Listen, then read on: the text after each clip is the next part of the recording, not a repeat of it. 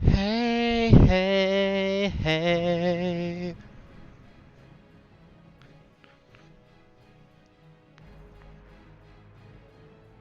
Use the assist button F key while targeting another player and it will target the same target as that player. No way.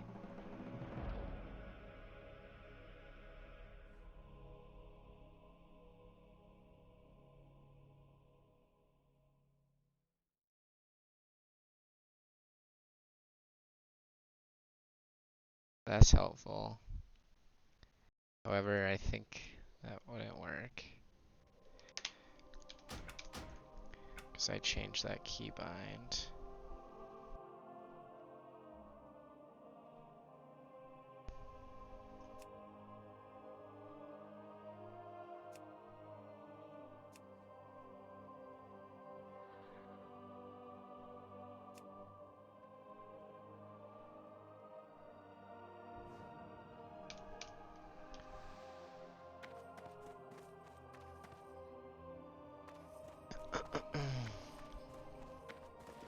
Alright, the plan for today. There's raid buffs in 4 hours.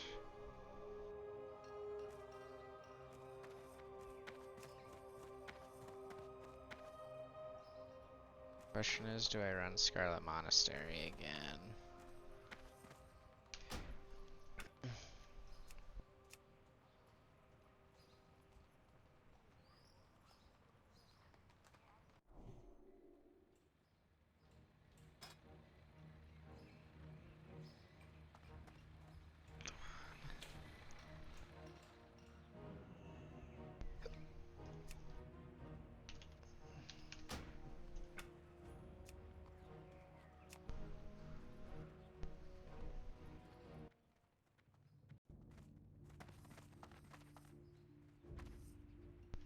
Okay, bird.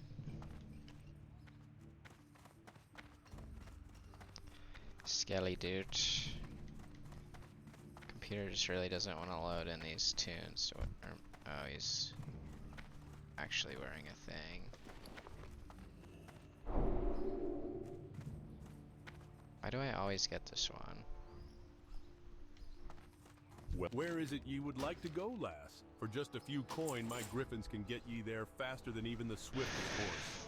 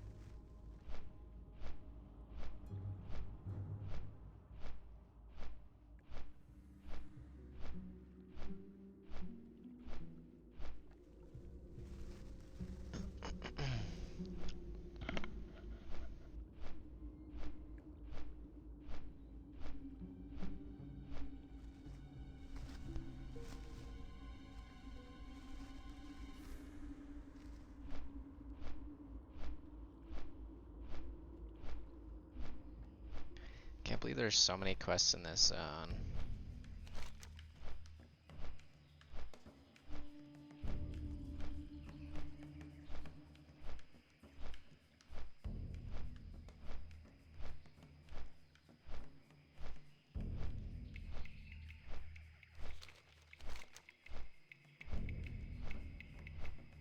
Rachel, they gon' call me Mr. McAdams. Look how many quests there are here.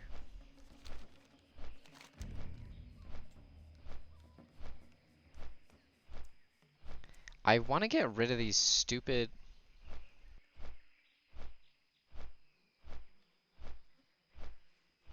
I want. I'm gonna find out what add-on that is. I bet you it's Bagman.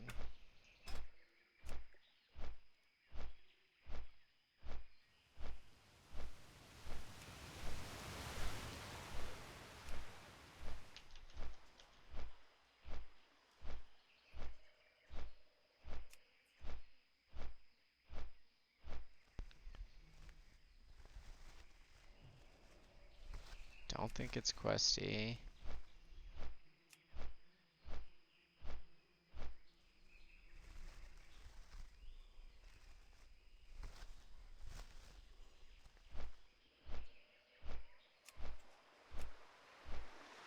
Is it this?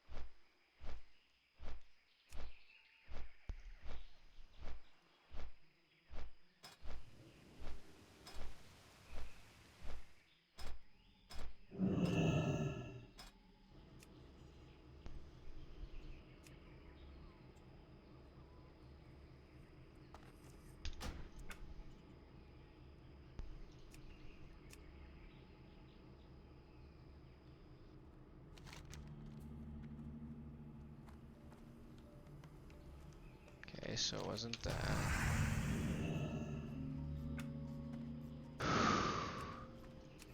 I need a poop. I need a poop.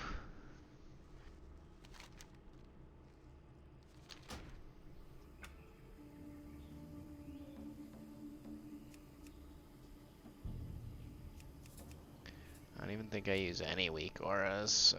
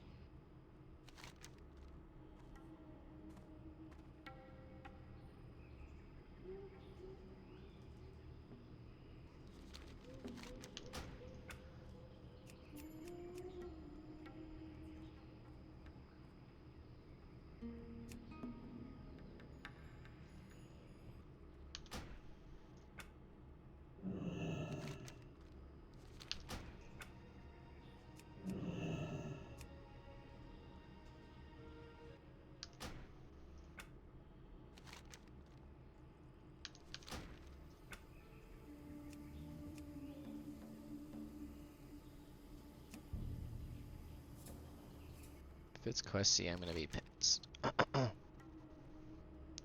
It literally is Questy. How do I get that shit off?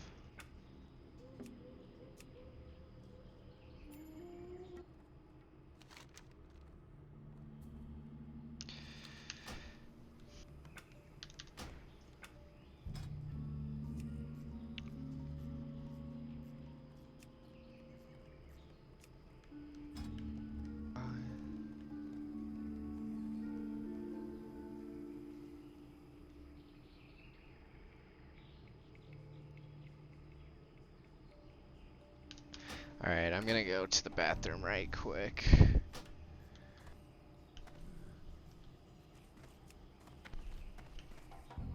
Use the potty.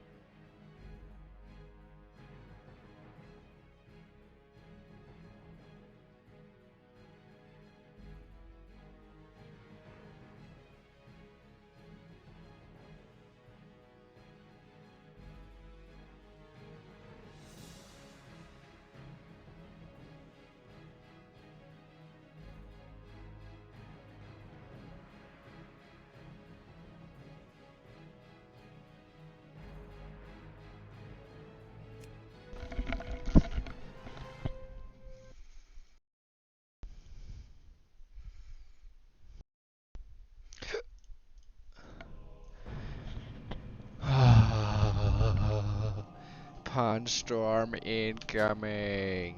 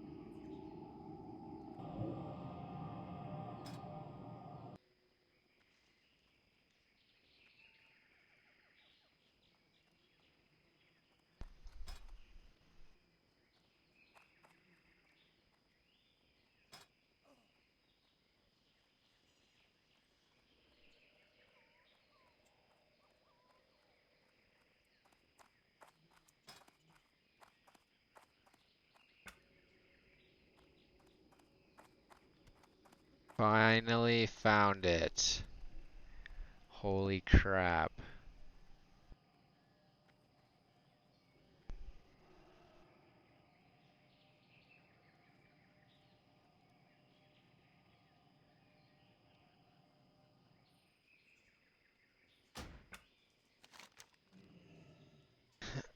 Rachel, they gon' call me Mr. McAdams. Now, how did I get there?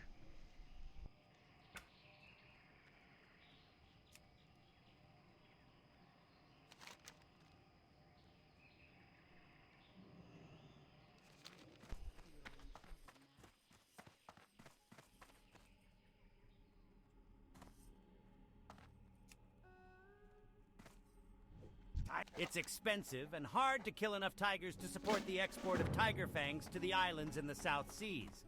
Luckily, we've developed a technique that allows us to take mundane, horn-like objects and turn them into undetectable forgeries.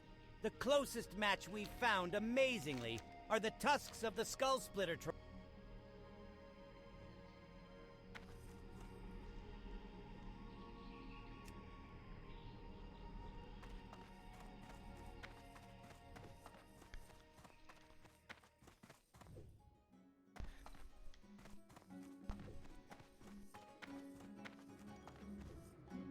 Hello. My father sent you? I'd have thought that old codger would have given up on me by now. It wasn't really his fault I ran off. He just shouldn't have expected I'd be willing to live a boring life, reading over musty books and associating with gray-haired, stiff-backed, stuffy mages. If you need my dagger, you'll have to get it back from Pretty Boy Duncan, one of the Bloodsail Buccaneers. Put something between his shoulders and I'm sure he'll give it up. The venture company has a string of operations through Stranglethorn which keeps hard-working goblins like me from making honest gold. Please, you must help me. The venture company is mining near the Crystalvine mine to the north. They can't get into the mine because of all the basilisks, but they're still able to dig up singing crystals from the surrounding hills, take their crystals from them, and show them they don't have the run of the jungle, and, bring me those crystals as proof. Zanzil the Outcast dwells with his followers in the Jubuwai and Abaraz ruins, northeast of Booty Bay. He is exiled from his tribe. Why? Well, Zanzil has methods of bending the minds of others, and his leaders fear him. He uses a mixture of jungle plants on his followers to suppress their will and strengthen their bodies. His mixture would be worth much to those who wish to control others. Bring me samples of his mixture, and I will find a use for them. You looking for work, adventurer? I might have some if you're up for a little challenge. I got a friend named Groy who makes a killing selling what the Naga call Akiri's reed. It's some kind of valuable ocean reed. Not too sure what it's for, but he pays well for bundles of the stuff. You bring me 10 stalks of the stuff, and we'll have business to do. The Naga were last seen along the beach to the north of here. This is a pretty cool town. What can I do for you? For the Alliance. You need something? If there's one thing I can't stand, it's people who don't pay their gambling debts. And there are a lot of people who owe me. Think you can help me collect? First, there's Shaky Phillip down by the docks. He owes me plenty after last week's game, and I want my due. But to get it, we'll have to scare him. Go out of town and hunt Elder Mistvale gorillas. Find a nice selection of giblets, then take them to Shaky. Don't let on that they're from an animal. Let him think the worst. My old buddy Stoli owes me a very special bottle of rum. He tends...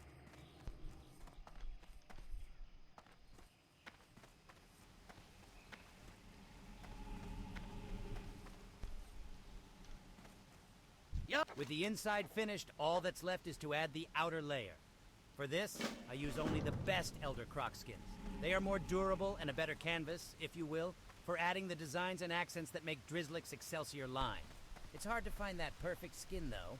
The only one that fits my plan is the skin of an Elder Saltwater Crocolisk. The Elders only come out to defend the other saltwater crocs, so you might need to kill a few to draw one out. You sure seem eager to work, matey. Not sure why some land-loving person adventurer is offering help to the Blackwater Raiders, but I'm not gonna turn you away. Our ship just docked here in Booty Bay, and word has it that our rivals, those damn dirty bloodsail buccaneers, have been spotted all over southern Stranglethorn. All the boys are too busy hitting the grog and looking for ladies. What I need is a scout. Check the cove just north of Booty Bay along the Savage Coast and see what you find.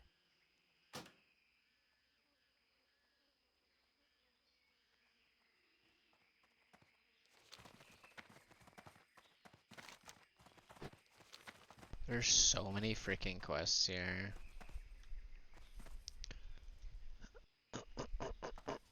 I've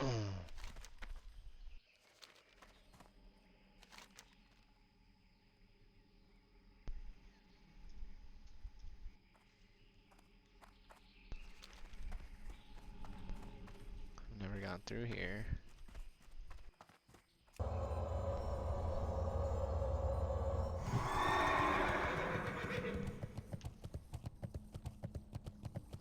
This is cool.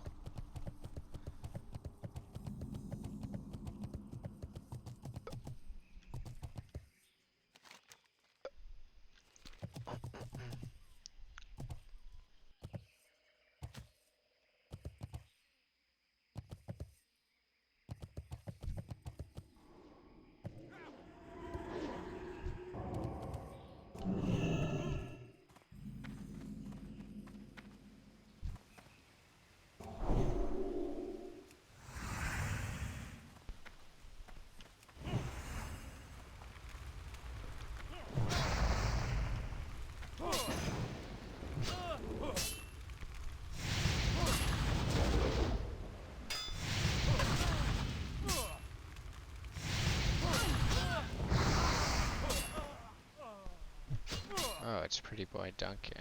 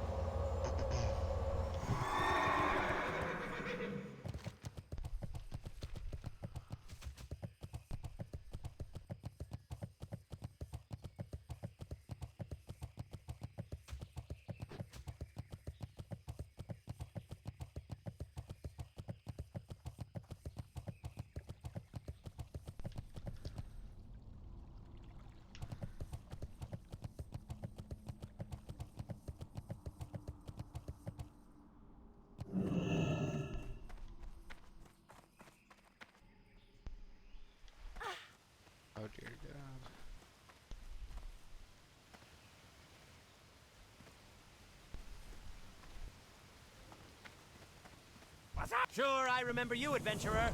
Back from scouting, I see. Shiver me timbers. So the Bloodsail Buccaneers are planning some sort of attack on Booty Bay? Why, the nerve of those scoundrels. Booty Bay will always be run by the Blackwater Raiders. This is bigger than I thought.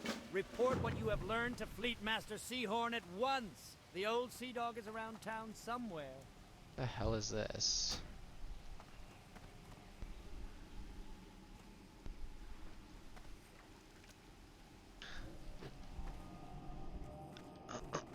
What the frick?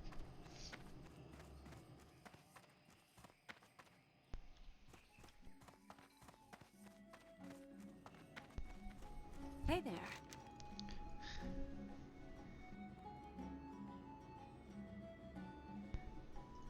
You beat Duncan? I guess you aren't as wet behind the ears as you looked at first glance. I suppose that also means I shouldn't challenge you to a fight anytime soon. So you're looking for an altar of some sort? Well, I'm no expert on troll ruins like my father, but I have heard about a sunken troll city out near that island you're looking for.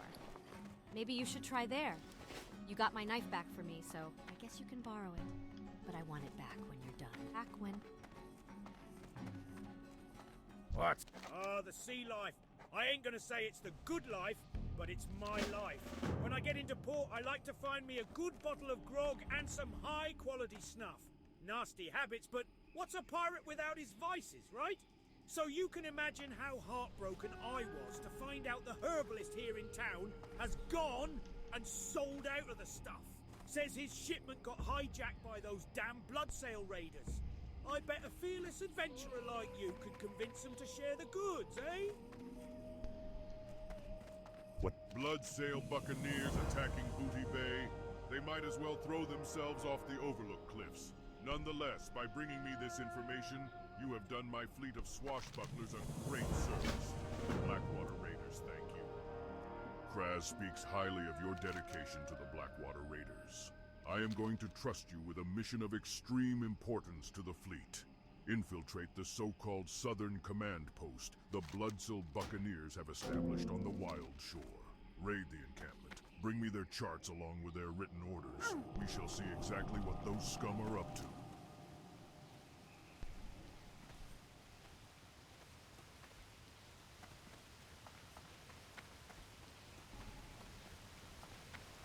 Avast!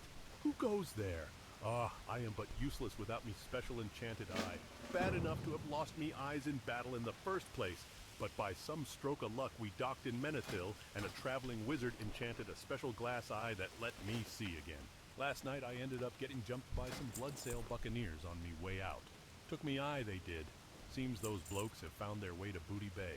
Help an old sea dog out by getting me eye back. See you later.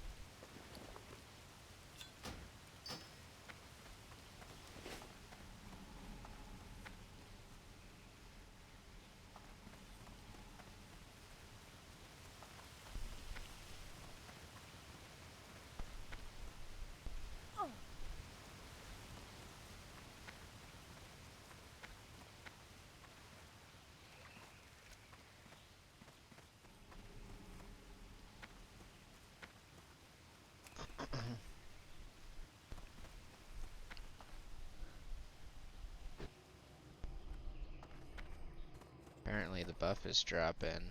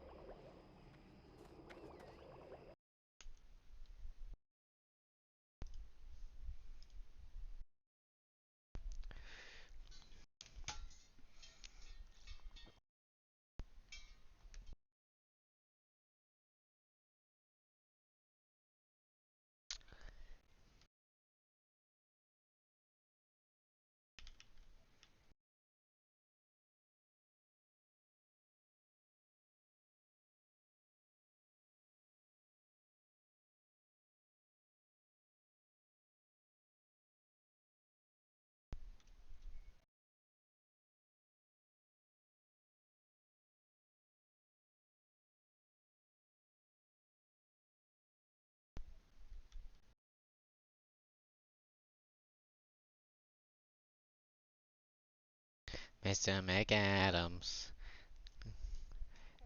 Look how many quests I have, bro. This is so sick. I don't need far-fetched.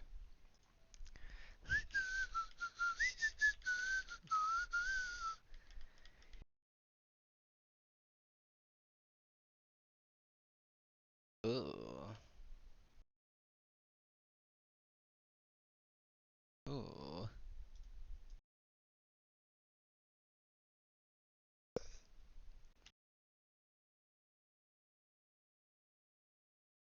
So long, I can't stop. So long, I can't stop. Submarine! Submarine!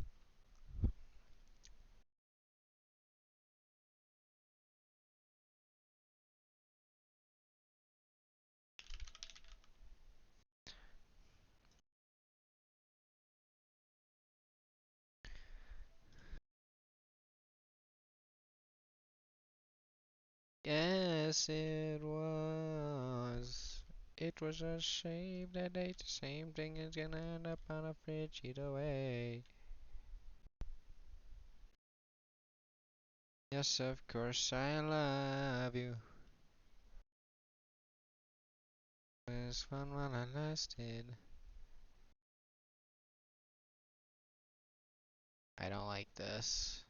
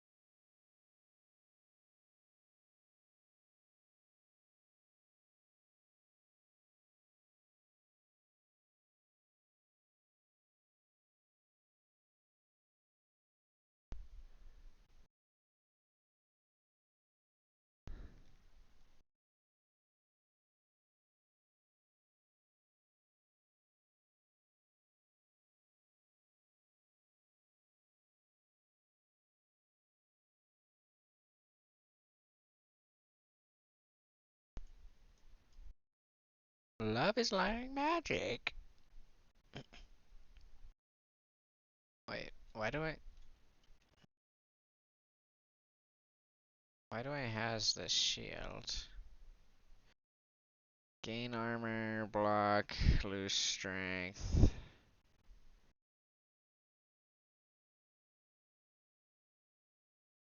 So long, I can't stop.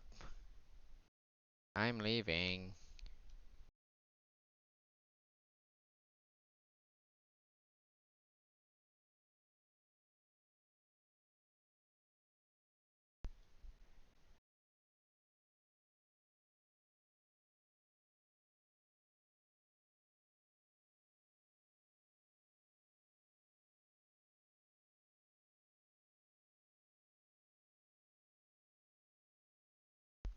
Chest, legs, hands, or feet? Chest, legs, hands, feet.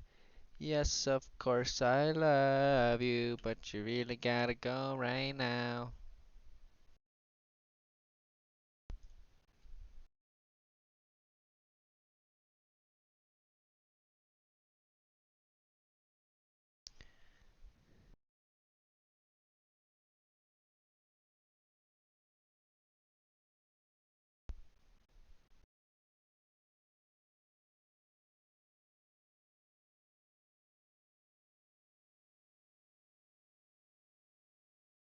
Target is too low level.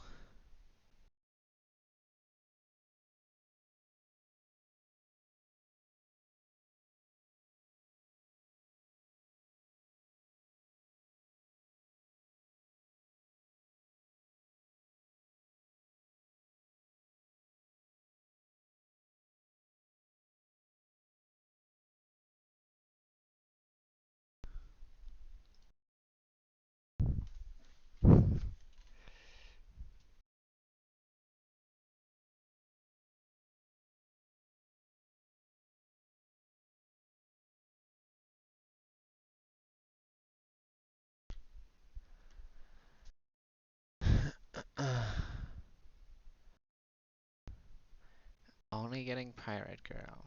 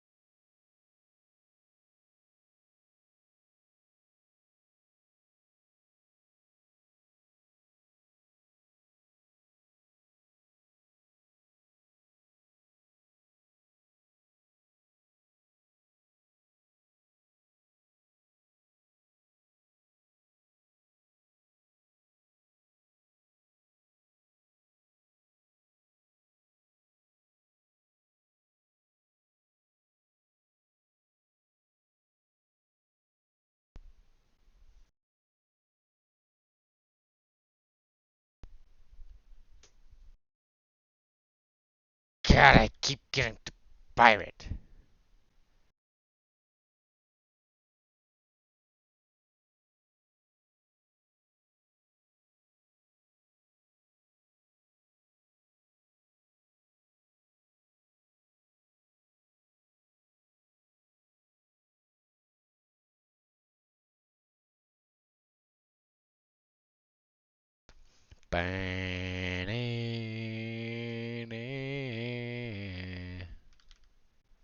So long.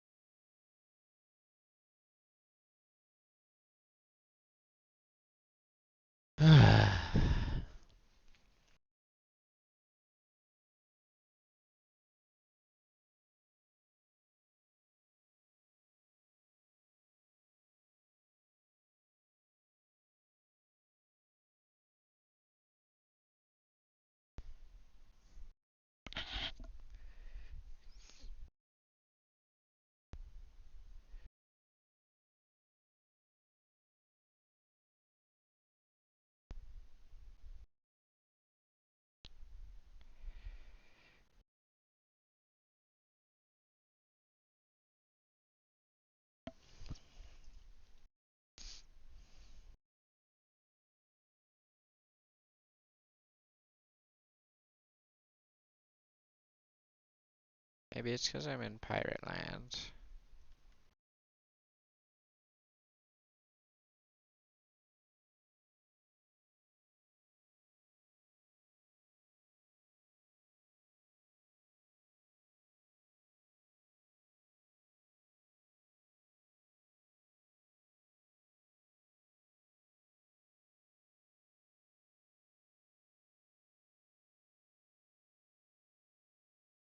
What do I want to listen to?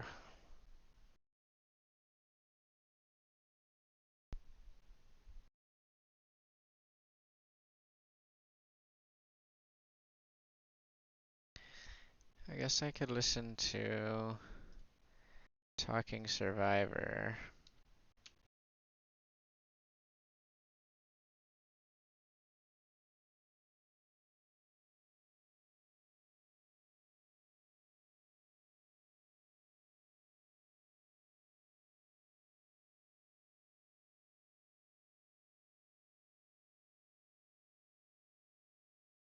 Podcast for you here today because we are blessed because we have one of the all-time fun people to talk about Survivor here with us back, and it's always nice when some of our old friends come home.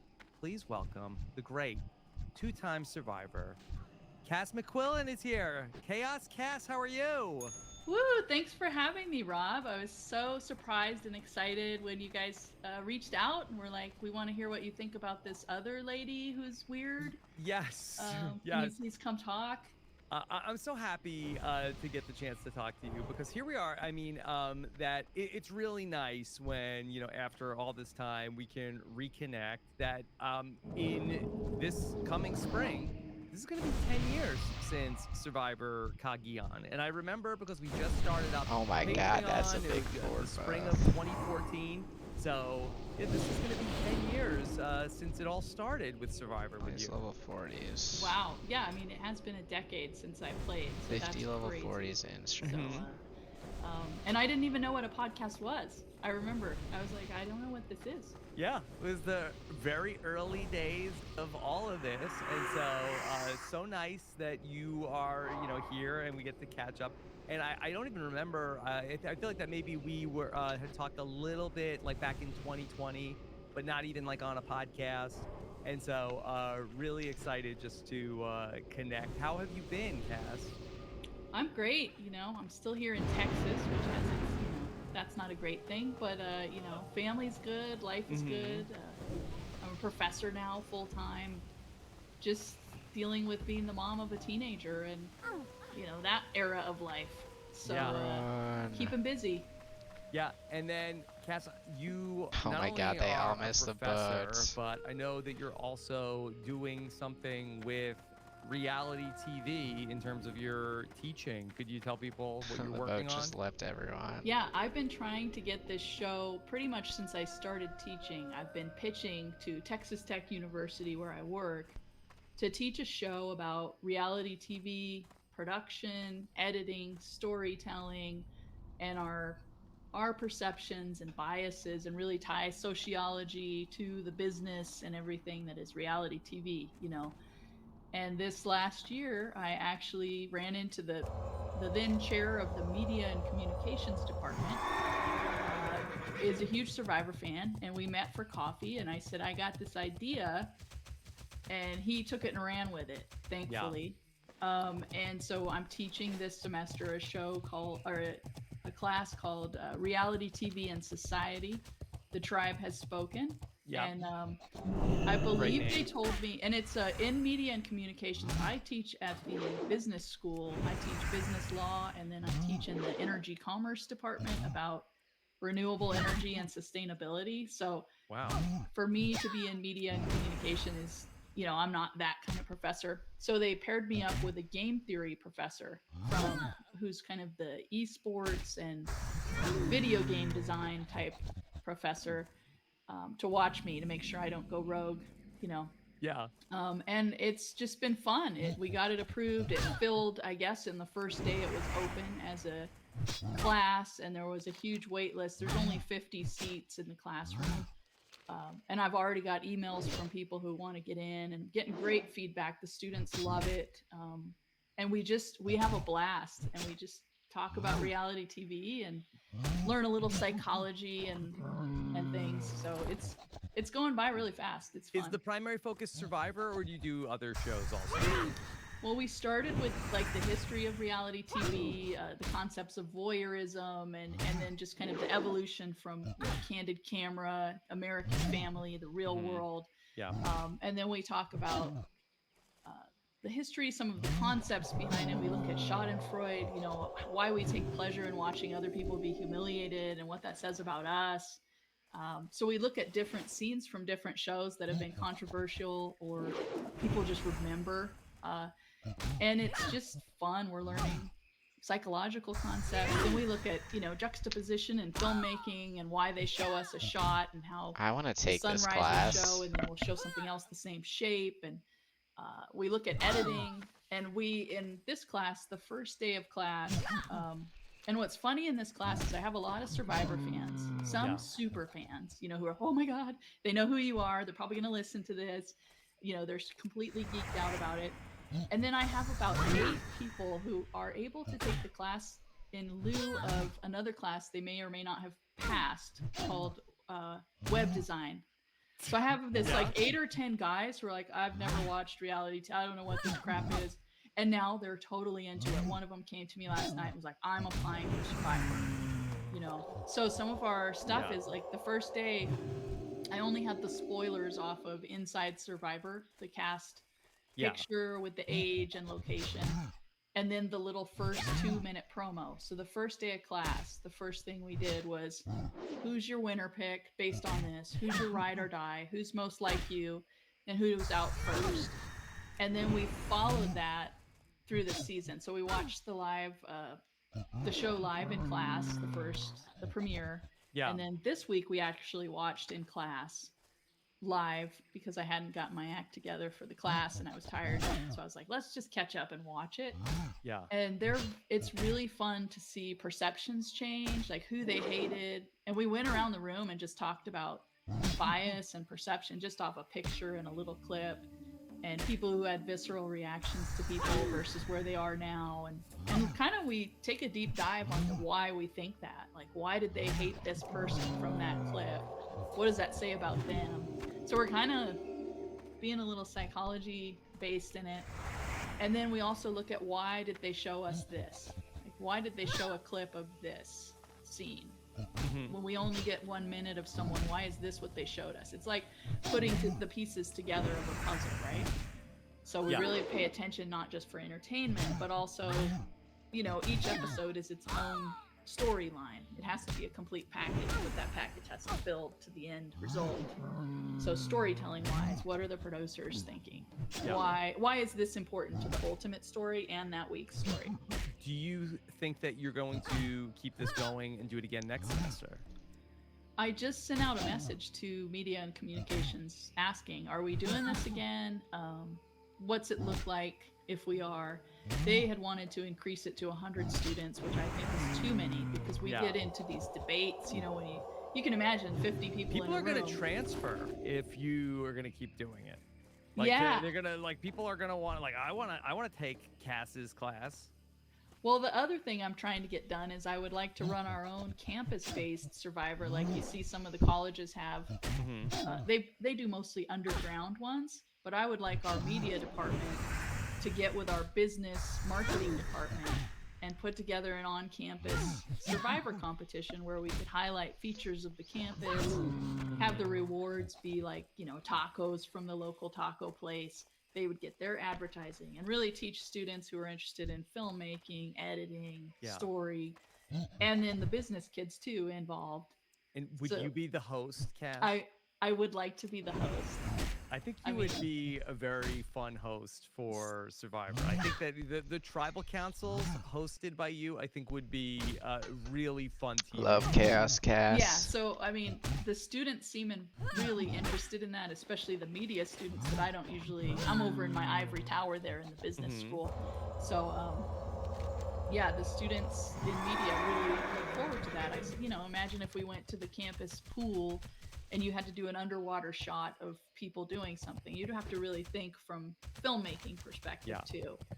So with me, it's hard because I teach such an obscure, nerdy business thing to come into media and comm and be like, I got an idea. Why don't you follow me? So there's a little stuff involved, but sure. A hero has the buzz fallen. around campus is that this is the class to get into. It's fun. It's unlike anything else. We had them for the first big assignment. They had to apply to Survivor. They didn't have to submit, but I got the application from casting and then had them read about the video. So they had to make videos and do applications within the parameters. And I had given them advice on basically what Adam Klein does, I guess. For free. Well, I guess they pay tuition. But so it's been fun, and we're looking into every aspect of it. Well, that's really exciting. I had read that you were doing that, and so I find that stuff fascinating. So really cool to hear about what you're doing. It sounds like you're having fun. And then I don't think it's safe to go in there. This season that you get back into it, that we have a woman cast on the show who, and no pun intended, she's cast on the show, here we go with Emily, and that she goes through casting and they tell her, like, hey, this psychological profile, you know who you are exactly the same as? Cass McQuillan. Yeah. At first when I heard that, I thought, because she initially thought it was someone named Cassidy. And I thought, oh boy, this woman's not going to do well if her perception of herself is she's some cute young player, and they really meant, no, you're like Cass, right? So I was really concerned for Emily, just self-awareness wise, when I heard that she was confused which Cass. But first of all, HIPAA violation by Survivor for giving away my psych results. Okay, Dr. Liza, I'm coming for you. So breaking federal laws in casting. But Jeff will get a kick out of that. Yeah. Anyway, If they're in Fiji, is it international law? Yeah. well, I mean, I believe they're still in LA, right? Yeah. Okay. So, but I'm sure I signed away. I teach a class on the contracts and the legalities of everything. As I mean, one of the days in class, we went over our contracts and all that too. So I think they own me and my medical records for that purpose, I guess. Anyway, but yeah, interesting, because when I met with casting way back, 10 years ago, I remember sitting in with Dr. Liza up in her giant office there, and her saying, you have an extremely unique profile for a female player. And she said, I don't think I've seen this kind of results before.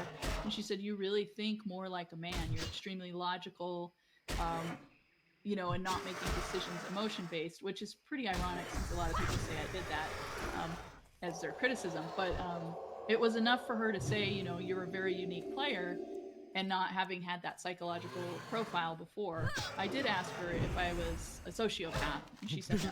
No. So, Okay, good. Okay, so I wanted to verify that since you have to test. Yeah. So that's confirmed.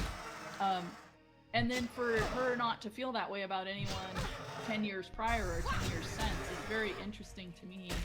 And for Emily to have that profile means she's an extremely logical person.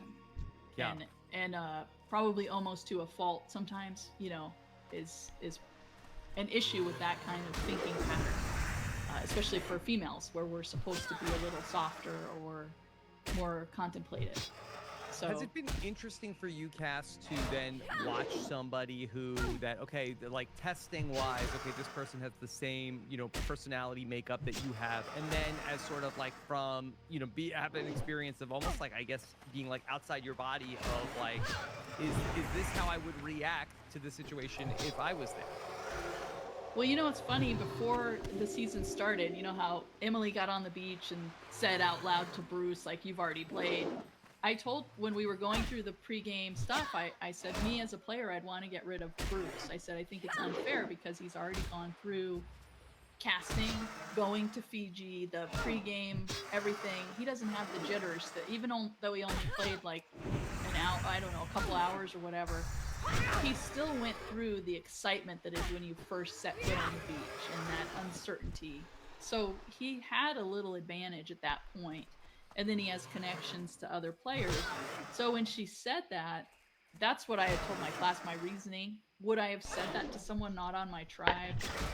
No, I probably, I didn't really say things to people on my season. I said them to the camera, where, Emily will just directly say, I don't like him, even though he's not on your tribe, and there's no world in which right now it's relevant to state that.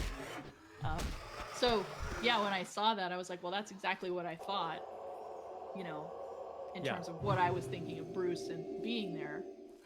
Yeah, it seems like that in the back and forth with Jeff, she seems like that she is almost like compelled to, not just like let a statement go by if she doesn't agree with it. Where we saw at Tribal Council this week and on the opening of the show, where people say, "Oh, we love to have Bruce," and she, I'd like to actually push back on that. I don't feel that's not how I feel about that, and it's been really great to watch as far as television goes. And I think that in this era of the game, I kind of feel like that maybe it's appreciated, not by Bruce, but I do think that players like that she's not hiding things. Yeah, they're gonna see her as not being deceptive and not capable of that, and they're gonna be like, oh, that's just Emily, and be a little more accepting. I also think part of that dynamic with Jeff, I was thinking probably in casting, Jeff was probably rather aggressive and trying to be superior with her, probably because she tested so high on certain things. Because I remember this from casting where Jeff asked questions that insinuated, do you think you're smarter than me? That kind of thing. And I can imagine, and just seeing his interaction with her, like last episode, he said something like, "Thanks, Emily," in a kind of a tone that Jeff feels this chip on his shoulder, and so does Emily. And I think their interaction is almost like, when you're smart and you think, and then Jeff obviously always thinks he's the smartest person on the planet. So I think there's this ego thing there that I could see, which I feel like I had with Jeff. Just like, I'm not going to say things you want me to say just because you want me to say them, Jeff, and I'm not going to play your games, which is why he doesn't like me, of course. But I just saw that one interaction and was like, oh, maybe Jeff will keep it in check now because he's being more, I don't know. He's a little bit more of the grandpa now. I think that, as like the years have gone by, especially in the new era, that I do think that he's like a little softer with the contestants than he might have been like in the heyday. Yeah, I mean, he's like Grandpa Botox, right? He's acting the grandpa, but he's still got... And my students ask me, why are his shoes always so white? It really bothers the students that his shoes are so white. Oh, interesting. I was like, I didn't even notice. Yeah, I've never really noticed the shoes either. But they did ask me about his facial work. I was like, well, I'm not privy to that. But yeah, I'm sure he hasn't changed much. Yeah, yeah. Now, did you tell the students about how Emily's personality profile was similar to yours? Did you give them like that backstory? I'm not sure I knew that when we did our blind picks. But after the first episode, people hated her because we watched it live and then we kind of talked about it, and people really wanted her to go that day. And I did tell them at some point, well, we have the same psych profile, and yeah, and they were saying, no, you're not at all alike, after that. But they know me a little differently because I'm in class with them, and yeah, not an edited version. Well, what's also then very interesting with Emily is, okay, so she had this same sort of psych profile as what you had gotten on your test results. And then she comes into this game in these 3 tribes and then is on a tribe that's a little bit of a disaster. And actually, that Luzon, you actually avoided going to a tribal council once. Whereas the Lulu tribe, maybe it's the Lu at the don't name these tribes Lu anything because it's bad luck. But she too is part of a tribe that is having a lot of problems. Yeah, I mean the big difference being that 2 people have quit, so we haven't had to vote people out per se. I mean, she would have been gone week 1 apparently. She would have, yeah. And that's an interesting position too that's somewhat similar to mine, where you go and you start and there's a group, and like my first season I wasn't part of the first vote out, so you feel alienated. So certainly if she knew that if Hannah had not quit, she would have been gone. From day 1, her first reaction is going to be alienation. So even though things have worked out and she's bonded with Caleb and things, that first 3 days when you realize, oh crap, I cannot, these people are out to get me, that's going to stay with you the whole game. So like, if you're constantly on the ropes, you have to be more aggressive in your play and you have to be more paranoid from the beginning. So it's been interesting to watch, knowing she would have gone home, but for Hannah quitting, it had to hurt her feelings, and I'm sure she's still carrying that, even though you put it in a compartment. If she thinks like me, she's like, yeah, well, Caleb was once going to vote me out, just like Sabaya and everyone else. Just because they didn't doesn't mean that thought is not still in their head. Can I ask you about in your season back in Cagayan? So you were left out of the vote when David went home. Did you and David get along well, or were you both just sort of left out of what the other 4 wanted to do on that first day? Well, the other 4 made that pact within minutes of hitting the beach, and David and I were the 2 older people. And David is, he was very aggressive out there with what he thought Sure. should be going on. So I was just kind of being helpful around camp and doing things and really minding my own business. I didn't want to talk strategy. I thought Jatia should go, right? Because she wasn't doing anything. I didn't know they had already planned their final four in the first 5 minutes. Hmm. So, but then, like me, Emily ends up in this swing vote position, which I was in multiple times in Cagayan. Yeah. And then she makes, she knows it and she makes her decision accordingly. Yeah. So I was just curious because of that. Don't really know a lot about, David's time on Survivor. I had been, he has a podcast also that, he talks about baseball. And of course, he has is really tapped into a lot of things. So, and he's, I think, a very interesting personality to listen to. So I was just curious to know if you and he, had gotten along well when you were together. I wouldn't say we didn't get along. I would say we got along. I mean, we were the Yeah. same age group, not the same real demographic, background wise, but we kind of were forced to get along because you had the four people, and then then he was gone. So Mm-hmm. is he someone I could see that it would go to the end ever in Survivor? I don't think so. Yeah. But I just think he's another personality who I think that he says what's on his mind also.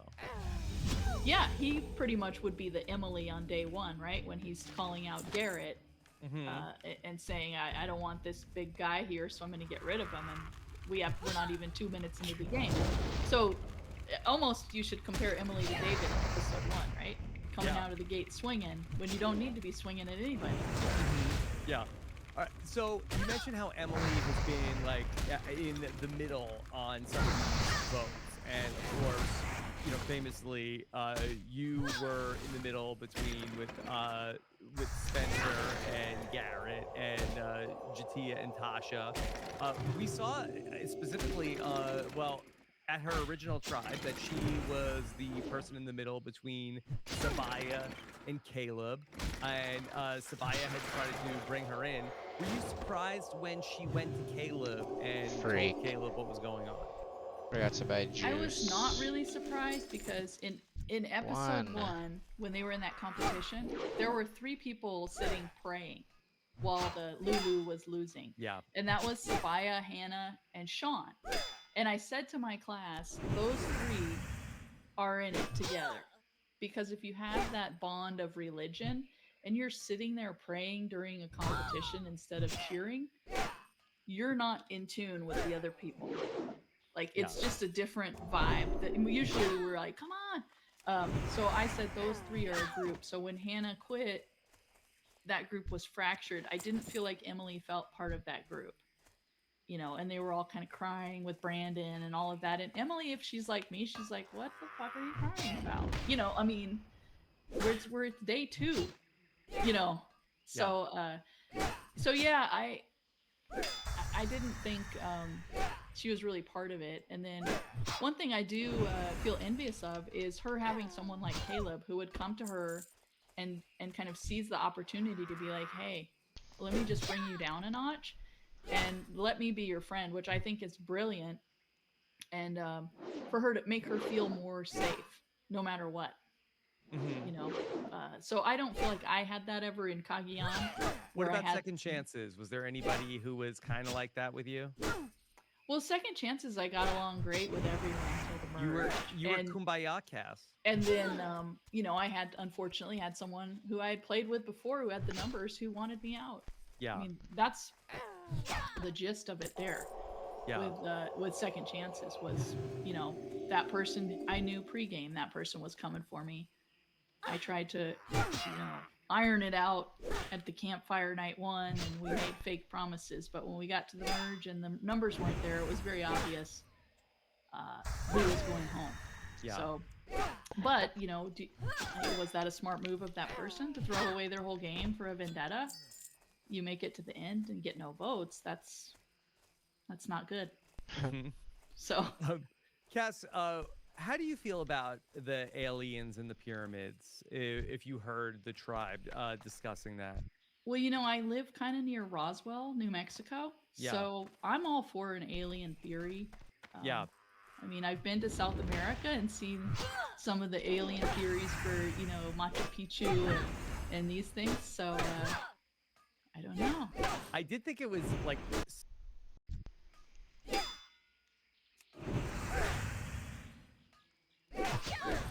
Someone just knocked on my door.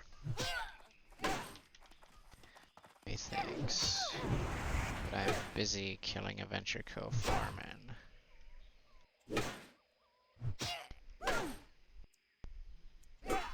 Oh dear God.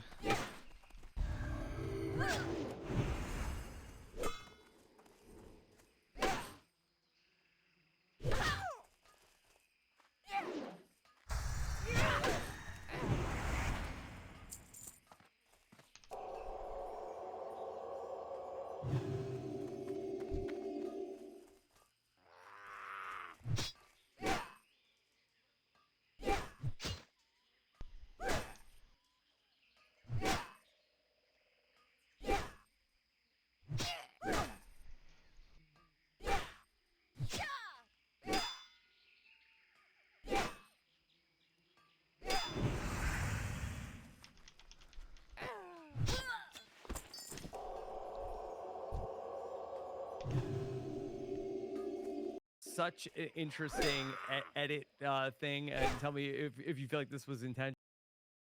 America and seen some of the alien theories for, Machu Picchu and these things. So I don't know. I did think it was like such an interesting edit thing. And tell me if you feel like this was intentional, where we saw back in the first episode where Sabaya was like, yeah, the aliens, the pyramids are they're batteries for the aliens. And we see Emily like, really? I'm on a tribe that's talking about aliens. And then on this last episode, Kendra was talking about, oh, hey, we're all so eccentric. We're like the Alien Alliance. And Emily's in the show. She's like, yes, aliens, yes. Yeah. And did not push back. I was like, no, not aliens. We're not doing that. Well, I think she's learned, right? So Yeah. she's kind of toned it down. I think Caleb did some coaching there, and probably production did too, because they're like, wow, we've got this great character who's a great narrator, who's great saying stuff that we want to get. So let's train her a little so she can stay on, because they love a good narrator. Yeah. Well, okay, so then we saw there was a swap where Emily came out of that. And then here we go this week. And I knew you were coming on this week. And when we're seeing, here's Emily in the middle of this vote where she has to be is the ultimate decider between Austin and Drew, and then between poor Brando and Kendra. And did you like the decision that Emily made? Yeah, I felt that was the correct decision, because when Brando was in the shelter trying to form the Nerd Alliance, which, by the way, I'm friends with Brando now on Pokemon. Oh, are you a Pokemon person? Well, when I traveled a couple of years ago, I was in Italy, and my daughter and I got quarantined, and there was 2 Pokestops near where we were quarantined. So we downloaded Pokemon, and we're battling like hotel employees or something, and playing it. But yeah, he just sent me a gift on Pokemon. Wow. So let me see if I could show you, because I know. I'm not that big a Pokemon to know what he was talking about, but look, oh, you can't see it. Where is it? Tell me what it is. Yeah, tell me. Okay, Where's Brando? That's Brando's Pokemon. That's Brando and Pokemon? Yeah. Yeah. So. Okay. Yeah, you're in it. I have it, yeah. And so I gave him my Pokemon information, and now we're Poke friends. Yeah. Wow. I don't normally play, though, only when I'm traveling to collect rare Pokemons. Yeah, I don't guess know about because you're around all these college students that you're so well versed in what's going on. Yeah, the campus is full of Pokemon and stops. In my office, I can just get stops, and I still don't know what I'm doing, but my daughter and I, when we travel, we'll turn it on and see what's going on, and get postcards and weird creatures. I don't know. I'm not that involved.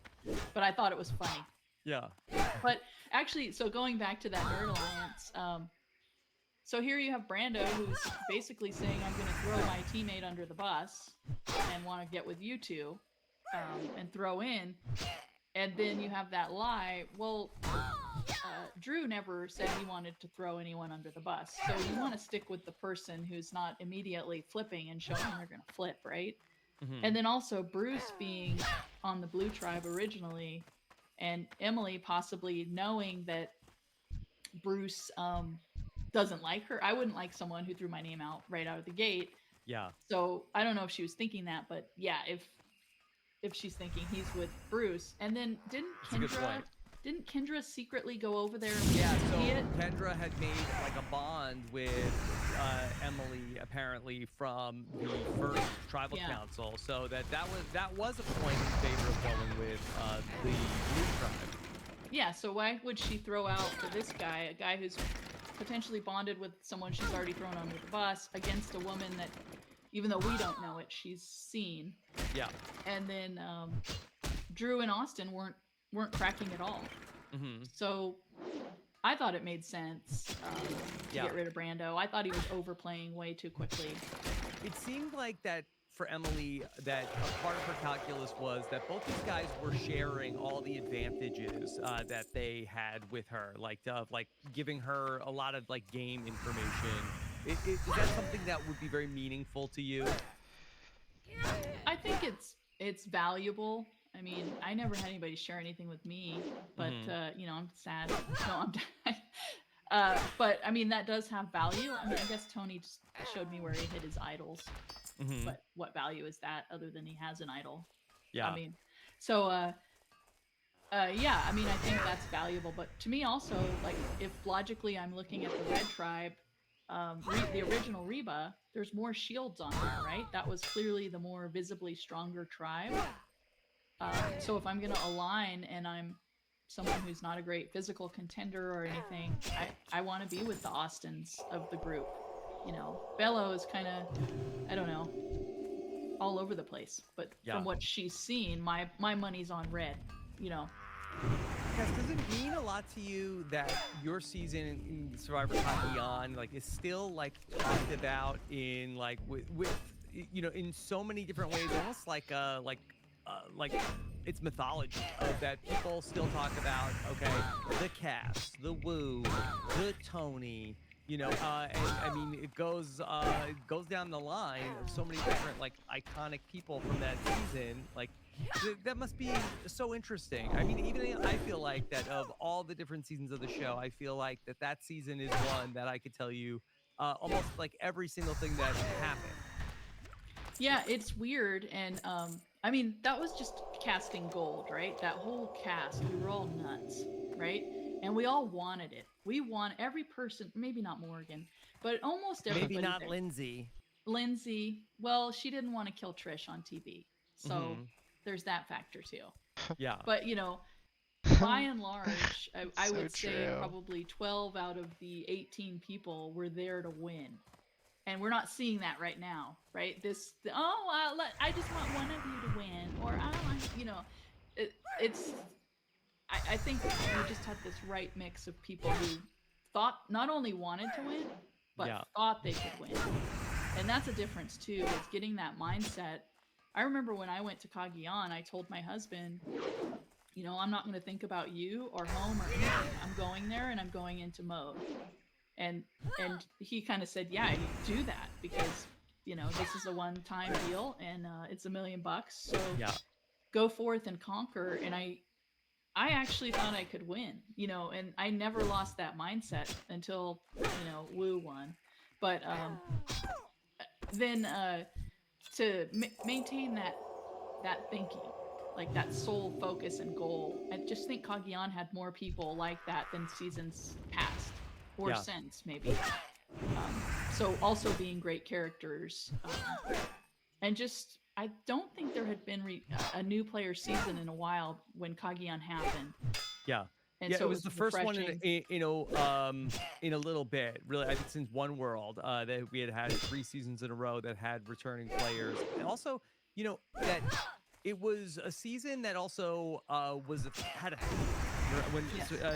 and it really did, like, there was blood versus water right before that, but the idea of brains versus beauty versus brawn, then really I think that they were like chasing that for a while of trying to find another. I mean, they even did a second brains versus beauty versus brawn. And now to the point where they don't even do a theme anymore because it really boxed them in. Would you like to see themes come back? I enjoy the themes because I enjoy the labels and the psychology behind I'm putting you on the brawn team. Just when I put that label on someone, they're like, I'm strong, you know, I'm smart, I'm beautiful, and you fit your label. So I think that's an interesting thing to do. If you tell someone they're a hustler, they're like, yeah, you know what? That means I'm smart and I'm gonna do this. You know, you're a hero. Yeah. You, no matter what, when someone says that to you, you take it to heart in some way and you put that label on yourself. So I think that's kind of fun, but you have to have the right mix, and sometimes they miss the mark because they're trying to do that. I don't know what's going on with casting though. And another thing on Kagiyan, I think with its longevity is, I feel like it's right around the time people started getting, like, you started podcasting seriously. Reddit picked up at that time, these little groups where they talk about it online. We had social media gaining traction with Twitter and stuff. So I think it was a confluence of events, right? Where people are starting to discuss the show on multiple platforms. And then you've got all this stuff to discuss. There's a lady throwing rice in the fire. There's a lady that quit. There's, you know, what happened here and there, you know. So I think it was just the timing of it within society as a whole. And also when they put it on Netflix, when Netflix showed Survivor during the pandemic, they showed Heroes, Villains, and Kagiyan. Yeah. So even if you had lost interest in Survivor, you know, 5 years before, that was one of the first things you saw. And so you could immediately connect with that.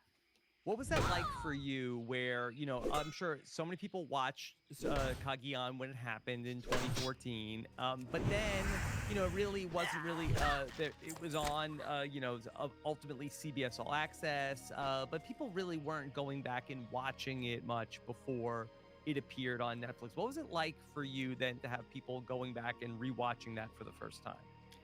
Well, that's actually one of the things that led to me creating this class is, you know, originally when I played, I mean, I received death threats after I flipped at the merge. Like, people legitimately were horrible. Like, they would tell me to go kill myself, say horrible things, which still happens.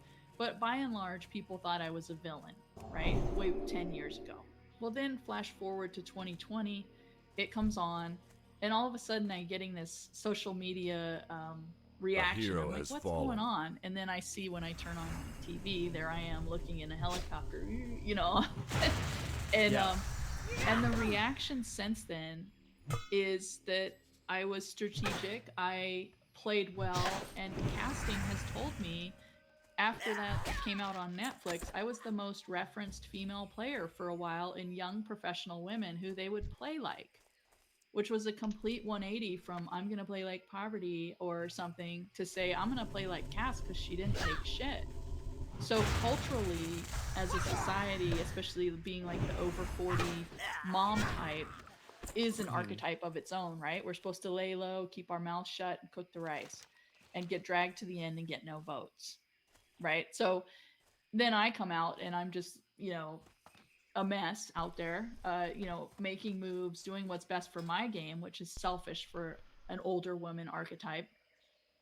But then for young female players to see themselves as wanting to play like me, showed just how different the perception was, because the edit didn't change, but the mindset of the people watching it did. So it's been kind of fun. And when I pitched it to the university, I said, I'm my own walking social experiment, because I went from being vilified to not necessarily being loved and everything, but certainly now more people like my gameplay in Kagiyan than did when it originally aired. And nothing's changed. It's the same edit. And then when people rewatch it, they're like, oh my God, Spencer was a douchebag. You know, he said these comments. Why did I love him? No, they do. People say that. They're like, I Yeah. loved him when I was younger, but when I watch it again, he was. And they were talking Yeah. about Kaguya. Yeah, yeah. Yeah. When he says things like her estrogen or she's a brain dead, whatever, and stuff. They're like, how come he was allowed to say that? And I didn't say anything like that about him. So I said he was selfish, but beyond that. So when people see it from a different perspective, it's interesting.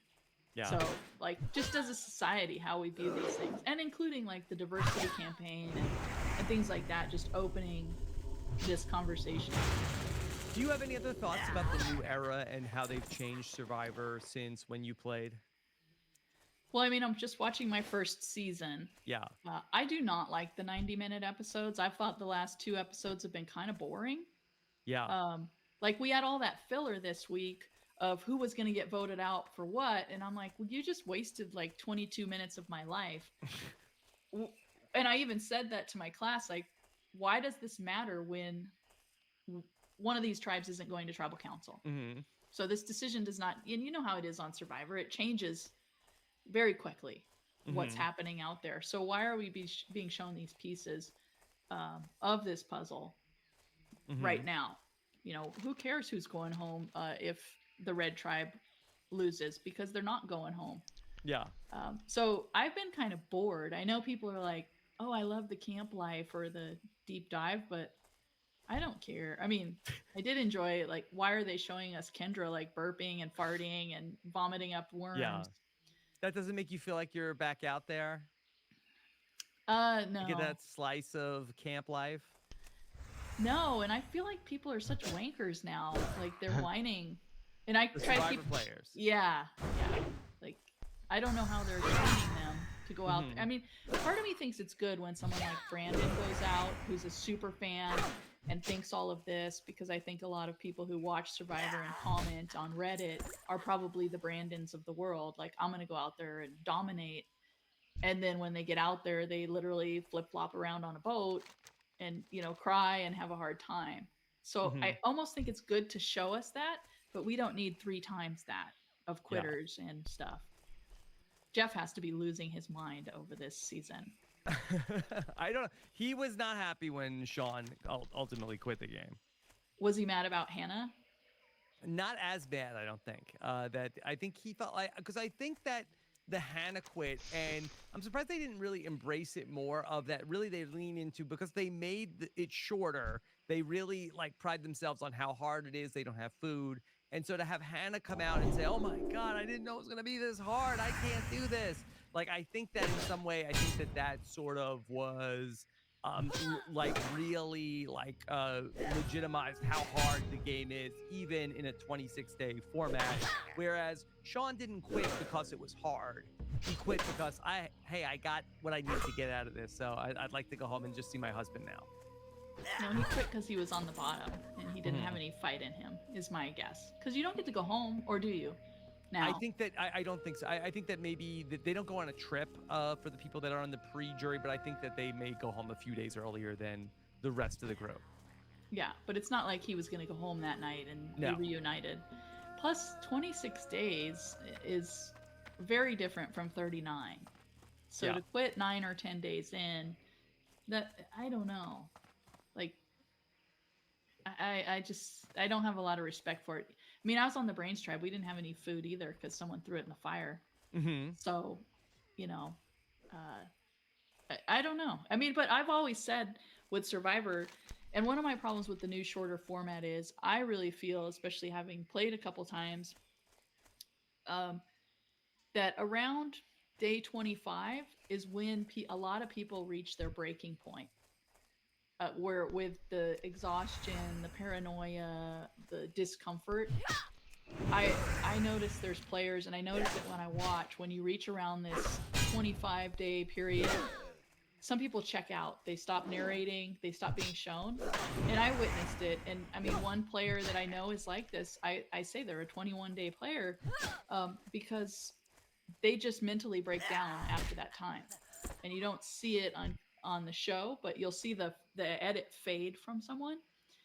And so I think 26 days, when you reach that mental point, which is around 21 to 27 days or something, If you only have a day or two to go, you can probably drag yourself through it. But when you have 2 more weeks to go, Yeah. it's a different ball game.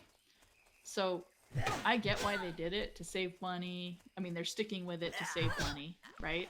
Yeah. Costs. I mean, you're eliminating a third of your overhead.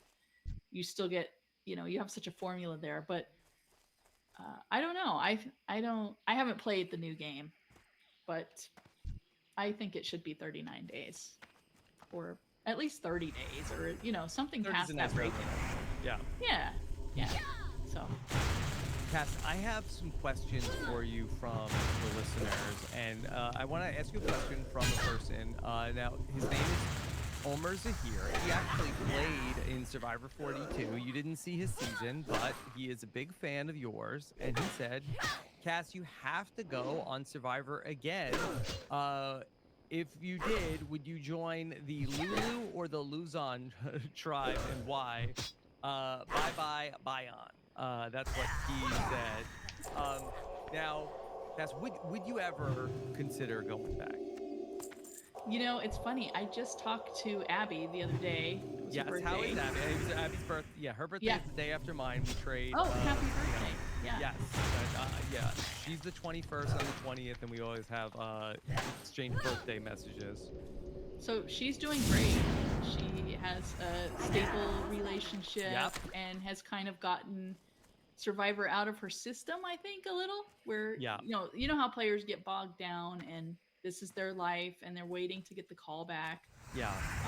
And it really does take more than that 8 weeks of your life away. It really takes away years of people's lives. I think we can all agree to that, everyone who's played. So I'm happy to see her moving forward in a healthy manner, away from the delusion of extending Survivor life, right? Mm-hmm. But I did talk to her, because some of my students, they're all, oh, yeah, would you play again? Well, I'm in my 50s now, so it's not easy to do these things, nor do you care to at a certain stage of life. Go do this. But I always say to my husband, it's a business decision, and I am friends with, Sarah Lacina and some other people who have returned and are guaranteed certain paychecks if they set foot on the beach. And so to me, it would be a business decision. It's not like I'm ever going to win Survivor. So it would have to be how much am I getting for my 2 days on the beach? Okay, and you're healthy. I know that that one of the last times that we had talked, you had some health concerns, and everything is good now.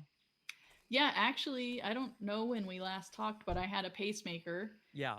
It's been removed. Oh, look at you. It actually turned out I never needed it. Oh my God. And I'm actually suing the doctor. Yeah. Okay. And our trial is in December this year. Okay. Well, good luck with that. So, it turned out I went to a couple years in. I went to my checkup, and my battery life had increased. Yeah. And I said, "How's that possible?" And the technician said, "You've never used it." And I said, "What?" So I was fortunate to, figure it out and get everything removed. And then I was not happy, of course. Yeah. Okay. Well, I mean, relieved to hear that, unfortunately you went through a lot, but happy to hear that it was not for a reason where your heart was in trouble. Yeah. And it's kind of fun because I'm representing myself, and the lawyers have no idea what to do with me because in Texas we have limits of what you can recover if a doctor hurts you. And usually people don't take it this far and do what I've done because a lawyer would never do that. And I've pretty much been beating them the whole time. We went all the way up to the Supreme Court of Texas on one issue, which I prevailed on. Yes. And so it's just been kind of fun. Yeah. And funny. Not funny what happened, but I've discovered a lot about medical practice and things. So. Yeah. Okay. Well, speaking of lawyers, that's been a subject this season where there are lawyers that are pretending that they're not lawyers, that we have lawyers who are being thrown under the bus for being lawyers. This is a question from Derek, who said, do you have any advice for Survivor lawyers? Now, you lied about your occupation, you said that you were a reindeer farmer. Is that right? Yes, I said I was an exotic animal rancher. And by the way, it was not a lie. It was just an omission of my other job. Right. That's Because right. there was truth in there. Um, I loved the episode where Katura was, kind of playing up Jake's ego, that he was a lawyer and she was just an office manager or something like that. I love Katura anyway, but I don't understand the edit she's getting. So she's confusing to me what they're doing with her, with just her relationship with Bruce being so central to her storyline. It concerns me. Yeah. But I don't blame her for not saying she's a lawyer. She's a civil rights attorney. In fact, one of my students is from New York and knows of her, doesn't know her, but had good things to say about her. And then Jake is, he's a man who's changed his life and he's proud of it. And he's a baby lawyer, as Katura had said, and is very excited about that potentially and wants to share it. But yeah, you tend to think of a lawyer, they have money or maybe they're smart. I don't know. Lawyers don't. I guess Yule and Earl did well. But beyond that, most of the lawyers think highly of themselves but don't do well. It's not always gone great. Yeah. Yeah. So, well, Cass, as somebody who studies the edit, and you mentioned Katura's edit, do you feel like that her edit is going to be she's the person who, gets one over on Bruce? Or do you feel like that she is going to get got by Bruce? I feel like production had this extra 30 minutes they needed to fill every week or ever how many minutes. And probably if I'm out there filming and constantly seeing Katura mocking Bruce and then seeing Bruce acting how Bruce is, and we're sitting in the pitch meeting, how are we going to extend these things quickly and easily? Well, here we can get some screen time to these two characters and throw it in there for no reason because neither of them are consequential, nor is this relationship. So I think it's filler that's funny, kind of like the worm or that sort of stuff. Okay. I don't know. What do you think? I personally, I think that actually Bruce is in a bit of trouble going into the merge. Well, Cass, you haven't seen these seasons in the modern era. Wait till you see what they're going to do next week, where they have the merge. And unlike Survivor Cagayan, where you have, the two sides and who's going to ultimately come out on top, that they have a contest. They have basically like an immunity challenge where half the people are going to be immune, not necessarily by their tribe, and only like 6 or 7 people are going to be available to be voted for. Oh, okay. They call it mergatory. Why are they doing this? That's that because one of the ideas for the new era is that there's no place to hide. They don't want to have a big vote at the merge. That they want to have where people are in danger and only certain people are able to be voted for, so people have to really scramble.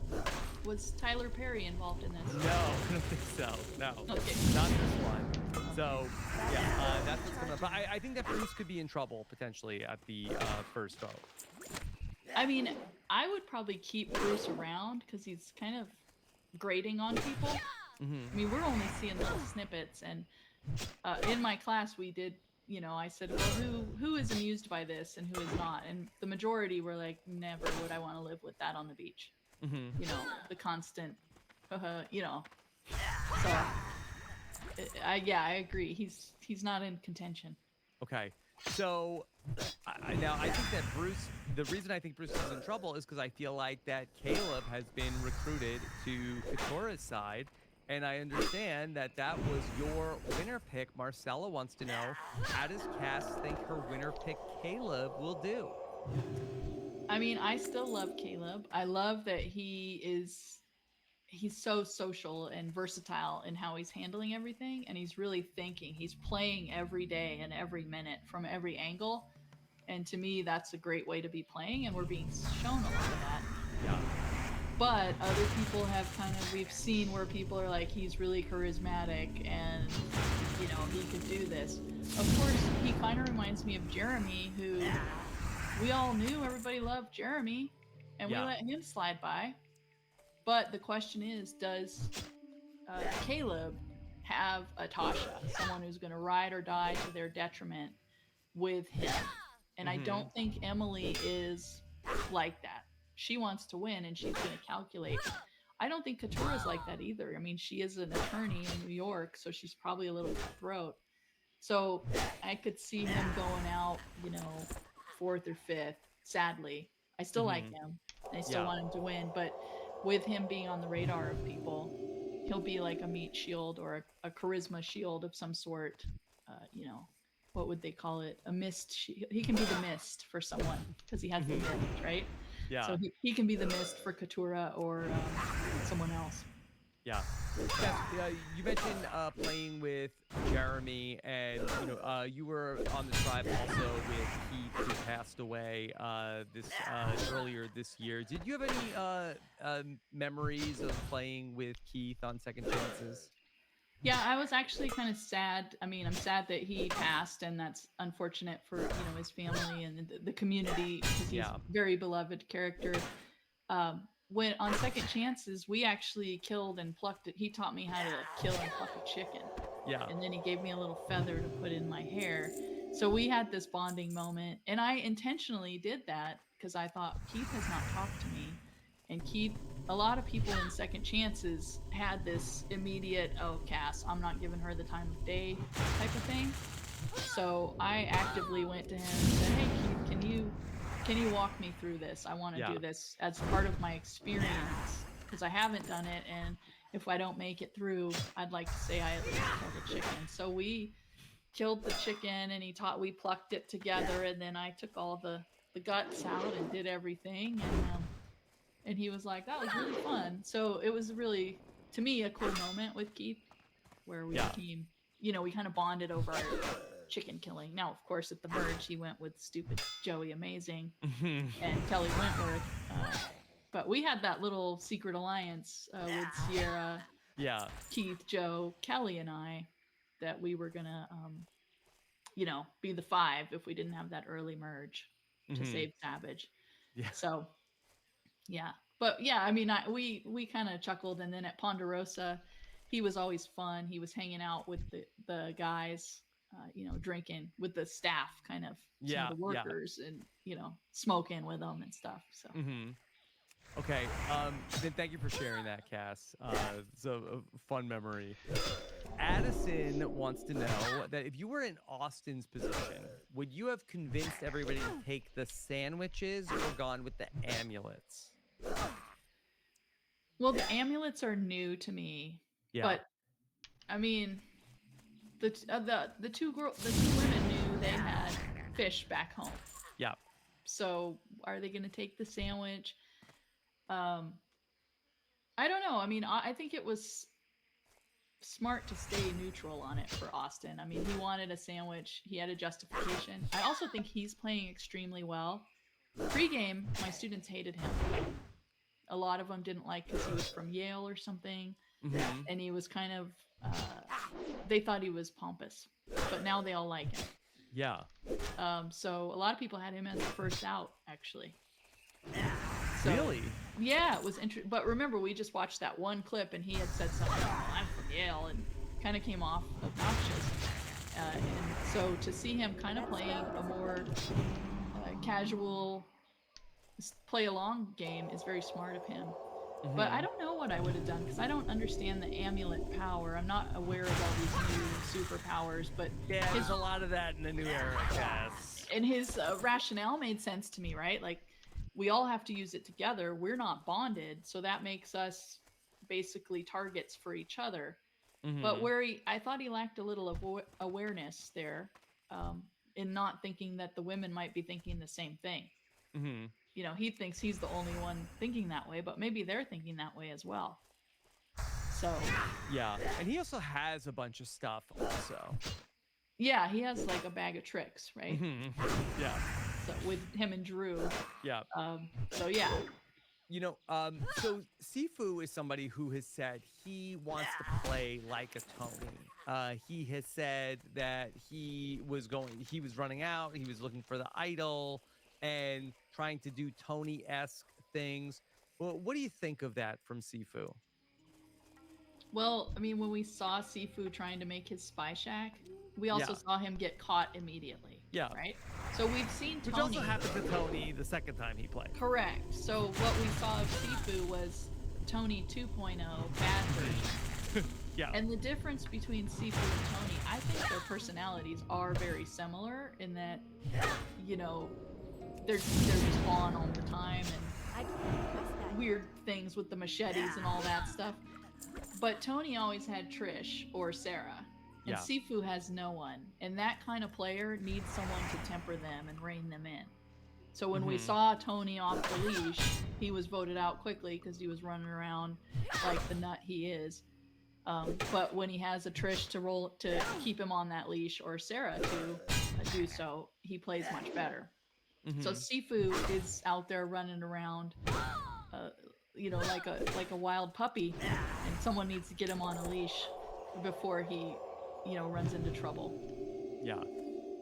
Cass, I saw on social media that you had been, I guess, checking out, in addition to your Pokemon, that you had been checking out the new Survivor video game. You shared a picture of this person here, this character, Cass. What's going on here? I don't know. I think it's I think it's an overreaching use of my name and likeness. I Yeah. reread the contract, Rob. Yes. And it does say they have motion picture rights and, you know, all of these things, but nothing about Nintendo. Yes. So, and it was just funny because I said, hey, let's get this game. It popped up on my daughter's PlayStation. So we got it and we sat down to play it. I don't play many video games. And this character popped up right when I tried to play. And I thought, oh, that's weird. Yeah. That it would come up like that. And it rotates the characters and the names. Right. I saw there was a WoW. I saw that there was a NECA, which is that was the name of somebody that was on Survivor 43. So, like, we have, like, very specific unique, Survivor yeah, names. Yeah, unique names. And, you know, Cassandra's usually with a C. And then it's like, you know, a Caucasian woman with a green shirt and jorts on. Right. And so I was like, that's weird. So, you know, I don't think they have the rights to that. The question is, who's playing this game? I mean, yes, there's no value in it to pursue it, but I did see some unique names and I thought, are these contestants? I did recognize some names. How did they choose these names? I don't know. I tried to get my kids to play it, but they said it was very boring. It's a shit game, okay? And I'm teaching that class with that game design teacher who's a video game person, and she was going to download it and play it, and I said, I don't get it. It's almost like if you played The Sims 1. Remember, you know the game The Sims? Sure. It has the graphic design of the first iteration of that. I mean, it's just very clunky, and you know, they have all these great games now you can play. Yeah. Why is this so bad? And then you have to just bring water. I mean, the whole game is like bringing water. Yeah. So I'm going to wait till they, to see where it goes. I don't know anyone who's playing it. I told my son, hey, play this game, and then I'll interview you about your season. And I said, I'll give you $10. And he said, he seemed interested, but then he said it was too boring. It's way boring. It's not that it's complicated. It's just tedious. It's like Survivor. You know? That's what that gives you a really good feeling of what it's like. So I haven't played it since. We bought it and played it once, but that character just popped up, and my daughter just was like, "What the heck?" And I was like, "I don't know. I didn't do that. Nobody told me." Yeah. So I don't know. Maybe there's a class action there for me and all the other atypical name spellers out there. Cass, is there anybody else that's really standing out to you in Survivor 45? I don't know. I mean, I like Caleb. We've seen too much Lulu, right? Like we've gotten a lot of Lulu. Well, that's the thing when you have like the disaster tribe, that they get a lot of airtime. Yeah. So who else do I care for? See, I can't come up with anybody. I'm not a huge fan of Drew. Yeah. I mean, I don't dislike him, but I don't feel connected. I think he's playing smart, but I feel like he's gonna overplay it at some point with this, and with his flat out no to. I understood the no to Brando because Emily was sitting right there. That kind of made sense to not be wishy-washy and show that strength. And he may even have known that Kendra beach. Yeah. I don't know where that Kendra piece fits in. So I've heard some buzz around Kelly, but we really haven't seen anything to indicate a winner edit or anything. I loved Sabaya, but That was my winner pick. Yeah, she came. I mean, I really liked her more than I thought I was going to. And then she just came too hard for Kayla, unnecessarily, in my opinion. But again, that was to me the bond of the religious group, and to her detriment. Yeah. So. Cass, there are so many other shows that are out there where they're bringing back survivors to play on all these different things. Would you ever consider playing on a different show that wasn't Survivor if you were asked? I think I like that Traders show because you get to go to like a castle. Wouldn't that be Scotland. fun? Yeah. I mean, and it's only a 2-week filming, so it's no big anything, and you could just go sit out there and, drink some beer and sit around. Right? Yeah. Have you seen that allegedly Parvati and Sandra are going to be part of the new Traders cast? Well, I hope Sandra takes Parvati out immediately, which I think she'll do, right? Yeah, I think that they're probably not going to be on the same page. I wouldn't think so. I think they have some sort of beef. Yes. Yeah. So, yeah, unless they're smart and would work together where they can. But I bet Sandra's going to tell everyone that Parvati's the traitor. Yeah. Well, I think that any of these casting directors would be very foolish to not give you a call for one of these shows. Yeah, I kind of wanted to be on The Circle at one point too. But not anymore. When I saw it, I was like, this is interesting. But now I haven't watched it since then. Yeah. But not many shows. But Traders would be easy, right? Is there anything else fun that you're watching? I'm pretty busy. I have a teenager. She's in marching band, and it's football season. So it's like right now, this evening. What does she play? She plays the trombone in marching band, but she's still a bass player. She's been playing bass forever. So she's in the jazz band and stuff. But in fact, tonight, because I have to go work the snack bar at the varsity football game. Okay. All the money goes to the band. Okay. So I serve nachos. I'm on the chili and cheese. To earn money, and our band has over 300 kids in it. It's a huge school, and it's Friday. I live Friday Night Lights, that show where football. It's I got to go put my sweatshirt on that says the high school name and all of that. But it's very time consuming. So I've been watching Golden Bachelor. And the one that's after it, Paradise or whatever. Oh, yeah, Bachelor in Paradise. Yeah. Yeah, it's a natural flow, right? To go from Gary to Trainwreck. Mm-hmm. And I tried to start watching Big Brother. I was really trying to ramp up my reality TV watching for my class. Because I knew the students some students are super into all kinds of reality shows. I tried to watch Big Brother, but it's so boring to me. Like, it's just tedious to watch it. Yeah, if you think the 90-minute Survivor is boring, wait until you watch 3 nights a week of Big Brother. Oh my God. Wait until you get to day 86 of Big Brother 25. Yeah, I don't even care. I just want it to be over. I have these 2 cousins that are super into it, and they're Patreons or whatever. Oh, okay. So shout out to Sarah and Cindy. Thank you, Sarah and Cindy. Yeah. And they're super into Big Brother, so they kind of keep me updated on the feeds and going into the game, going into the game. On there. Yep. And her son. Yeah. No, Jared's out. He's out. Yeah. And so I have my own opinions on that. I don't think it was very fair to put them in there, because they had that relationship, and then a lot of people were very critical of Jared and his behavior towards the women.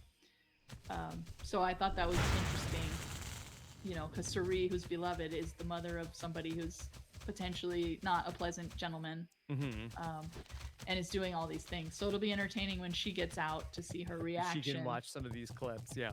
Yeah, and you know, when you think about it in the context of playing Survivor, I mean, would you ever go on again now that you're a parent and you have that life? It really takes away, right, from your family. Sure. Yeah, I would not be dying to do it. Like maybe I might have been once upon a time. Yeah, and you know the toll it takes on you. Even though you play, you get back, you're all wound up and yeah, just trying to fine. I'm fine here, Kat. Yeah, that's how I feel. I feel like if I ever went back, it would just be the last 2 days and sit in Fiji for the rest of the month, and take my money, you know, and like, you know, like that would be my understanding, which is kind of where I was at in Second Chances. Like, I'm gonna go, I'm not gonna get anywhere, and then you end up on the jury with Andrew Savage and your besties, you know. No, I'm kidding. Yeah. But yeah, so yeah, I feel like in his life, his mom was gone at key points in his development. And then probably because Suri is kind of a career contestant at this point, having played so many shows so many times, I'm sure that affected him to have a mom that is known for that and to be Suri's son and not Jared. And, you know, I think there's a lot of things to unwrap there in terms of that relationship and how he grew up and, you know, missing key things. And I don't mean just by being gone to film, I mean being mentally unavailable after these things. So I think there's a lot there that maybe they'll sit back and look at after this. Yeah. Okay. Well, maybe you can get into that next semester. Yeah, well, there's not many parent, you know, child duos on reality TV. I know I would never let my kid go on a reality TV show. And in the class, I really lecture people about not going on, especially when you don't know who you are as a 20-some-year-old. Yeah. Like, look at Spencer. He's back on social media. Ryman. You know, this ruined him. This altered his life permanently. It definitely, yeah. You went through a lot. And it makes me sad, you know, like who would he have been had he not gone on Survivor? Yeah. Would he be smoking and doing drugs and tweeting oddball things at age 30 something, or would he be a banker? You know, chess master. Yeah. All right. Well, Kat, I really appreciate you making some time to talk about all this stuff. It's always so fun to hear from you, and this really was a thrill for me to reconnect. Oh, this feels really fun, dangerous. And like I said, I'm kind of out of it now. Out gigged by a lot. Follow it. Now I'm doing a little trolling on social media just because it's funny. Yeah, but that's you. Yeah, I'm never gonna stop doing that. Yeah. So I'm glad that you're still having fun with it, and congratulations on the class. And it sounds like it's going really successful. Do you want to tell people to follow you on social media, or are you good with the followers you already have? I don't. I'm not in need of any validation on social media. Yeah. I don't know. I still have a lot of followers. I don't know who they are 'cause I'm rarely on there, but they're waiting. They're waiting for you to come out. That's my ploy. Is I just come out and say something, and they're like, "Yes, you queen." never know. Yes. Yeah. Yes.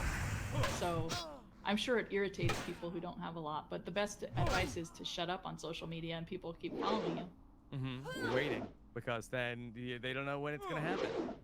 Yeah. Well, I'm glad you're still having success, and you've built your empire out. Hanging in there, hanging around. Yeah. And North Carolina, you like it there? Yeah, we do. It's been really nice. It's a nice place for the boys to grow up. So, you know, I don't leave the house, so I could do this from anywhere. I could be like in a bunker. That's creepy.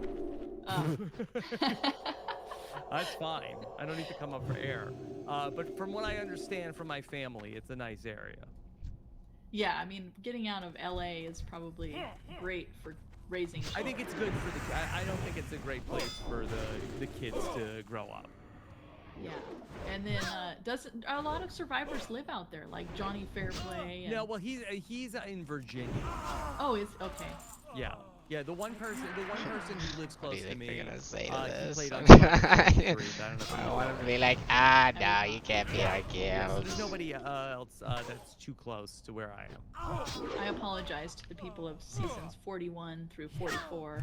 I have no Maybe interest. look, and- that'll be the over these like maybe one semester you have to go back and watch. some of the Okay, old now I don't seasons. know what There's to not a say. I did go watch the first episode God of 44 damn just it. to see how Bruce Yeah.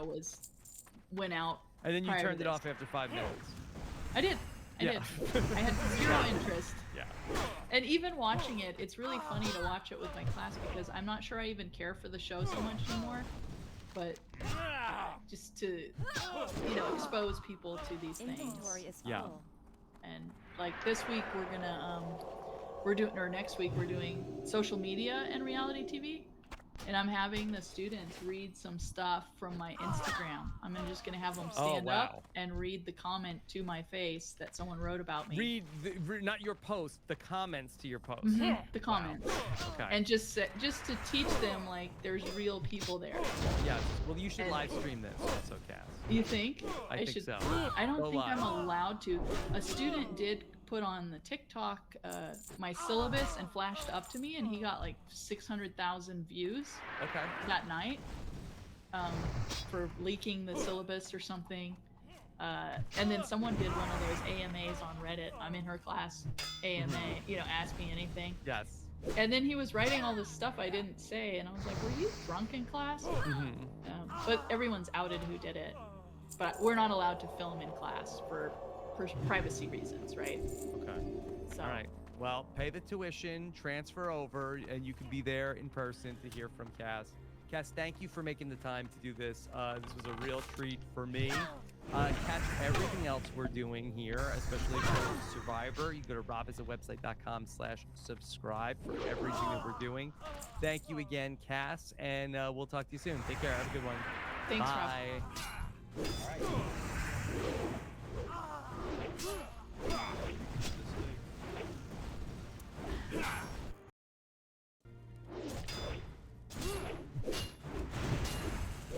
I can't carry anymore.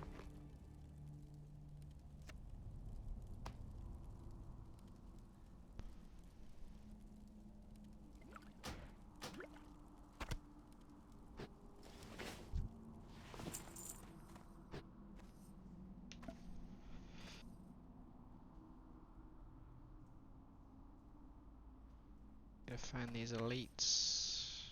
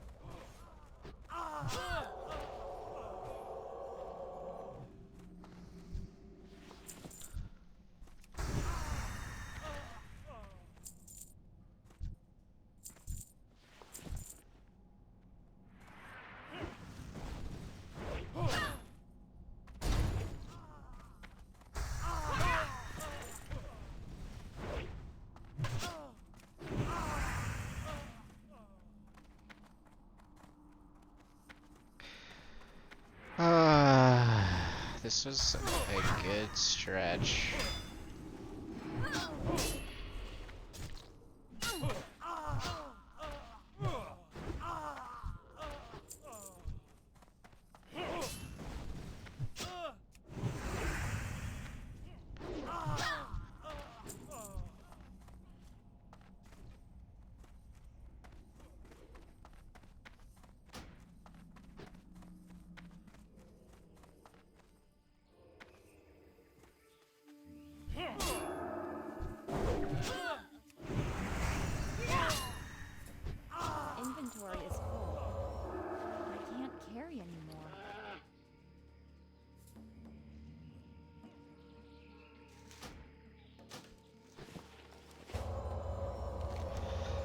Get all these quests I'm gonna turn in. Yeah, that's hot.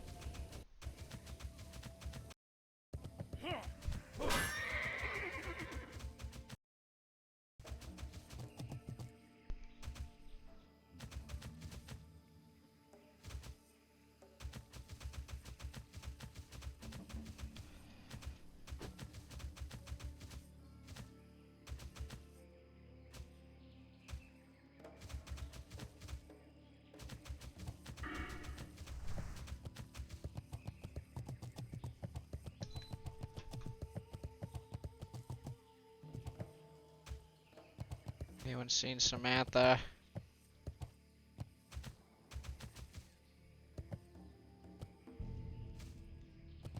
Good day to you. Thank you. I will study these fetishes and see if they hold the secret of Curzon's fall into evil. I dared not believe the reports, but you bring us proof that Curzon and his leaders are defeated. You have saved us. These jungles are filled with menaces of all types, but none had the cruel intellect of Curzon. We may all breathe easier now that he is gone.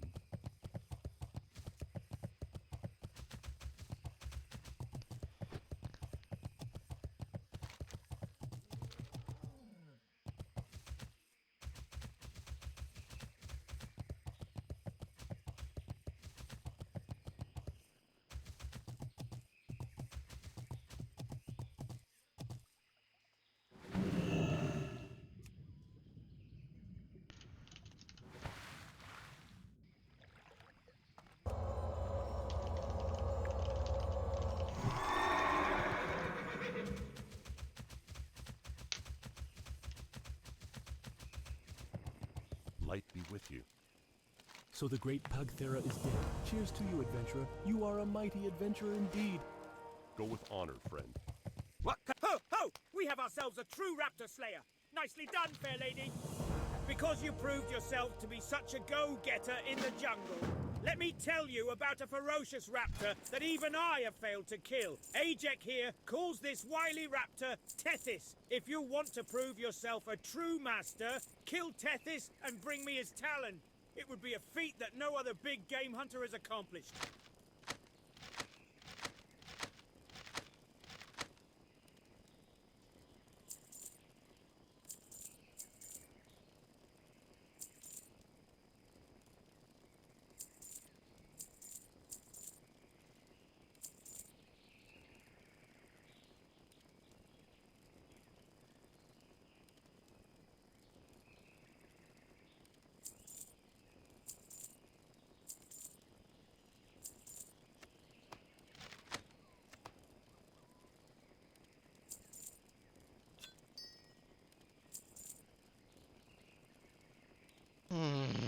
Light bless you.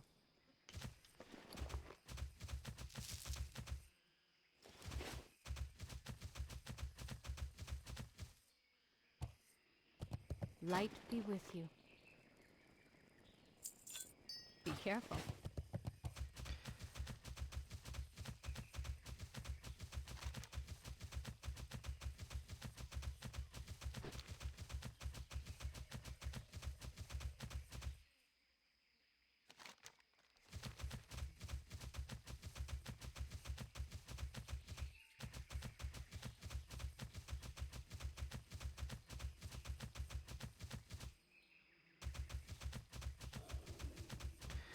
That scares the crap out of me that Franzi just said that.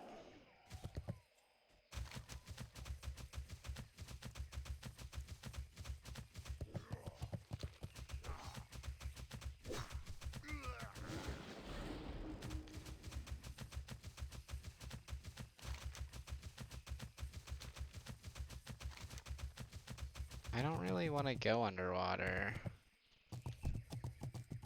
Oh, I do know where that elder crocodile is, though. At least I've seen it here multiple times before.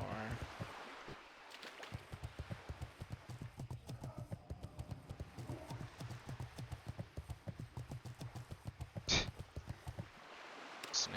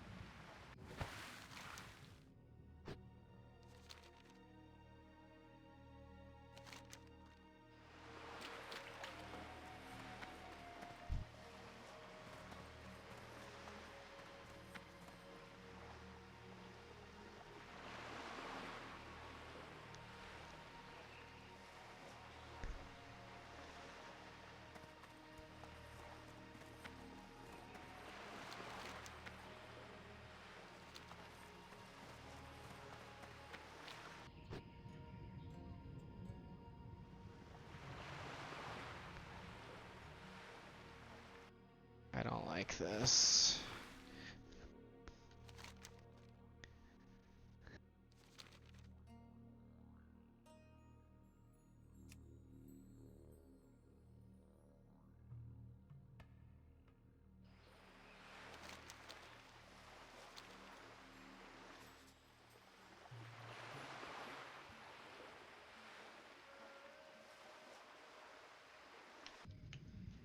Please no murlocs.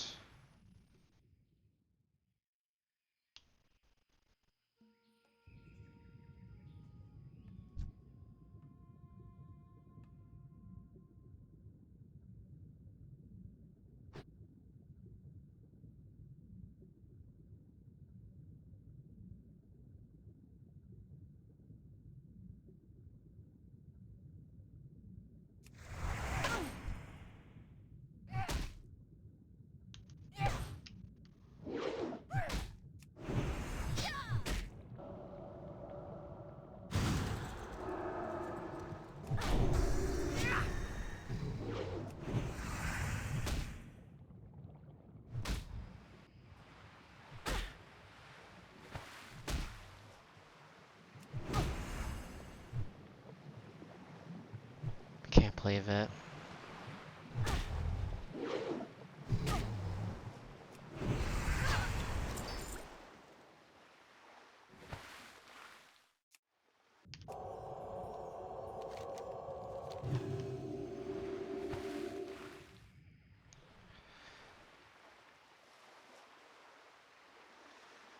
That was easier than I expected.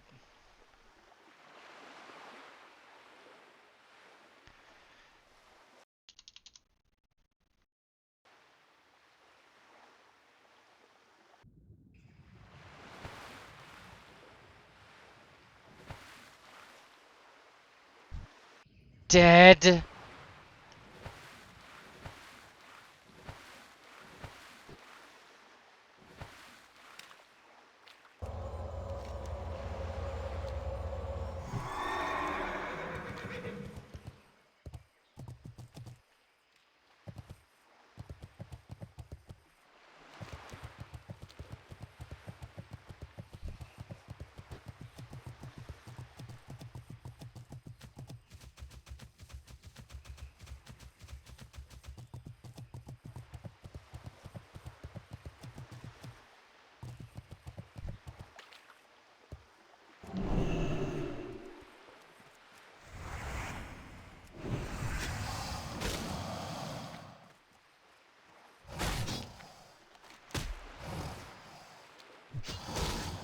Need to be careful here.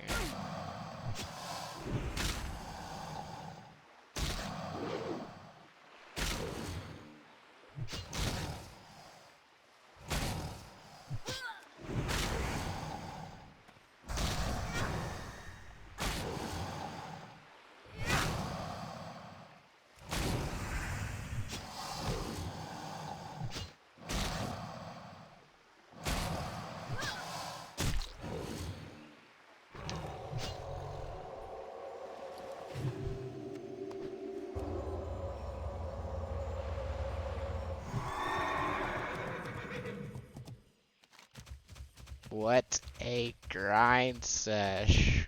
Got all those done in an hour and a half.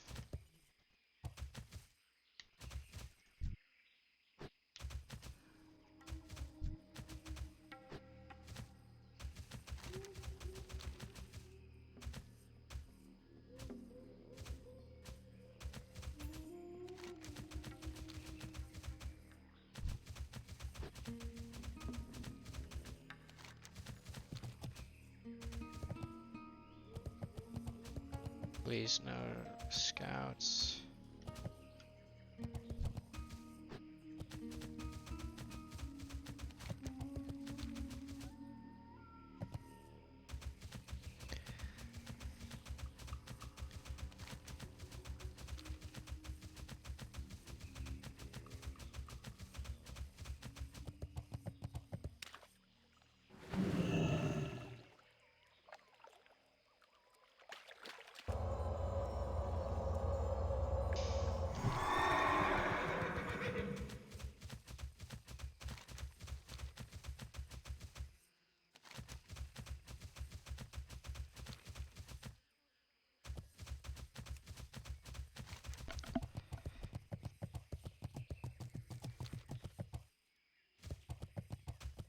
What up, Samantha?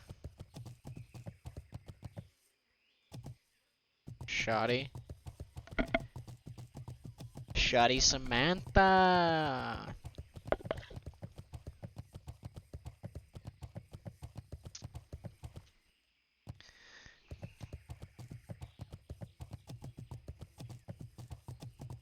Backwoods.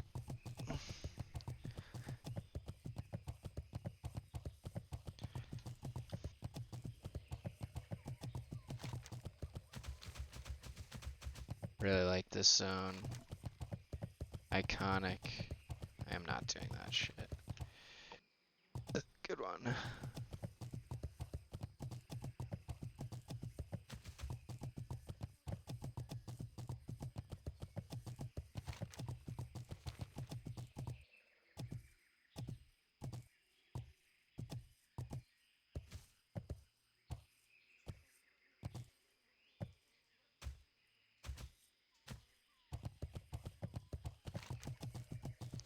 I kind of want to go inside, but I'm pretty sure when you go in there, your PvP is on.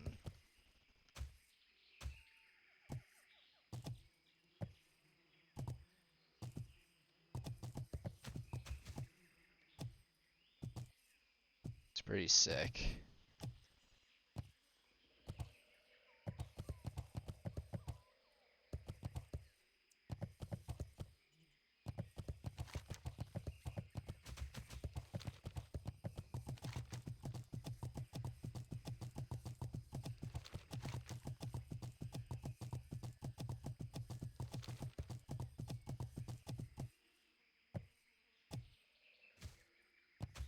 I'm not hearthing because that's Stormwind.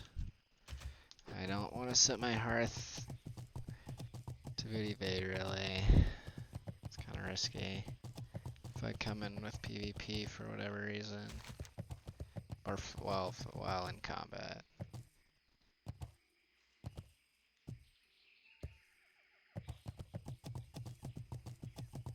Brian Hart.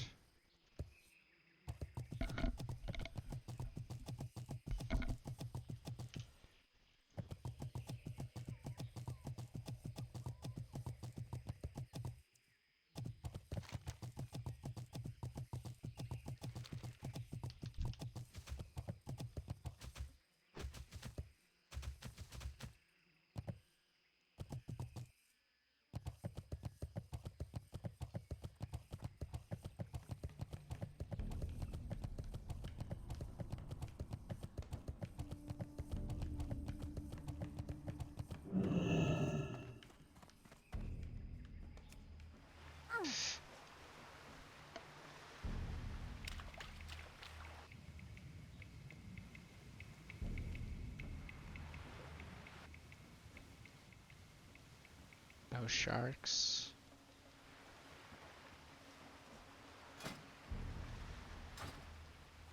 Oh, we've also got a world buff in 20 minutes. Not the best timing.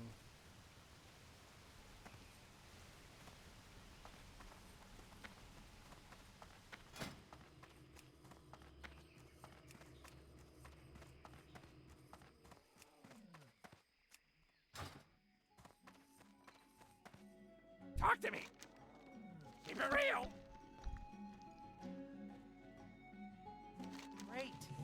Wonderful. I can get a bundle for these. That venture company sure picked the wrong jungle to mine in, didn't they? We'd all be in better shape if they moved out of here. Thank you, adventurer. You've done a good deed this day.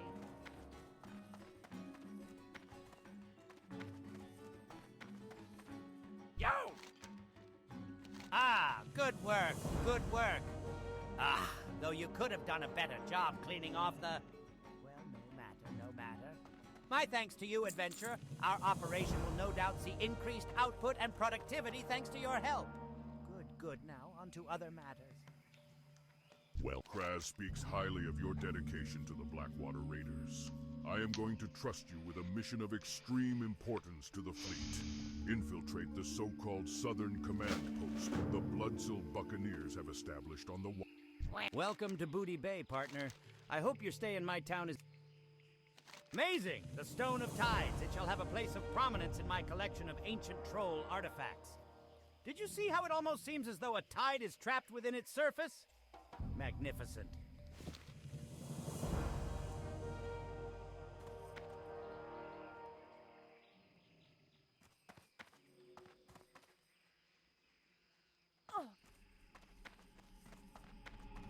Hey,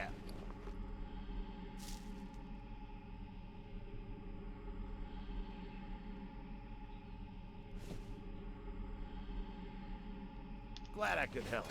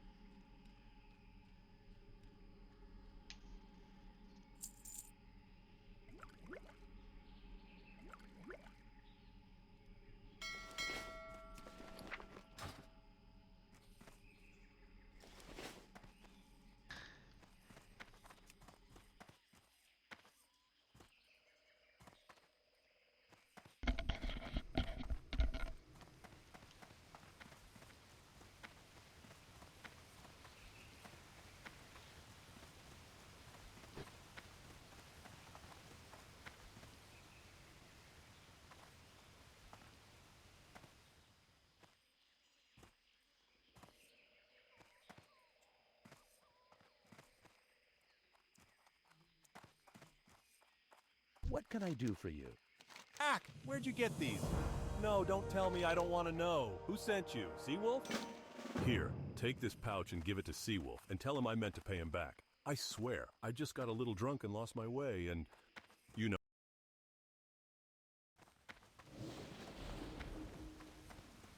Oh wait, never mind. World buffs are in 2 hours.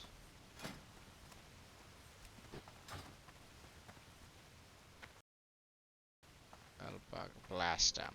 Blast it. Can I help you? Be careful. Greetings. See you later. Well done. And when you showed Shaky those giblets, how hard did he shake? Ha! He's so easy to read. When I play cards with him, I can't help but win. Thanks for your help, adventurer. Now it's your turn to get paid.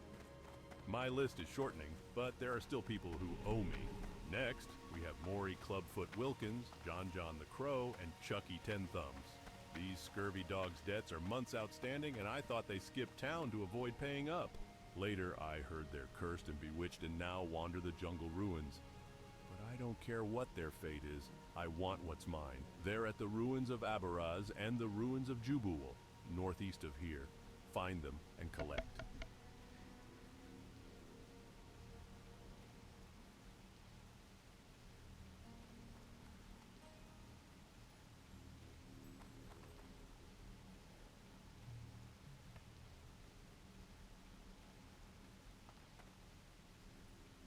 Hey, how you doing?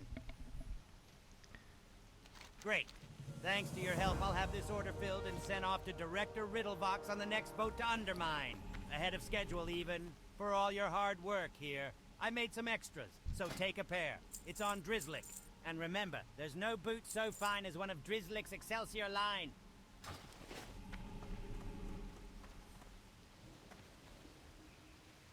Here we go.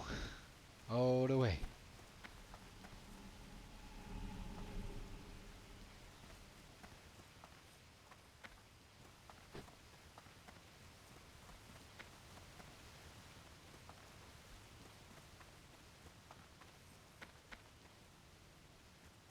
Hey there. Have a good one.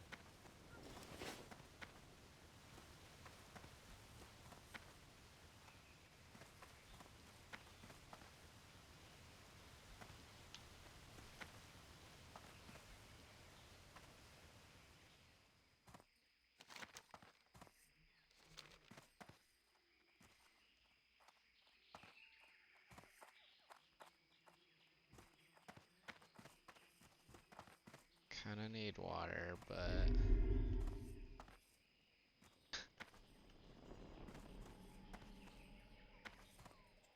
back to there.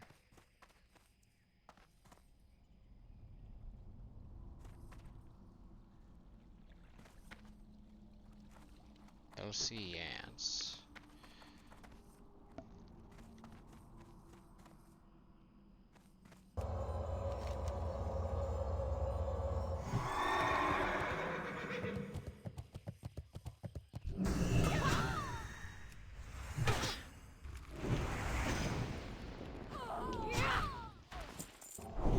Absolutely collapse.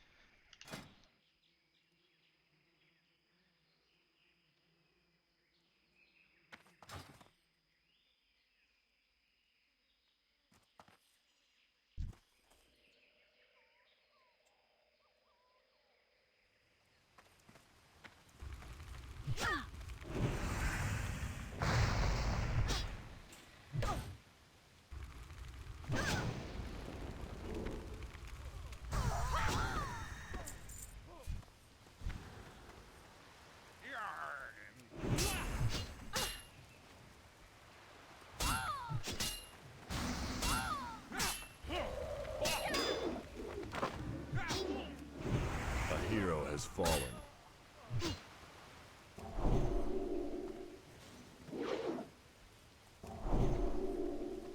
Get back here, you asshole.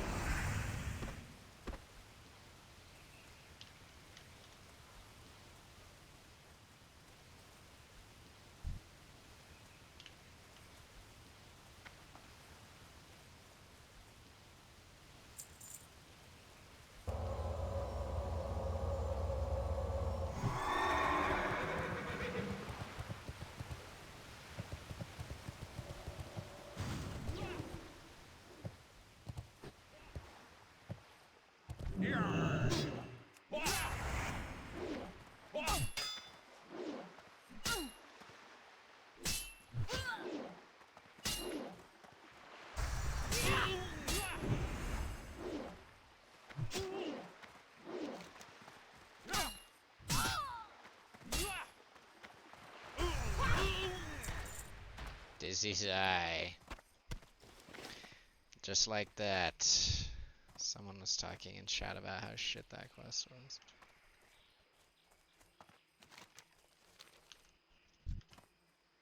Hate killing Naga.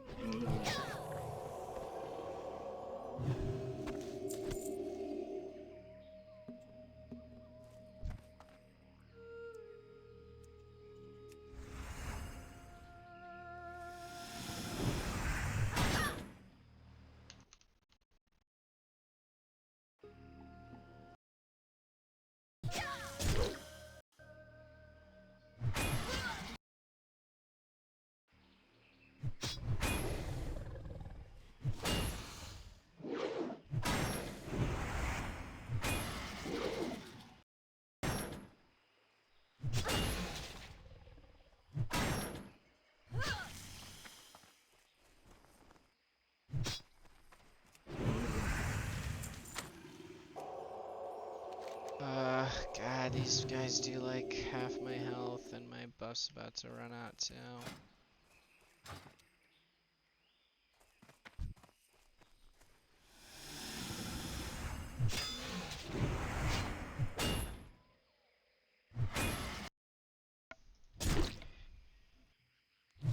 Hello, everyone, and welcome to an extra spooky Hotline League.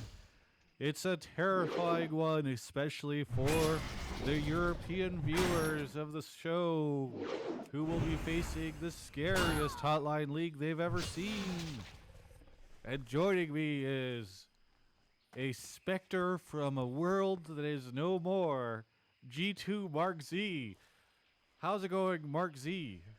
The scariest thing that's going to happen is Energy getting ass blasted by Weibo. They're not good. They didn't have to beat any good teams to get there. They didn't beat any Eastern teams. I'm not coping. You're coping. Our team's better. It's taken you 9 years to get this result. Suck it. There he is. So he's going to be wearing... They can't see... You need to adjust your camera. There we go. They saw it. They saw it plenty. The G2 jersey. It's your cropping. It's not my camera. It's, your it's definitely not. God, fucking... Let me see if I'll push it in a little bit. No, yeah. It's definitely not. I don't care. What is your hat? Is your hat also part of your costume? No, it's just a hat. Okay, well that's awesome. All right. Anyway, also joining us is somebody who's trying to make a sports joke with his costume. It's Cubby. Cubby, what's your costume? The Bears are a terrible football team, and they terrify me. And it's weird.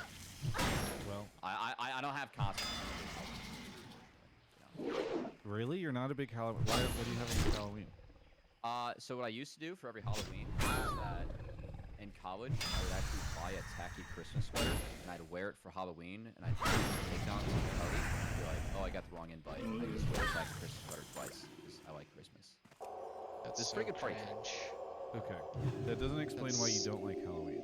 A Cubby classic. It's just like being cringe. I don't know. I like that one. That's an absolute league. It's of like fun as a Legends kid. player thing to Growing do, up, bro. it's like a good excuse to like party, but I can do that in a tacky Christmas sweater. It's low effort. I'm scared of those quests down there. Gotcha. Well, I should say this is our first ever episode of Hotline League where we are simulcasting to both Twitch and YouTube. So, for those of you that haven't been paying attention, Twitch changed their policy And so I can now, for the first time ever, because previously, I think a lot of people did not know this, you previously could not, for a while, you could not stream on YouTube at all if you were a Twitch partner. And then they changed it a while back, and some people live streams, where you could stream, but just not at the same time. And then at TwitchCon, about 10 days ago, they announced officially that you can stream on both. So welcome to the 326 viewers that we have right now over on YouTube. I will say that the primary viewing experience will probably still be Twitch. I think Mark and I are probably going to be paying attention a little bit more there. I just think, quite frankly, the platform's a little bit better for managing viewership stuff and engaging with folks, etc., etc. So I think that's going to be where we a lot of red primarily down there be. where I've Also, gotta go. Twitch is, just to be blunt, better at monetizing. And in the year of esports winter, I'll take all the heat I can get from Twitch with their time so that'll be there. Twitch will probably still be our primary platform where we're going to be addressing stuff the most. But I do want to thank all the YouTube folks who are tuning in, maybe in the past for whatever reason they don't like Twitch, and now they're watching. We're also doing this at a weird time because it's 3 in the afternoon. Mark wasn't available yesterday, and so we're doing a Halloween episode, which is kind of fun, but because I'm going out a little bit tonight. I don't know what Mark's going to be up to, but had to do it a little bit earlier tonight. So, without further ado, there's some cool shit that's going on. But Mark, why don't you tell us what you've been up to first? Nothing. Fuck it. Let's talk. I vote. Here's my suggestion for the start of this episode.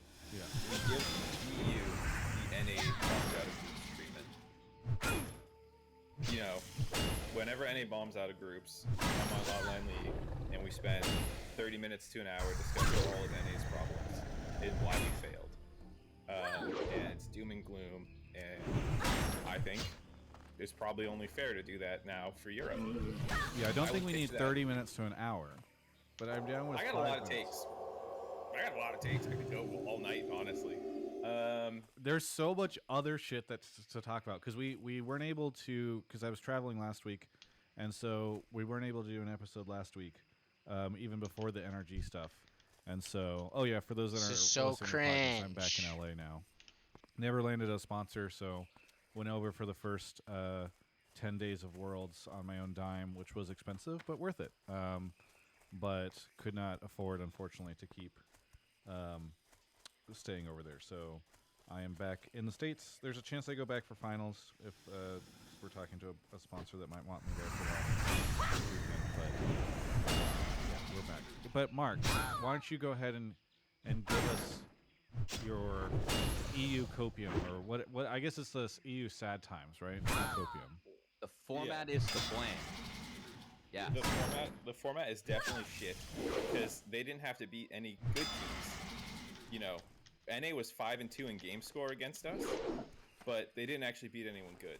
So it's really not that NA is good. It's just that we really, really suck. Oh, we're saying the Worlds really format was bad because I thought you were going to say the LEC format is bad. Oh, I was referencing the LEC format. For whatever reason, every time I'm on here, that always comes up. So I feel like we just have to run it again. You know. Oh. Yeah. Well, the LEC format's really good, but it's also really bad. It's really bad when I don't like when something bad happens, and then it's the format's fault. But it's really good otherwise. Yeah. Here's the thing I'll say for EU fans who are listening before they take this too seriously. I'm shit posting. I will extend my olive branches about my real thoughts on G2 in a minute, but for now, I am leaning in to the shit postery, and we'll probably discuss it more realistically soon. But yeah, no, that's a great point, Travis. The format held us back both domestically and internationally. I think it's ridiculous that we should be able to get out with the same rate that Vietnam had in game score. Like, I really don't see why we shouldn't be allowed to get out with a 25% win rate, basically 30% win rate. Just kind of. I mean, it's just the luck of the draw. Right? The format is bad, and yeah, it was really unlucky that we couldn't beat literally any region at Worlds. Like, we had a losing record against every single region at Worlds. It's really unlucky that happened. I think that we should actually get out. I think so you are giving the copium. I thought this was going to be 30 to hour long doom and gloom thing. That's why I said it's going to take a while, because first you have to have all the copium takes, and then we have to flip it around and talk about how shit we are. Okay. But first, yeah, I think based off our scrim results, as you know, like the most important thing you can do at Worlds is not what you do on stage, but what you do at prepping for it. I don't understand how we're not through. We should be. So somebody told I've seen this take on Twitter actually, because I guess, you know, I woke up, I guess Romain had released the scrim scores or whatever, and there are these Twitter trolls that are now going out and just screenshotting the 7-0 NRG, and they're like, oh, or 7-0 versus NRG, and they're like, oh, NRG are frauds, G2's the better team, it was just an off day, blah, blah, blah, blah, blah, blah, blah. And this is the new way to, one, cope about G2, and also shit on North America. It's like, that's the fascinating thing to me. It's like, for at least some LEC fans, we hate it when we treat them like monolith. For at least some, this is like, they can't even lose gracefully, right? They're like, oh, they have to come up with this bullshit reason on why they're still better, and even though they did not make it to quarterfinals and NRG did. Yeah, I've seen a lot of those screenshots floating around too. I just say, okay, you know what? Good for you guys. See, you talk about that next week. We actually have other things to talk about. We're playing Weibo, so like we have other things to focus on. You guys can keep holding on to those scrim results and keep tweeting those at us. My focus has already moved on. What are you talking about? We're talking about quarters, right? What you guys are talking about quarters, because you'll be there in Europe. I mean, also, like, if we're going to self-post, you know, GT self-posted 7-0 over NRG, who's so, you know, not in your schedule, so-called. Now NRG gets to go up against Weibo, who they self-posted were the 5 best players in the world. So it evens out, you know. Yeah. As someone who has coached a team that is radically better in scrim than we were on stage, let me tell you, there's usually a reason that you can't translate your scrim results. We could identify ours. I hope G2 can do that and identify what went wrong. Otherwise, that's sketch. For us, we were a very reactive team, and in scrims, when people are just going hamburgers 24/7, we just get to punish plays, and that's how we win scrims. And then you go on stage, and people don't act like idiots, and you actually have to make your own plays happen, and we weren't good at that. I don't know what G2's doing to get 80% scrim results, but bit of a flop on stage. I don't know. All right. And you know what feels so good about it too is, the absolute destruction. That 2-0. Dude, the 2-0 was such a stomp. Okay, yeah. If we're even now done with the it was awesome. Dude, if we're now done with the Mark like cosplay meme stuff, like let's just talk about it. Yeah, that was amazing.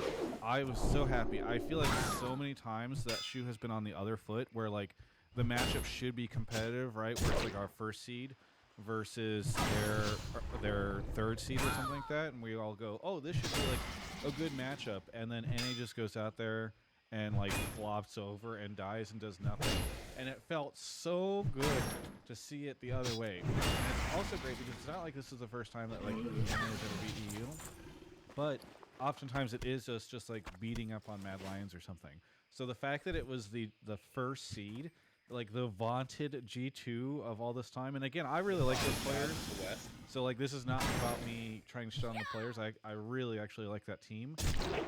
But you just look at it from NA versus EU, first seed, and we just annihilated them. And dude, the amount of people. So like, I won't say who, but after the drawing was done, immediately after the drawing, because I was in the press room whenever that happened, somebody who was at the table with me from another region turned to me after the drawing, and they're like, oh, well, at least U2's making quarterfinals. And they didn't even mean it as a meme, because they immediately meant like, oh, I mean, like, at least, like, we'll either get NRG or G2 guaranteed in quarterfinals.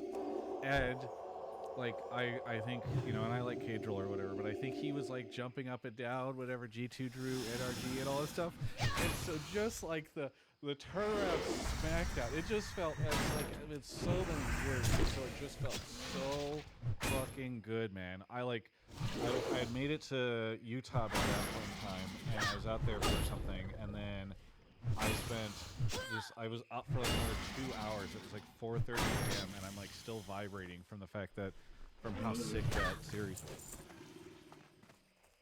I've been that excited since TLIG in 2019, and we're not going to talk about the finals for MSI, but that was the level of excitement I had for just watching NRG like clap G2, and I had G2 winning as like everyone else, right? Like going in, like G2 again coming in as like the best Western team, and it's a team that like, I mean, they've garnered a lot of respect for good reason. So the fact that NRG just like clapped them silly for 2 games straight, just it was so sweet. It was so sweet. I'll give my real analysis on the series later, but for now, I just have to ask, like, how is Europe so bad? Like, how are they this terrible? I don't get it. Travis, you know, they talk about how, oh, we've been losing for 9 years, you know, enjoy your one. How'd the one even happen? I don't get it. Like, yeah, that's the thing. Like, it is that thing from those EU players or EU fans. It is the ultimate moving the goalpost, because those people were sitting there with those are the same folks who come in and go, oh, NA wildcard team, lol, why do they even get 3-year seeds, or why are we even facing them in this 4th seed battle, whatever. And then the moment we fucking smack down their G2, you know, number 1 seed, and then send them down, after all these years of us taking up with it, they go, oh, enjoy your one. Cool. By the way, we 7-0 in scrims, we're the better team, blah, blah, blah. I'm just like, oh, you fucking little babies. Well, also, here's what I'll it. say too.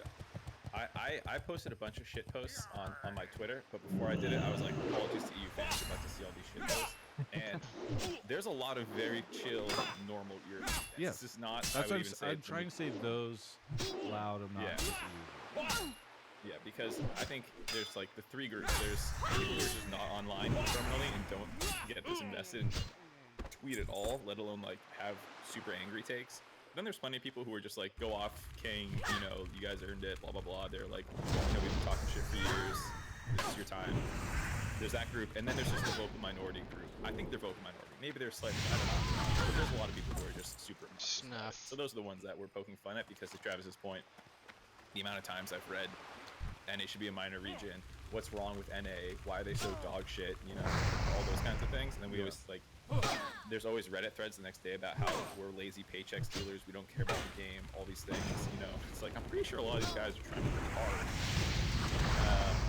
So it's just hilarious to me that they could get bodied this hard by NA when they have good ping, they have like 3 to 6 times the player base. I forget what the numbers are at this point, you know.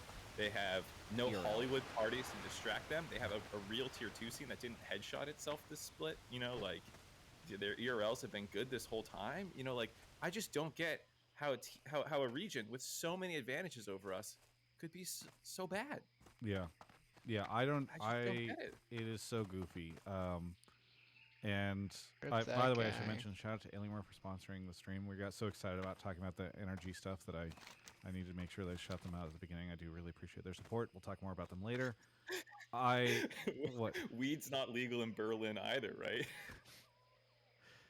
Yeah, our players are just perma blazed up. Yeah, I mean that is the we get to now take all the fucking excuses and memes that we've used and use them as like a crutch even against them. You know, it's like we're running them over. I just Travis, do you think EU should stay a major? How many seeds do you think they should lose for this? Because Vietnam has 2 seeds, and one of them has to play through play-ins, and they had the same win rate with their 1 seed. Yeah, and I mean, GAM actually beat us. So GAM beat us, which is pretty impressive. And GAM also had a pretty hard strength of schedule as well. It wasn't like they were just playing, you know, shitty regions. So like, true. So true. You know. Oh yeah, Taiwan. Team Wales beat EU's 4th seed as well in the best of 3. Yeah, that's a good point. Yeah, I think they should lose 2 seeds. I think that's fair.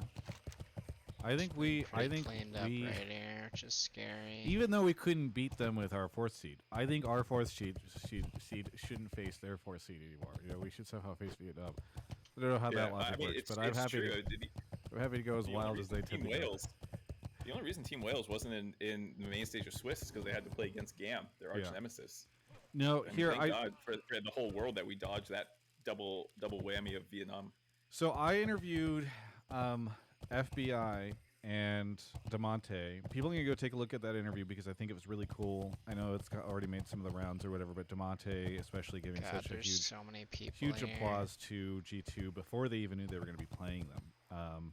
And so I thought that was really fun that they matched up after that interview. But afterwards, Drew and I were hanging out with Halifax. He was just chilling in the area. He was like waiting for another interview or like a translator to come over, and so we hung out with him for like What can I do for 10 you? or 15 minutes over in the media area. And he just felt so confident, not in like a cocky way, but just like really Safe confident. You know, he said, I won't say which team, but he did say that he was hoping that they pulled a specific team who I would have thought would have been really scary to pull. But he's like, oh yeah, we can definitely beat them. You know, he just, it stood in such strong contrast to so many of the conversations I've had with players at Worlds. And it was one of those things where it's like, oh, do these guys not know that they're supposed to lose? And obviously I think some of the other NRG guys have done interviews. I think it was FBI or somebody where they were like, oh yeah, you know, we knew we're the underdogs. We weren't expecting necessarily to win. We thought G2 was going to go through something like that. So I don't want to say that it's a thing that universally NRG was just like, oh yeah, we're going to be so good. But I do think that there was a bit of a different tone in that NRG team. And I have gotten, you and I both, but especially me, I think, have gotten flamed a lot from NRG fans for being such doubters of them consistently. And I don't necessarily regret doubting those guys throughout the year, because I do think it. Anytime an underdog team wins and then the fans come out and try to be like, "Oh, they were never the underdog team. Like they just never got the credit they deserve." I'm like, that's such a disservice to the actual like accomplishment of this team, like overcoming that. But I do think that moment, that conversation with Palafox, I was like, there's a chance they could win. There's a chance they could get out of this. Like, it's just the tone of him. And that was part of the reason why I was like, I can't catch this NRG game in the morning. You know, I can't wake up and open up the VOD and try to avoid Twitter or whatever and inevitably accidentally open Twitter and see the result. I was like, I got to step and watch this, even though I was jet lagged to hell and it was in the middle of the night. And I'm so glad that I did, because I just was like, I think this could happen. I think it was, the vibe was a lot closer than I thought, or than a lot of people thought. And that was just, it was so fucking cool, dude. I'm so happy. And for that team too, as well. I mean, I'm sure we're going to talk about what this means for North America and what inevitably team owners will ignore in their roster building for 2024, but I just think it's really exciting. And you know, I think the cool thing is that yeah, a lot of people are worried about them going against Weibo, but I don't know. Everybody thought that they were going to lose to G2, so who knows what madness will continue. Weibo is one of the better teams we could have drawn, if we're being honest. It's the best by a country mile. Yeah. I think so too. I would argue that I think KT, because I feel like I don't like KT, like when they get off script, they struggle. And NRG can throw teams off script. But I would much rather draw Weibo. Weibo will have drafts that just make you scratch your head, and they're actually winnable. Like, I think NRG gets at least a game in that series for everyone saying it's going to be 3-0. Like, there's going to be a draft that, or like a game that Weibo just completely loses their minds, as is tradition, which is the fun of Weibo. So, yeah. We'll see. I'm hyped. Yeah. I think, I mean, I don't know if I want to go into serious analysis mode yet, or just keep shit No, posting. let's start to get calls, but I think we can overview really quickly some of the other topics, because I know obviously this episode will be very much us talking about that energy stuff, but I do think it's important to talk about some of the other North American performances, because I think they were all still in when we did our last episode. I think there's been some interesting discussion. Really scared.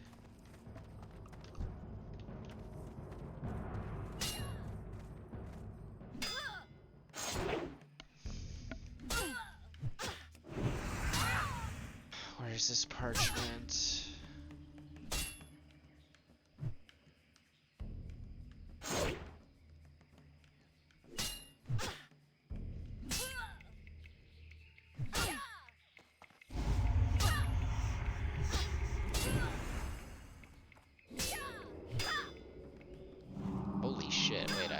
actually just almost died.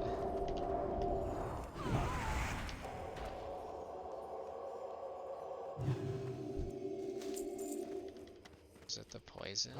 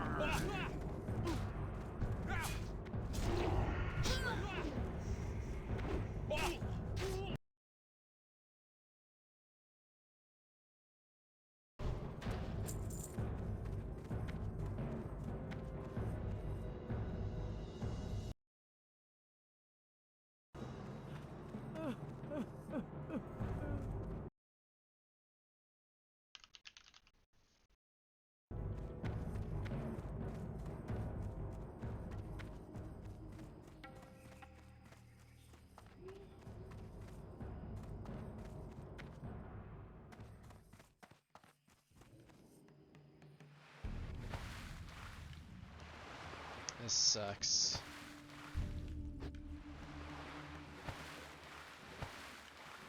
This sucks, having to do this shit. I'm gonna have to find it, and they're gonna be upset. No, I'm just gonna take it, I really don't care.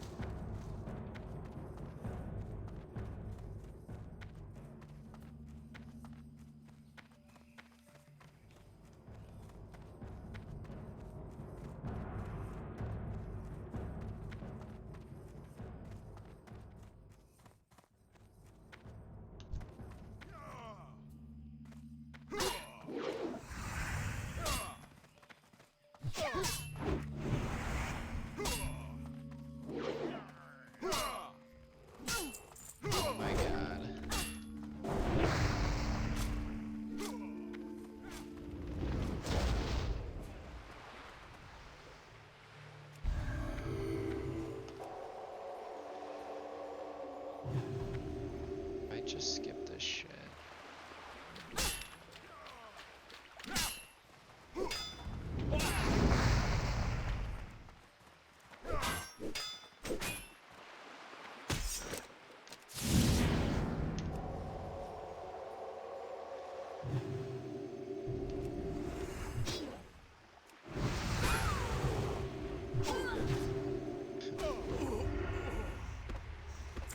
So I wonder what they were thinking right there. I just pulled the entire deck. I was actually fucking scared.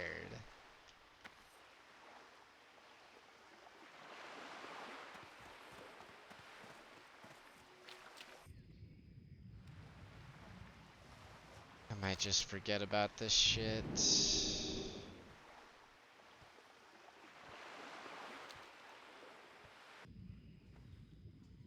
Like, there's 5 of us, bro, and I think one dude has it.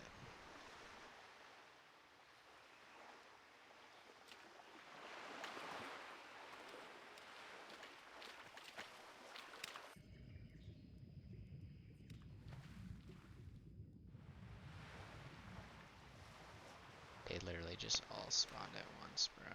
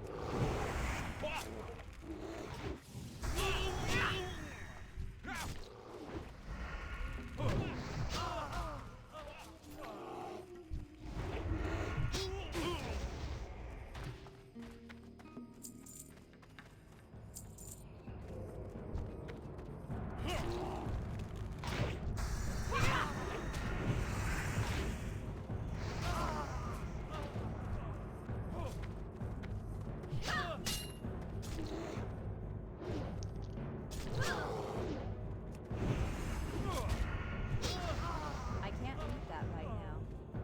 I hate that I'm nice.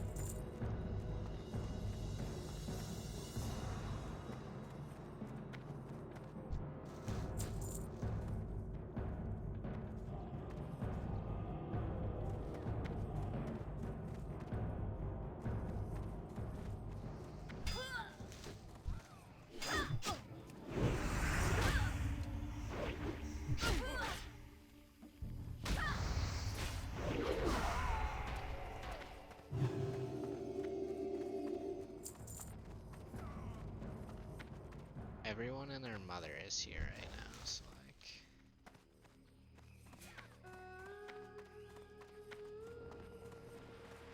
$3K XP though.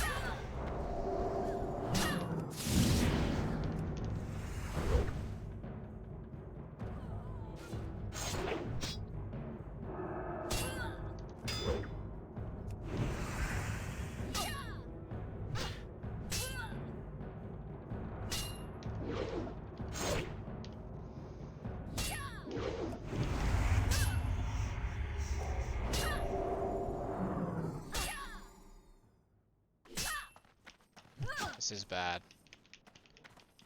This is very bad. I can't use that item yet.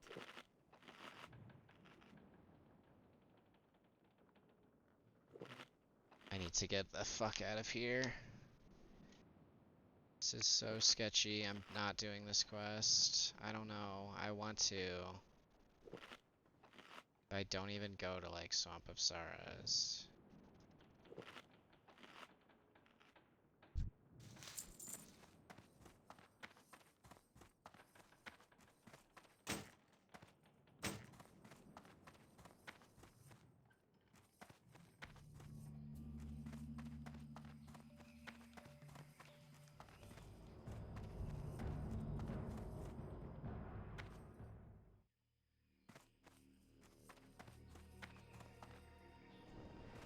So many people here.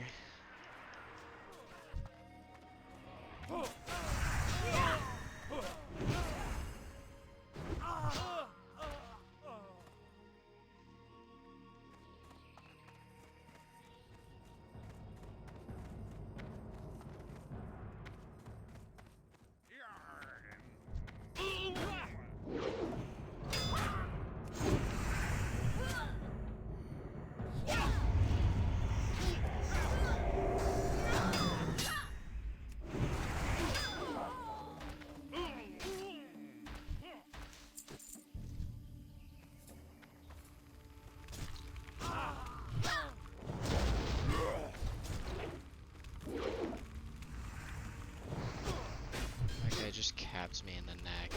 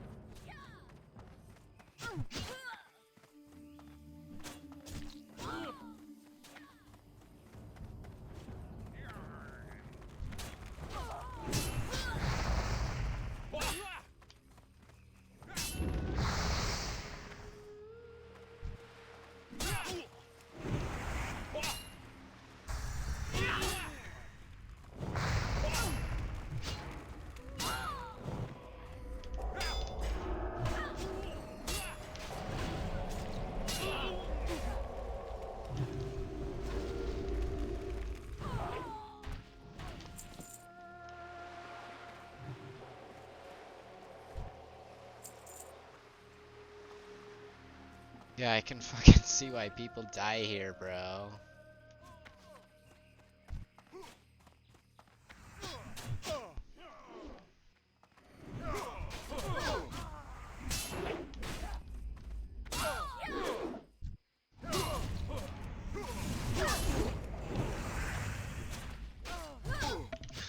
I like that.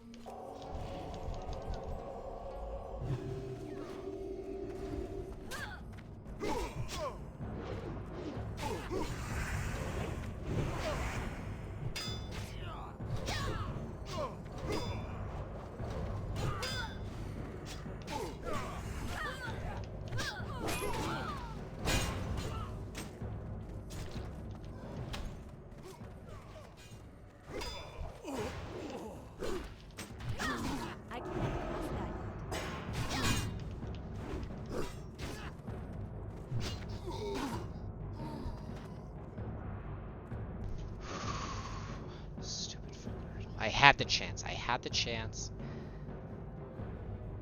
to get it and get out, bro.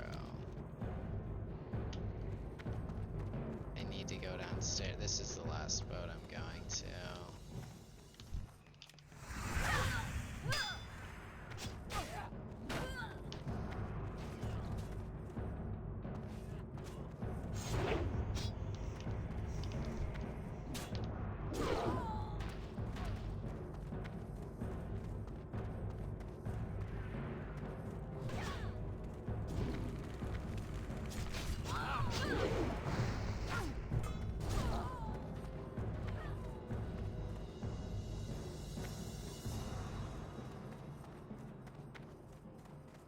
So annoying.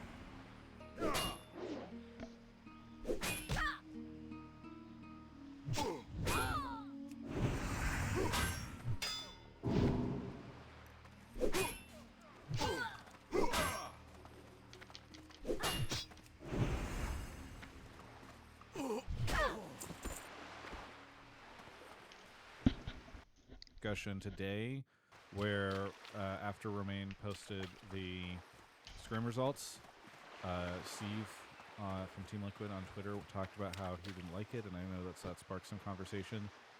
Immortal on Twitter talked about how he didn't like it, and I know that sparked some conversation. Immortals, it was reported by, was it the Sheep or was it Aminatonian? We'll just say Sheep Esports because I'm pretty sure it's one of the two of them. That Immortals was picking up a mid laner from another region, and Cubby immediately called everyone who was unhappy about that racist on Twitter. So I'm glad to have Cubby here. Word for word, bar for bar. Clarify. Yeah, I just skimmed your post, but I thought it basically we're saying everybody's like xenophobic and so we'll talk about that. Trying to think of what else is stuff. I mean, we can retro the Swiss format because I know that a lot of people have issues with the Swiss format. But yeah, that's kind of where we're at. I don't know, Mark, are you starting to pull takes? Maybe we do the spiel. I just started looking at takes. I don't know. I have so much stuff to say in general. Do I need to find a take that's about the thing that I want to talk about anyways? I just don't. My worry is we talk about it, then we have a take that's about it, because obviously we're gonna have people who have opinions about NRG and all that stuff, and then we have to go over your take all over again. Is it not better to just if you have something, if you're not seeing people talking about the thing you want to talk about, then obviously no. There's just a lot of takes. I have to do a lot of reading, and then it pulls me out of talking, and then I have to get back in and remember all this. It's like I just want to talk, man. I've been cooped up because you were talking. You were first in Korea, and then you were flying, and then you were hanging out with Brandon Sanderson or whatever you're doing, and then you're like, oh, well, Mark wasn't around. That's why we didn't do it. As if you weren't gone for multiple days on end. There were multiple things that happened. Last week we wanted to do the episode, but I was flying. At the start of the episode. Then one Mark night wasn't around. I was free. Mark wasn't available. Then the next night I wasn't available, and then the games just started to become an issue. And then yesterday Mark went to Disneyland. Scheduled Monday thing. I wasn't gonna say. I mean, that's he wanted to make it. When Roth and I did Disneyland, we did 16 rides in one day. Kind of impressive. Top that one. I know all the tech. Don't test me, bro. You even know about lightning lane stacking? You can stack it? Get out of here, dude. Fucking pleb. All right. Anyway. I did drink at Disneyland, correct. Mark, could we have for you here, Mark? Last night you messaged me at 12:30, and I think the impression I had at the time was like, oh, Mark got back late. Oops. And then you leaned into that impression by being like, Disneyland go hard, I think was your reply. Mm-hmm. Did you get back late last night, Mark? No. I fucking knew it. I knew it. Because you played it that way. You didn't reply to me, blah, blah, blah. And then this morning, I went on Instagram, and I saw she had posted on her story. She's like, I got tired, and it was hot, and so we went back early. And I was like, this fucker. He saw my message, he ignored it, and then he waited 12:30 to pretend that he had gotten back super late. I think about you so much more than than I actually do. That's no, not at all. I got your message, and I forget what I was doing. I was either driving back or I was showering, and I just put my phone down, and then I forgot to respond. You think I'm hiding things? I just am not thinking about you. You son of a bitch. All right, while Mark is pulling takes, thank you to... Oh, no, I have to pull takes still? Yes! That's the whole point of this fucking show, Mark. Go do the dive. If you wanted to talk about Worlds, you could have kept talking about Worlds. You could have done more Worlds work. Instead, you came back to LA. You have to do Hotline League. All right. Thank you to... You're a fucker. Alright, we'll just fucking get this guy on. No, just I have to read out subs anyway, so just fill stuff up. Thank you to Photo LOL, Shanda Bear, BD Energy for 30 months, Zazeshi, Seaman Demon, a Bronze Broad, Tom Shu for 59 months, almost like Smitty, Magi, Nick, I've used for 2 years, Rat Town. I've never used Swiftness Motion. I've just been, I don't know, this area is fucking hard. And then I do want to shout out scary. over on YouTube.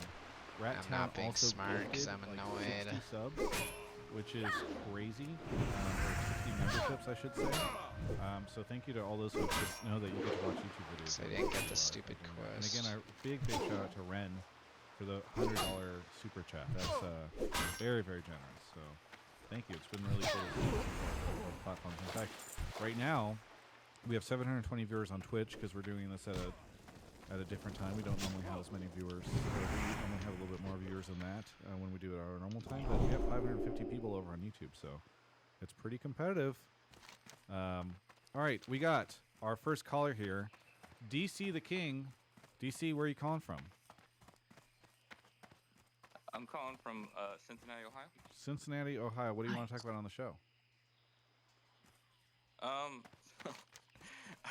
My take is that the Swiss format wasn't as unfair as everyone else seemed to think it was. And even though it looked like NRG had a fairly easy schedule, like if you were to kind of think about if they were in a group, I don't think it was actually like as unfair as normal. Like considering they played an Asian team, they played the first seed of Europe, and then what essentially could be like a play-in team or a last seed of like PSG Talent or something like that. And like if you said like 7 Asian teams were gonna make the bracket, and like one NA or EU team that is their first seed made it, it wouldn't sounded like the craziest take ever going into Worlds. But after watching it, I feel like a lot of people overreacted and were like, oh my god, this was unfair. Yeah, so one thing I will say is that in our last episode, which we did before Swiss, I was the one that was like, oh, I don't think any Western team can. And I was pretty close, because only one Western team made it out. But what I did underestimate in this sort of Swiss format, where you can say Swiss the double M type deal, is how chaotic the brackets, or I guess not brackets, how chaotic it can get in terms of the teams that you can get matched up against and how often you can get matched up. It really is sort of this strange little pathway that you move along to get to where you're headed. And yeah, the fact that NRG was able to lose to an LPL team and then just move through the bracket without facing any LPL or LCK again and get out, I think that was something that was not sort of predicted. Bro, as a my mouse possibility. is like so I do like grippy right now. It's disgusting. I do think that it is neat to create such unexpected matchups. Chucky balls, but it is not as difficult, I think, as I thought it was going to be for Western teams to get out. I almost want to say that it's like on par with the way it used to be. Maybe I'm wrong, but I feel like in the past, you know, if you had one team that just kind of busted out, you could sneak out, and or something weird happened in your group draw or whatever. And I feel like it's about the same. So, Mark, I know you've been talking a lot, so why don't I squeeze Cubby in here really quickly before you rant about the format. I've been talking a lot. Cubby, what do you think of the format? I like. It used to be the group of death and the group of life, but it almost feels like we have like the run of death and the run of life. If I look at KT getting through, like KT getting through is pretty ridiculous given the strength of teams they face. And now they're going up against JDG, whereas obviously NRG not facing an Eastern team and getting through is a big discussion point that people have used to knock NRG. And they did face an Eastern team, to be clear. They just didn't win. Right. Yeah. Yeah. That we don't talk about that draft. It's gonna be better in coming days. Yeah, I mean, there's gonna be randomization.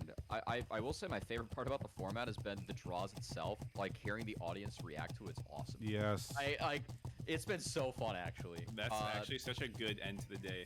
Yeah, it really is. So I think there can be some refinement, but overall, like my goal for an international event, especially if it is your big international event, is I want to see as many matchups as possible. And I think the biggest thing with this format is that you don't have the second week where it's just rematches. That kind of sucks and takes away like a lot of energy from me. So there were some rematches, but I think that overall teams are playing more teams as a whole. And even with the day where we have like the domestic civil wars, I will still take this over groups. Again, I think there can be a refinement. Maybe there's region lock for like the first 2 rounds moving forward. Dude, the overreaction to the domestic civil wars was so annoying to me because it's like, oh no, they're gonna play a best of 1 and then head in opposite directions afterwards, right? Like it was just so, like people were like, oh no, a place where a team can play another team from their own region, that's unacceptable. How could Riot ever do this? And I'm just like, this is the most over dramatic reaction to like how this works. Yeah. I feel like a lot of people in the old format were also complaining like, oh, like the seeding's not fair. Like some of these teams should be in the same groups together. And then all of a sudden we get some domestic civil wars in Swiss, and then people go the opposite way. Yeah. And they're like, it's so unfair. It's like we thought it was unfair before when you weren't seeding teams for groups, and now it's unfair that they're matching in Swiss. I didn't. Yeah. But, yeah. Sorry. You can find formats that fix the seeding. Like Dota 2 International, the old format, 18 teams, 2 groups of 9. That's how you get the double elimination bracket. The top 4 teams get 2 lives, 5 through 8 gets 1 life, and then 9 gets eliminated. That does fix seeding. But I think given the broadcast schedule, Riot will never overlap games at Worlds, so like formats like that just aren't possible, which is a bummer. Gonna smoke a bowl real quick. There's so many things to fix in the current iteration of this format that doesn't require actual like changes to production workflow. Like you already talked about region locking. I think you can kill rematches. Like there's no reason to. Yes, you should play. Blast the nerve of fear alone. He A couldn't hero sail a has skiff fallen. through Crystal Lake, let alone lead an entire fleet against us. The Bloodsail Buccaneers will pay for their carelessness. Now that we know their plan of attack, we can counter before they know what hit them. But why send the entire fleet to do the work of one brave adventuring party? Adventurer, take some of your most skilled comrades out to Firalone's landing spot and assassinate the Bloodsail leadership. Their fleet will sink soon after.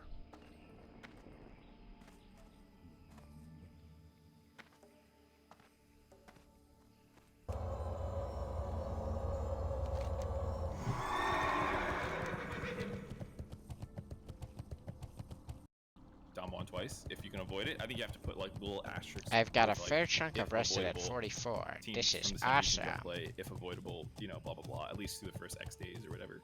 I think all that would be pretty big improvements. I think seeding, you know, just give Korea 1 and 2 and LPL 1 and 2 all of pool 1.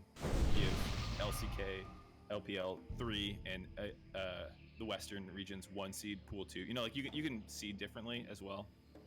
I think there's a lot of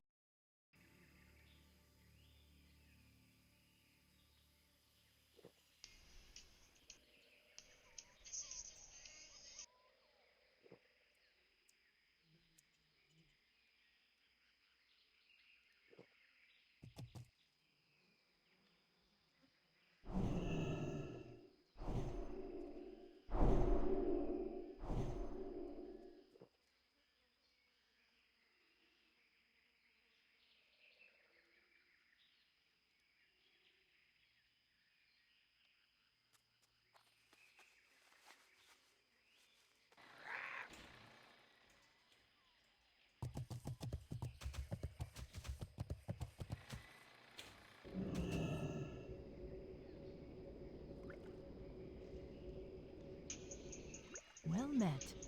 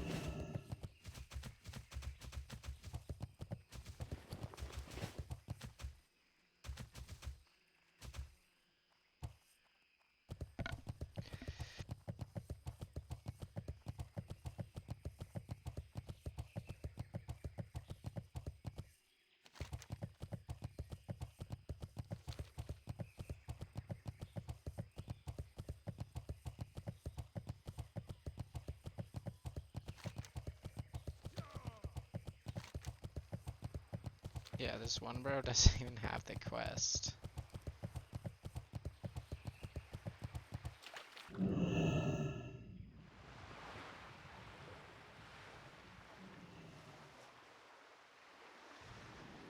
Dude, no one fucking cares. I'm sorry.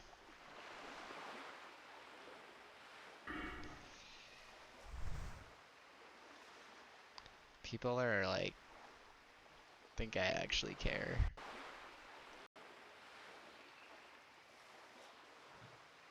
About them ever.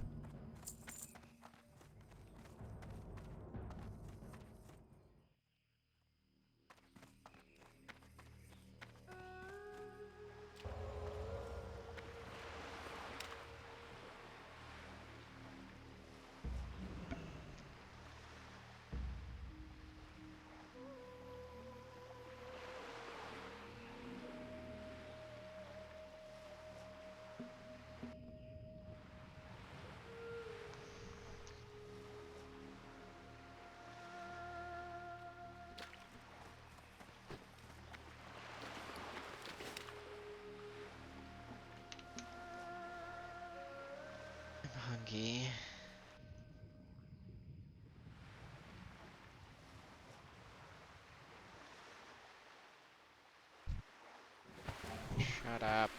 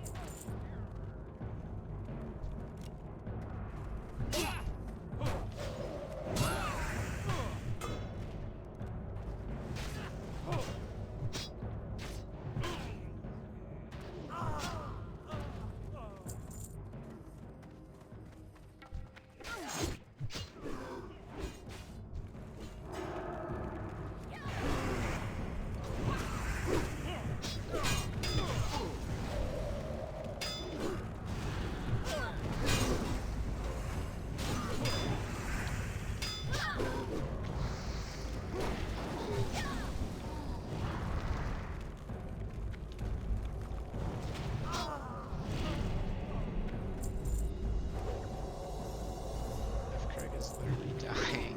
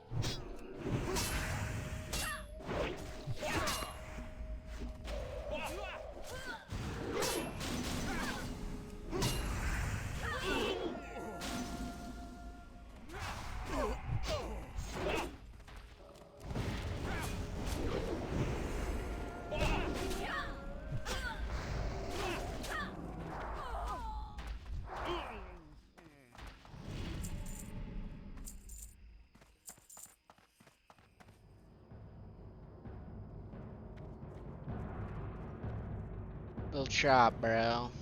You're a little choppy.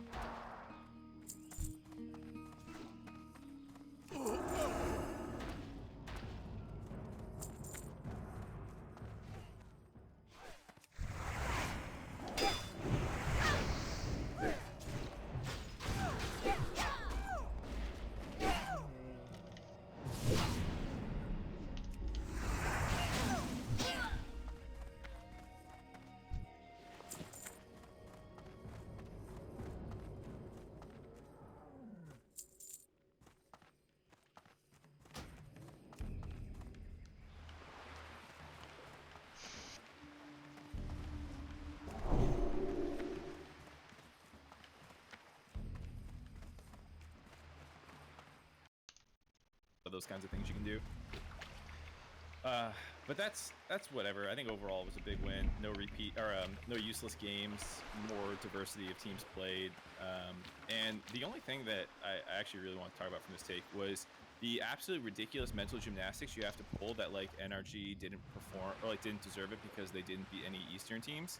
When you look at who you are arguing should replace them, because none of their replacements beat any Eastern teams either.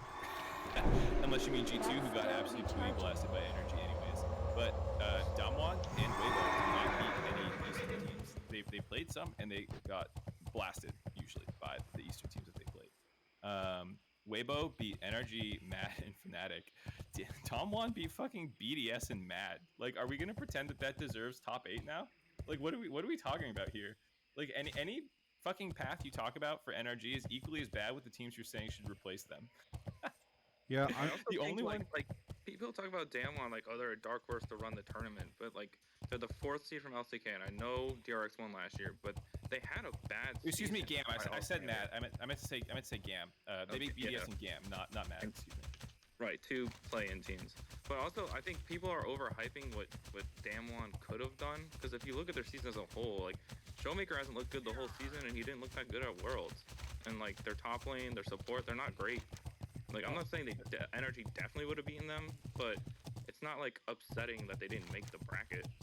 No, and NRG lost to Weibo in day 1, which is like a problem. But so what? Guess what? BDS and GAM also lost best of 3s in day 1 to then make lower bracket runs in play-ins. Like, losing a best of 1 is not fully indicative of team strength. And now we're gonna get a rematch, which will be really exciting to see if Weibo's better than NRG or whatever. But like, I don't really think any of the teams that would have replaced NRG are substantially better than them, and would go significantly further in the tournament. So like, yeah, I don't give a fuck. Like all these teams couldn't beat the good Eastern teams, and just because they're from the East doesn't make them better intrinsically. Like they also couldn't beat any of the good tournament favorites, it seems like. So yeah, between the teams that all could have taken NRG or Weibo's spot, there's no good alternatives. So I think Swiss did its job more or less. Like, are all the paths through fair? No, KT had to work a lot harder.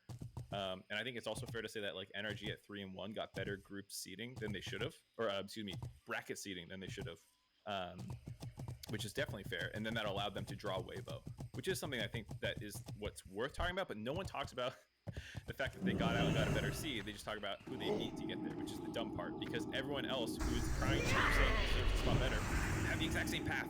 They couldn't beat any of the good teams, and they could only beat the bad Western teams. I think that's really well said, Mark. And I really point out.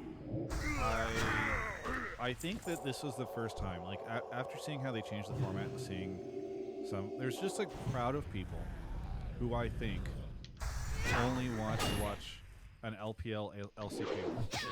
You know what I mean? They're like, oh, maybe you can throw in one EU team, but they're just like that. Anytime there's any kind of thing that's not like, hey, what? There was not a chance for an NA team or an EU team to get crushed by like a LPL or LCK first seed. This format sucks. Like, it's just, it's just interesting to me. And I think that sometimes you draw a worse path or a tougher path, but that's, you know what I mean? Like, I don't think that you should create a tournament where beforehand you're like, hey, we have a suspicion this team's better because they're from a better region, so we're gonna like manually construct this system by which they always get an equal or easier path than this other team. Like, at a certain point in time, you can't. Your format doesn't become. It just becomes scripted. Like, the more layers that you add on it, of this can't happen and this can't happen and this can't happen and this can't happen. Like, you just create a system by which you've decided the path that all teams will follow, and it just doesn't really feel like a tournament at that point in time to me. And so, and yeah. the other thing is you can't predict when people are going to have their good games and when people are going to have their bad games. So like, yes, Weibo beat NRG, but then lost to G2, who then NRG 2-0. So yeah, if you just like do these stupid transitive properties interpretations of team strength, then yeah, you can get into loops where there's no clearly better team, and it's like, okay, but G2 got 2-0 into the fucking ground. Guess what? You don't get to move on. That's how sports goes. You can't help that. first off, my pick'em, I only thing I had on was B2, so yeah, I think like from that, in a way, it's like original side games, but yeah, I think the format doing its job is fair. One proposal though I'd like to make is something that I have really enjoyed in the past is baseball tried this to make the All-Star game more competitive. The All-Star game in baseball, there are 2 divisions, so there's the NL and the AL, and they play each other with all their All-Stars. They, at one period of time, they made the winner of that game have home field advantage for the World Series to try and make the game more interesting. How would you feel about MSI placement, especially now that major regions are sending teams, have some effect on pool seeds for Worlds later in the year? I mean, I feel like they've done that before, right? Or they've given extra seeds to Worlds based off of how you perform at MSI. They've done that before. Yeah, a lot of the time. They do a combined like 2 years. The last 2 years. But yeah, never affecting the pool seeds, like the seeds themselves. That's besides. Well, they did it for NA. We lost our pool 1 seeding before it went to PCS, didn't it? Yeah, because of MSI performance. Yeah, because PCS was outperforming us at MSI. Yeah, Flash Wolves should get out or whatever. So like they have done it in the past, and I think I'm fine with it. You know, like there are more teams now. You can go deeper into the pool. What I would do honestly is have a floating average of how well each of your seeds performs over the past 2 years, and just assign pools solely based on it. Like if LCK 1 seed on average is placed 3.7, you know, like they get an average placing, and you average it out over the days tournaments. Yeah, you power rank each team just based off the seed that they inhibit, based off how that seed has performed at the last 4 international events, and just do it based off that. So if there's 5 Eastern teams as the strongest teams expecting the tournament, yeah, fucking see them 1, 2, 3, 4, 5. I don't care. They earned it. Yeah. Well, so I think we've probably wrapped up our discussion on this topic. But DC, is there anything you want to shout out here at the end? Shout out to Alienware, of course. Shout out to A hero has Palafox. fallen. Last time I was on, I was the call where I said NA mid laners were overrated. And he smurfed on G2, so shout out to Palafox. And shout out to my wife. Last time I called, I said shout out to my present wife, but we've had our baby. So Congratulations. So that's it. Thanks. And shout out to all you guys for doing a great job. Maybe we'll see Cubby on the World's broadcast soon. See ya. All right. Off we go to the next caller. Thank you to Stizzleswick, Classy, FTW, and Badger Yar for the 3 subs. Really appreciate it. Thanks to everybody who's supporting both on Twitch and on YouTube. If you're on YouTube, you can become a member for, I think it's about $3. And if you do, you get access to early videos. For instance, all my world videos are up right now, including a Faker video. I actually need to check and make sure the Faker video is up. Yeah, I'm pretty sure it is. A Faker video and an interview with Candace from LPL. We have an interview with, with Tabe as well from BLG. So some cool videos over there.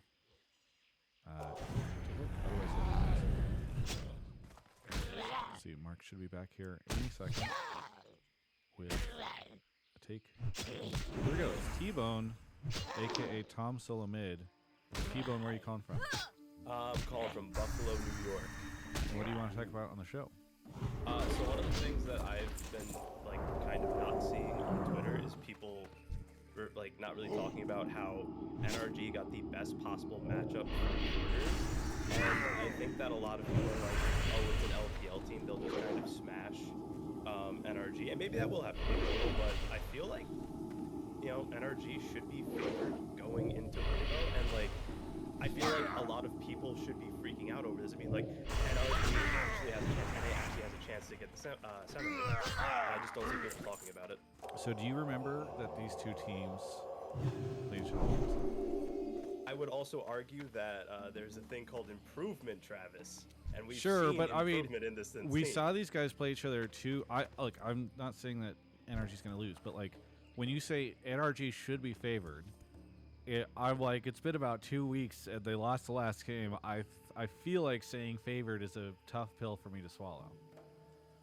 You know, maybe it is a tough pill for you to swallow, but I just look at the two teams and how they've been playing. Yeah, like you're right. Like I think, like in the best of one, Weibo did win. You are correct in what you're saying, but also the whole point of best of ones is they're not indicative of overall performance. I mean, like even G2, I think G2 was a very different team at the start of the tournament, even though it wasn't that long ago than they were this past week. Okay, so if best of ones are not indicative, what is indicative? Like what overrides the best of one in your mind? A best of three versus. Okay. I would also say you can lump in the other two best of ones where Energy played a lot better.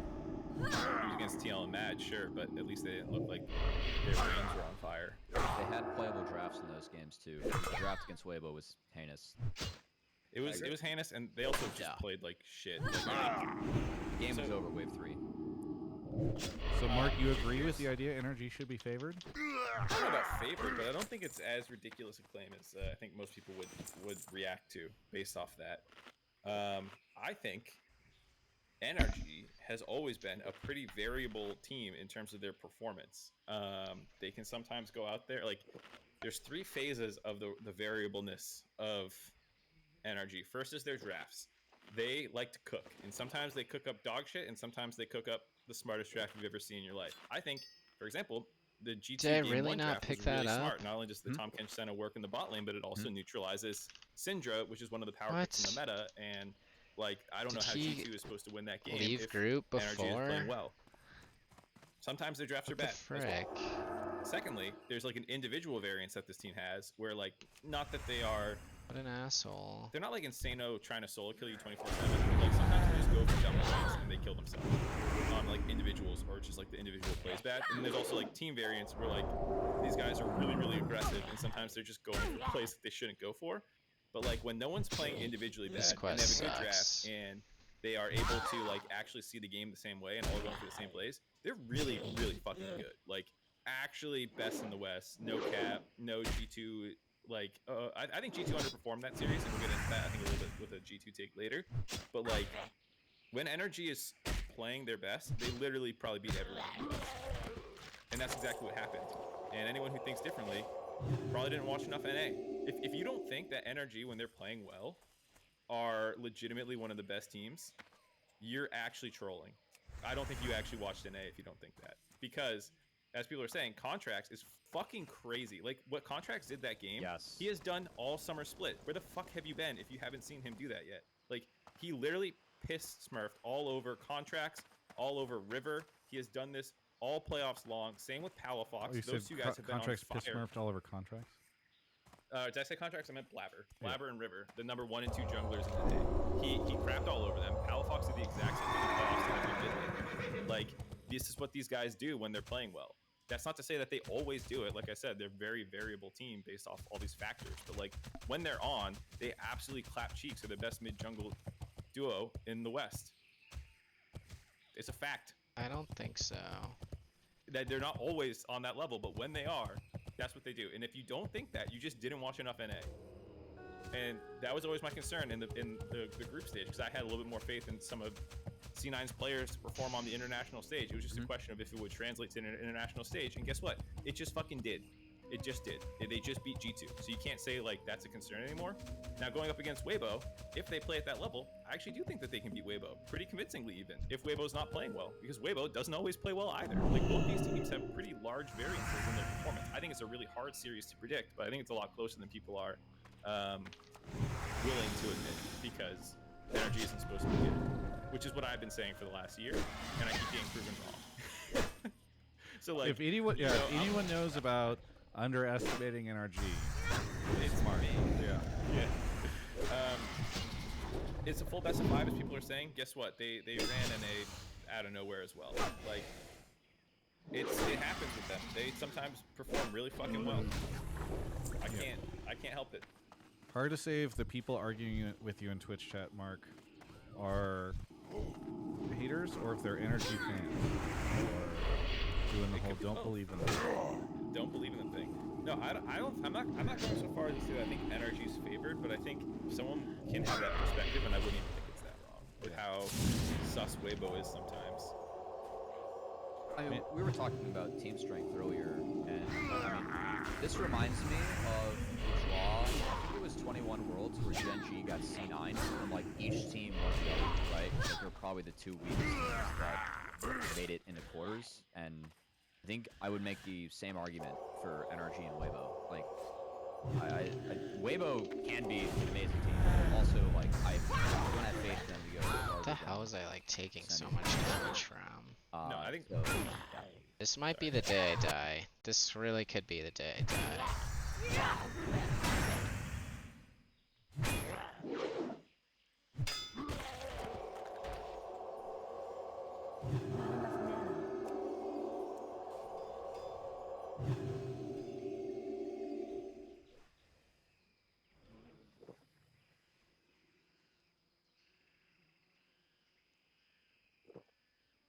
This quest sucks.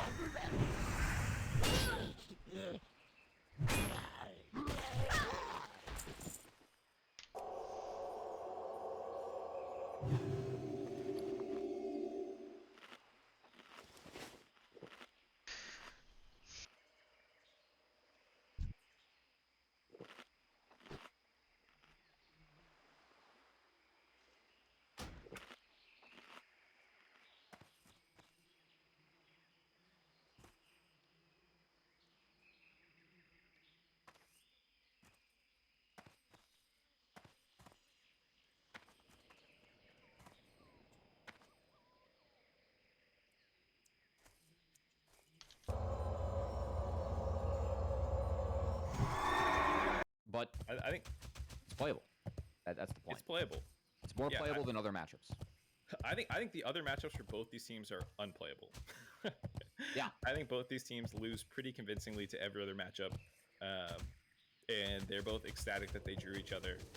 A hero has fallen. But yeah, I'll also say that, like, if we're going to talk about recency, more recent, the game one that Weibo had against Fnatic, their draft was also heinous and got destroyed.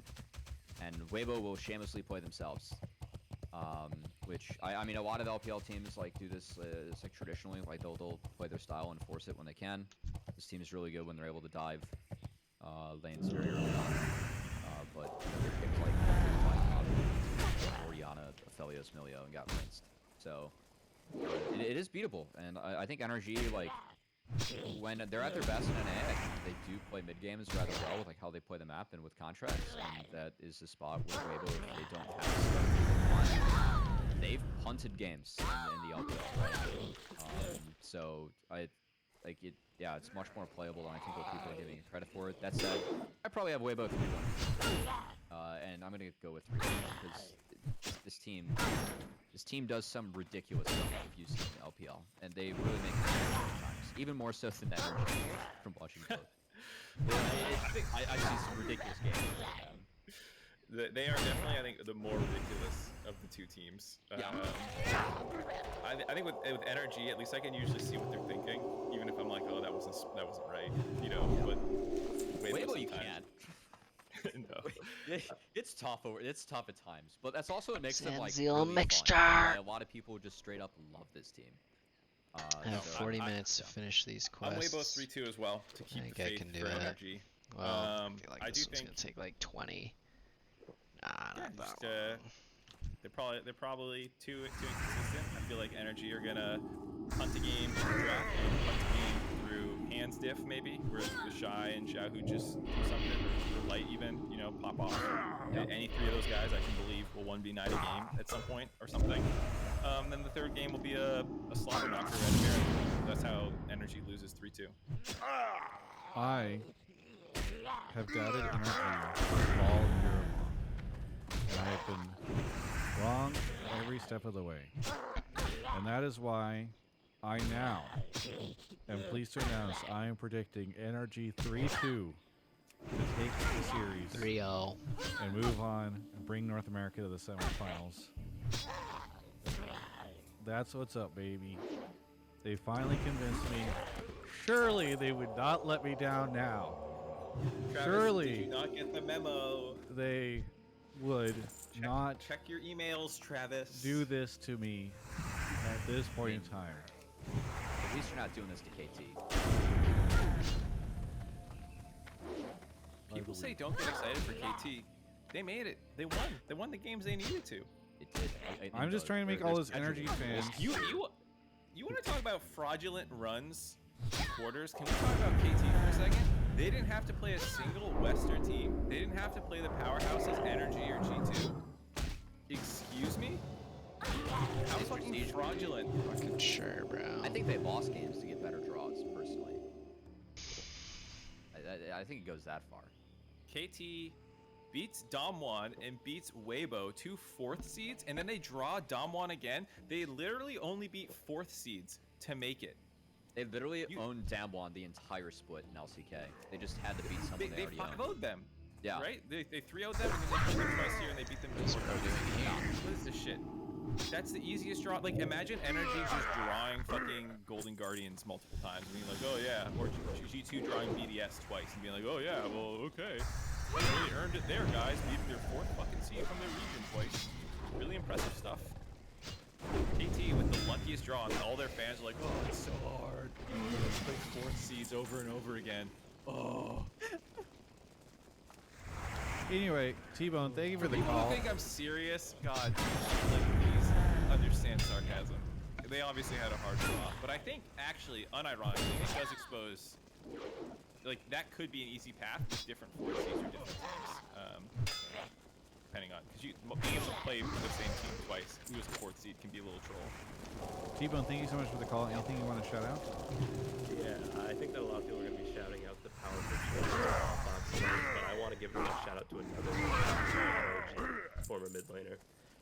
We are truly living in Tanner time right now, and I want to shout out the assistant coach who has made this victory happen and will make another victory happen.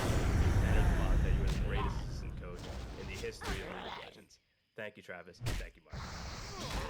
Thank you so much. See, now all these NRG fans are... You can't get it right with NRG fans. I've been getting flamed by NRG fans in both the YouTube and Twitch chat. And yet, all throughout the year, I've been told I'm so biased against CLG. I'm so biased against NRG. It's just, they vote in either direction. Yeah, but at least be consistent, you know? Because, like, if they're flaming you for not believing in them, it's because they believe. But now that you're there too, it's like, bro, get off the bandwagon. You missed it. The bandwagon has departed. It's departed the station. You can't just chase down the bandwagon and hop on the back of it. All right, get off the bandwagon. Say Weibo 3-2 like a real man, like Cubby, or like me. And Cubby said 3-1 even. Sometimes a hypocrite is nothing more than the process of changing. And sometimes he's ruining it for everyone who was right the whole time. Get off the bandwagon, Dalinar. All right. We're going to take a quick break to talk about Alienware. Bro, just lay on Everyone, hands. please go check out alienware.com/. I don't know if we're able to put that link into the YouTube chat. So if I can't, then you're just going to have to manually open up your browser and type that in. But if you do, go to alienware.com/. Check out their Aurora R16 gaming desktop. This thing is the most advanced and most powerful desktop yet, and it's perfect for new gamers and live streamers alike. That's me. I'm a live streamer. This thing is just fantastic. I absolutely love it. I have it. They sent me a loaner that I've been testing out before they send me one to keep a little bit later, and it's on this desk next to me. But it's been a fantastic PC. We've done some editing on it, done some other stuff, and it's just super nice. I think in the past, some folks say, "Oh, I want something a little smaller, maybe the 15 is a little too big." Well, the best thing about this thing is it's got a streamlined design to be a little bit more minimal and efficient, while still making improvements in every category. So that's been one of the fantastic things that I've had in experiencing this computer.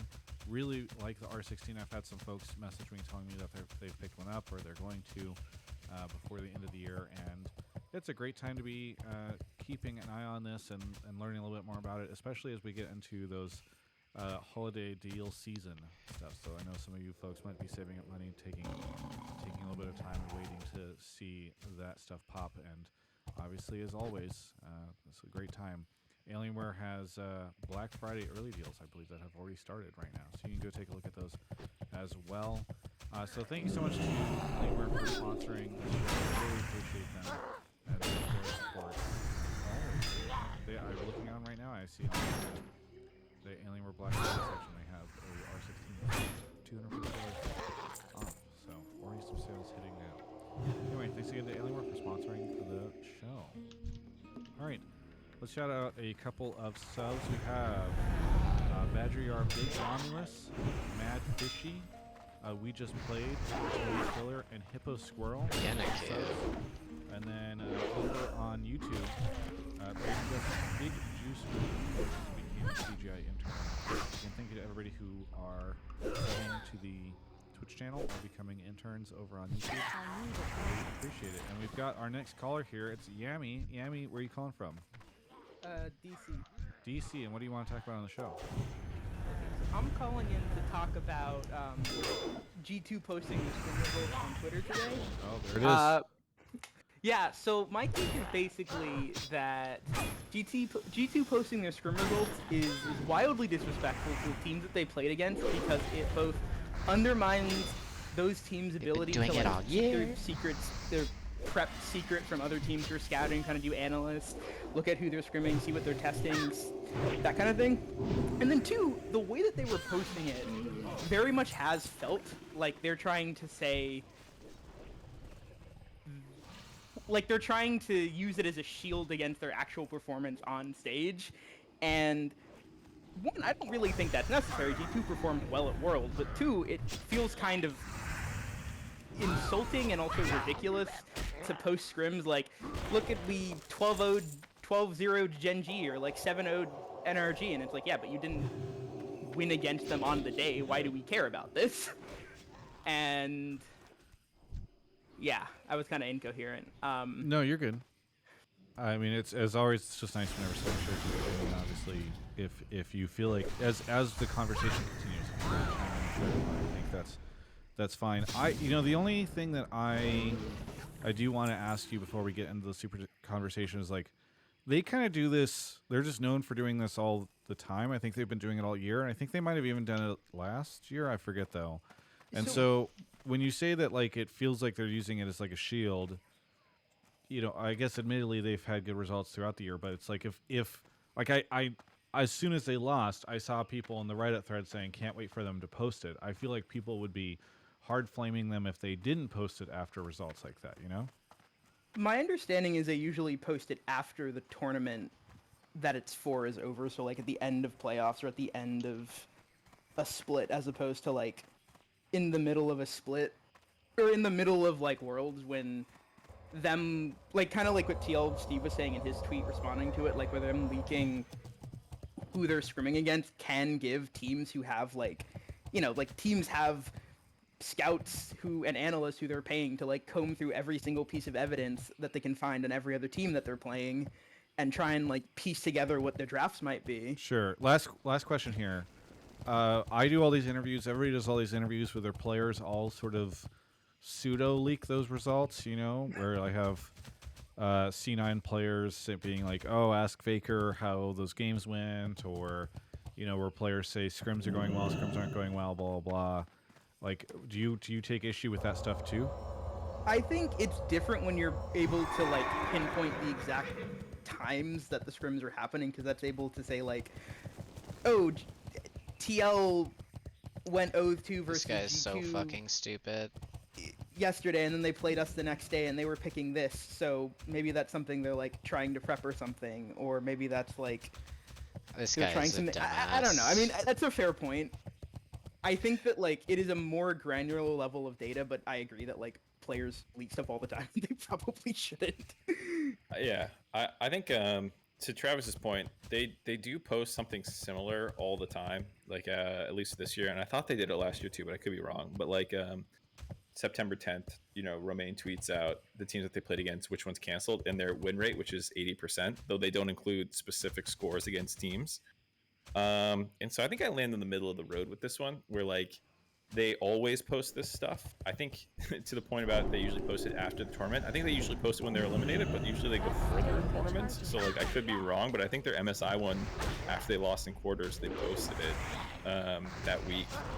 Again, I could be wrong since it's so long ago, and I'm too lazy to track down multiple dates to line them up. But like either way, this is what they do, and they would have got flamed if they hid their results this time. So I think it's fine that they did it. I think the thing that's weird is how much more info they put out this time, where it is very, very much don't flame us, please. Look, our scrims were good, and look how hard we worked.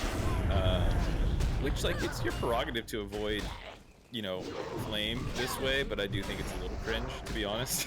Like, I think if you posted exactly what you normally post for these sorts of things, then go for it. But to like go into all this excessive extra detail about how you 7-0 NRG this time, or beating the good teams this much, I don't want to continue this quest.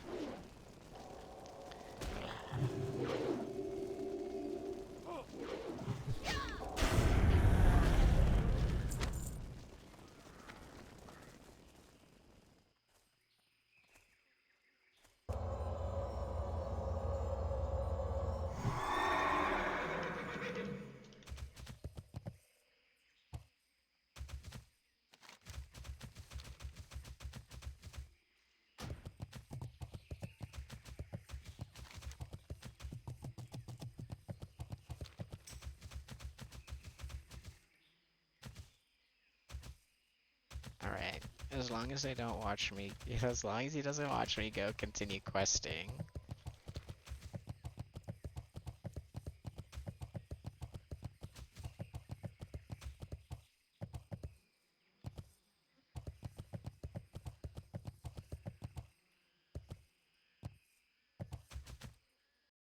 Whatever, you know. I'm not gonna get too bent out of shape about it. The one that's weird to me is people being like, it's not fair to other teams. And like on the one hand, it is kind of weird to post teams scrim results so publicly.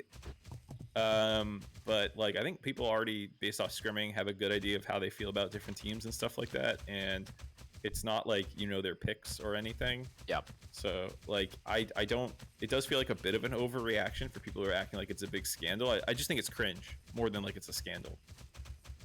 I mean, if anything, it is a quote retweet of, also G2's schedule leading up to LEC Summer Finals, where they are blasting every EU team. So, by logic, NRG is better than the EU teams that also are not there, too. That's a really good point, Cubby. I like that one, yeah. Yeah, I like that point a lot. Thank you. Yeah.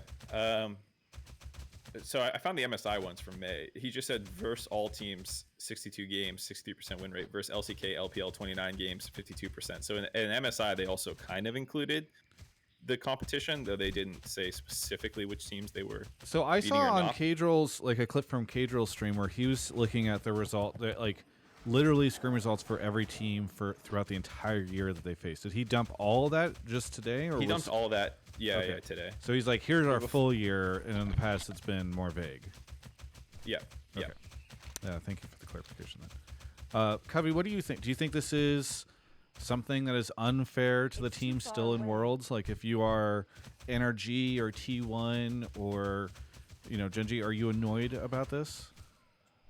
I just don't care. Like, I mean, like for background, like I had coached a collegiate team, right? Like I like been slightly like on the inside of like not anything like super high level, but I mean, we were like non-scholarship and took games off Maryville when we could. Just not terrible. Scrims do not matter. Like if you're like sharing the win-loss of the scrim, I really don't care and it really doesn't matter. Like what matters in the scrim is, are you using the time to improve as a team? And frankly, if you're winning every game, then like, yeah, I don't think that you're gonna like. I usually learn more from losses and struggling. But like it's up to you with how you dictate practice. And I mean, yeah, if you're playing games to like, as Mark was talking about earlier, like scrims are usually played much faster, where players are trying things and testing things. Whether that's like picks in the game, runes they take, plays they're gonna go for. Like games just get way crazier.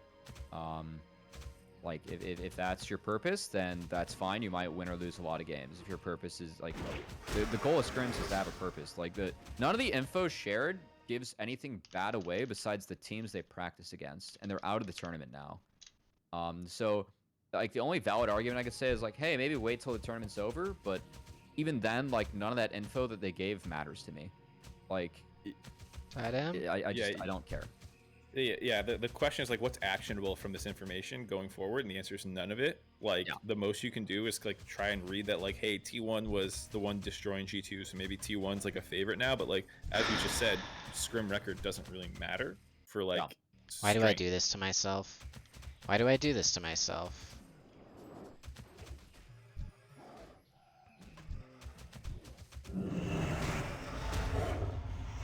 I should have just killed him on my own.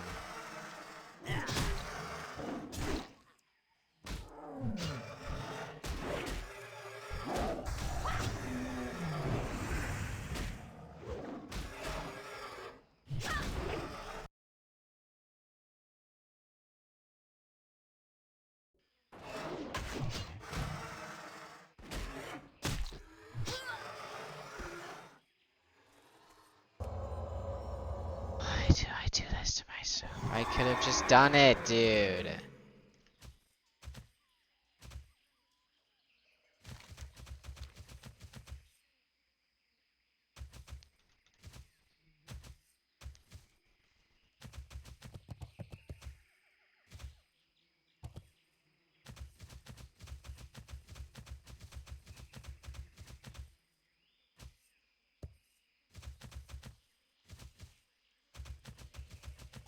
wonder if they would have helped me.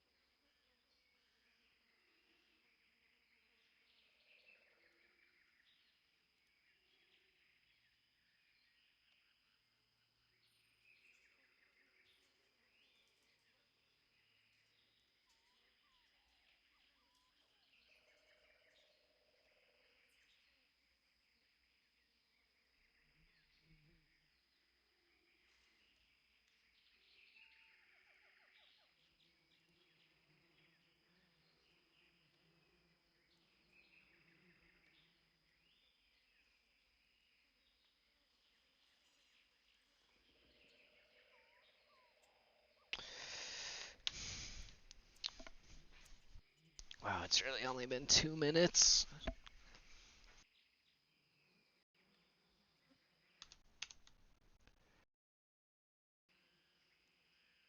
It's gonna be a long video.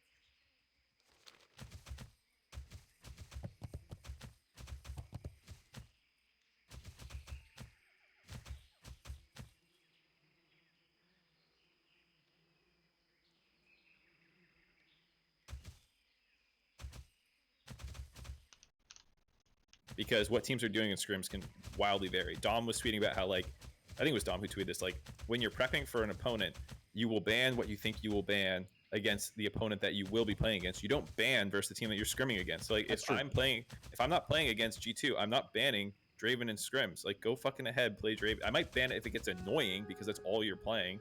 That's when I'll start banning against my actual scrim opponent when they're playing things that I don't think my actual opponent will play. Sometimes I'll ban their stuff, but for the most part, I'm putting in the bans that I think I'm going to put in on game day.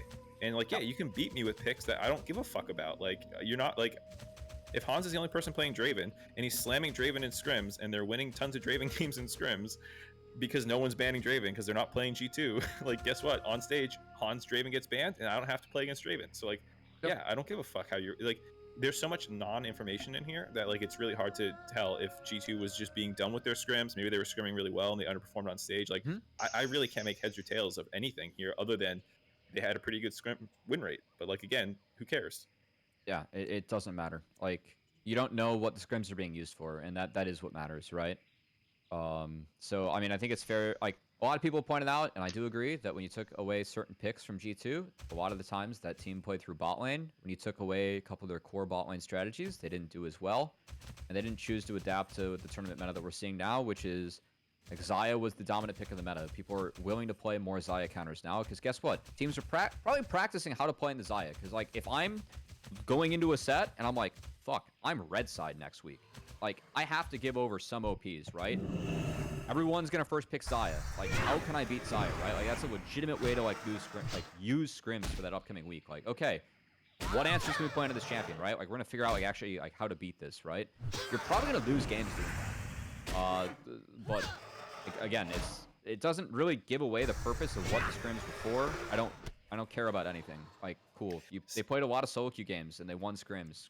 Good for you guys, right? Like, I'm glad you worked hard. And NRG had like a 30% win rate in NA, you know, and they were 2-12 against G2. It's like that kind of tracks. What is 2-12? Let me do the math real quick. 10% basically, or 16%. Yeah, like. Yeah, and NRG fucking grief scrims apparently, and you know, I can totally see how that happens because they're an uber aggro team, and so like in scrims, there's not a fight that they don't take, and they are just burger flipping 24/7, and they lose a lot of games, you know. And then on stage, they cut out 30% of their worst plays because they play slightly more reserved, and suddenly they're a way better stage team, which is like the inverse of what my teams had problems with, where we're really safe and like in scrims, people are crazy and we beat them. You know, like there's so many things that go into how a team performs that like. Again, it doesn't really matter. And like, I always liked Romain tweeting who was canceling on them. That is the best part, actually. That is the most useful info. When he tweets who's canceling like six out of 7 scrim sets, you're like, damn, you know, like call those fuckers out. You know, it's like, I'm not mad that he tweeted this. I just think the extra level of detail to like justify their performances versus certain teams was like a little cringe. But like, again, that's it. It just feels like they're trying to hide from the fact that they sucked ass on stage. I can't even say they're hiding from it though, because like the only difference is that they tweeted it out now instead of at the end of the tournament, right? So like, it's not like this is something that's brand new where it's like, oh, like we lost, look at how many scrims we were winning, we were actually doing really well. Yeah. And I know that like we also have like, Kelsey in the chat, right? Like, she said that FlyQuest had an absurd like 75% win rate in scrims in summer. And it was like the narrative with FlyQuest this entire summer was like, well, we are winning a lot of scrims, like we just don't know what's going on stage. Whereas in spring, they're also like, hey, we're actually losing a lot of our scrims. We just keep on winning on stage, so that's pretty cool. So again, like it's really more about how you use the practice and what kind of team you have. Like, you might have a team where if you go 0-5 on a scrim day, like, fuck, your team's depressed, right? Like, if you're 0-4, like, you're like, all right, we're gonna play our OPs, just like go out on a high note, right? Or we might have a team that like goes 0-5 and they don't give a shit. Like, it also just depends team to team. Yeah, it's just not relevant. So I think that sounds like the takeaway is scrim results don't matter. Scrims matter. Is that a fair way to say it? Because people keep going off on this like scrims matter, scrims don't matter type thing, but like scrim results don't matter. Scrims Everyone's matter. excited for the props. Yeah. Practice matters, of course. One final thing I'll tack on here, because I don't think we have another G2 take pulled, is just on their general level. I think they're a really good team. Sorry, before we get into this, I have one last thing here to ask you about this stuff. Go. And I love Steve, but I just don't want to put Mark on the spot. Mark, what is more cringe? Romain tweeting out those results, or Steve quote tweeting it and complaining about it after being eliminated? Which of those two would you say is more cringe? I think it's a tough battle. Don't do my man Steve like this. I think it's pretty equal, because one team's trying to shield themselves, it feels like, from criticism by like over explaining their scrim results, and the other team, I don't even really know what Steve's mad about. Like, I saw his tweet, I read it, you know, but I'm like, what are you upset about here? Running low on time. I just like don't care. The team that wins the scrim is the team that gets more out of the practice. Because that's the thing is, when I read Steve's tweet, I was like, I don't understand. Like, I am biased towards more transparency, right? Like, hey, it's great for us to all be able to talk about this stuff, and like, like to have discussions. It's like good content and it sparks discussion around worlds and all that stuff. So I'm biased towards that, and I'm like, maybe I'm missing something from the team side on like how this is really bad, or like, you know, it punishes people who stream them. But I just don't. I've yet to understand it. It sounds like you guys don't have anything there, and so I'm just sort of like, I don't. It looks pseudo salty, you know, like I just don't get it. Yeah, I think it's pseudo salty. I think Verbal Horse has a good call. Steve is trying to distract people from the fact that TL got knocked out by Gam. Look at this comp. Well met. Master Adventurer the Raptor Slayer has a nice ring to it, eh? Adventurer, you are a hunter worthy of our company. From the battlefields of Lordaeron to the deepest jungle, I have rarely witnessed such prowess with weaponry as you have demonstrated. You have killed the ferocious Sindal, the elusive Bagthera, and the treacherous Tethys. But the true prize is the head of King Bangalash. That white tiger is the reason I am here. I've had my sights on him for quite some time now. Kill King Bangalash and your hunting prowess is proven to be second to none.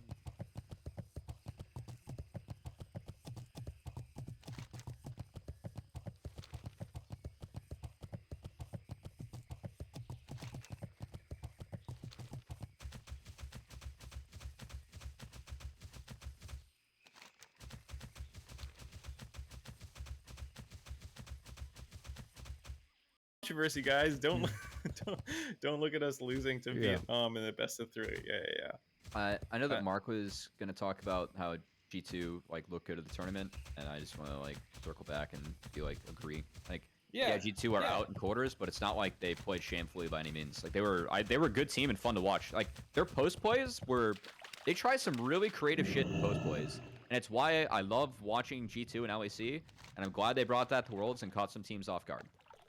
They're a fun team to watch.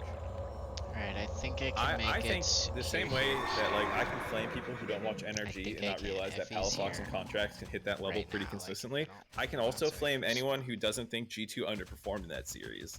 Like, goddamn, just look at them literally the next day versus BLG, where yes, they still lost that series, but they were playing way better. They absolutely underperformed versus Energy. I don't know if they underperformed to the point where Energy like loses that series if G2's playing well, but it shouldn't have been a 2-0 Giga Stomp. Like, G2's not that bad, guys. Come on, let's be honest here. Let's G2 should have at least made that a 3-game series with even the level that Energy was playing it. Like, there's no reason that they should play that bad. I don't know why they did. People are saying they underestimated them. Maybe sometimes you just play bad, you know, like, and you get in your head, or like, I don't know, people say they're sick, whatever. I don't really care about like the specific non-in-game reasons, but like, because people have been sick plenty of times in the past, and you never know what's going on with every single team. But like, they clearly showed a higher level before that game, and then immediately after that series, they showed a higher level as well versus BLG. Again, I think when Energy's on and hitting on all cylinders, that they are probably have like the highest ceiling, it seems like, in the West. Like, they fucking clap people when they're playing well. But I don't think G2 was playing well. I just noticed a Reddit thread complaining about how many games G2 played versus the worst LCK team.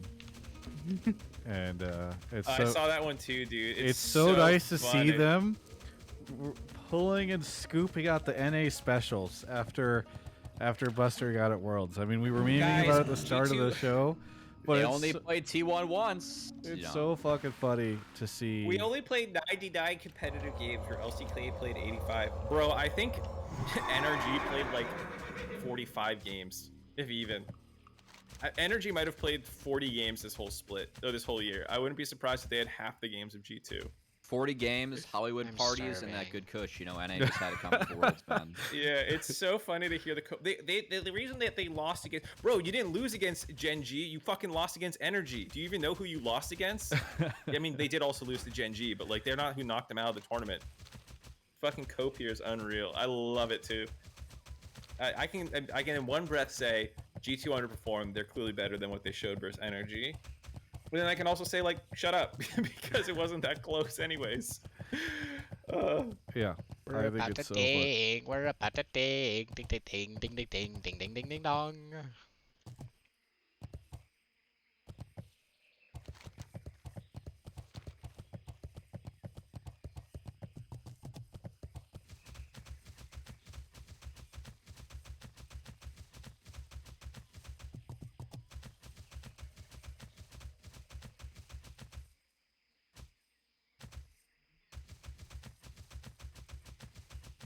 Great to meet you. Bloody well done. Righto, congratulations, adventurer, for succeeding where others have failed. I am honored to count you as a comrade of our great hunting party here. No one will ever doubt your expertise in hunting and tracking. Cheers to you, I say. Cheers.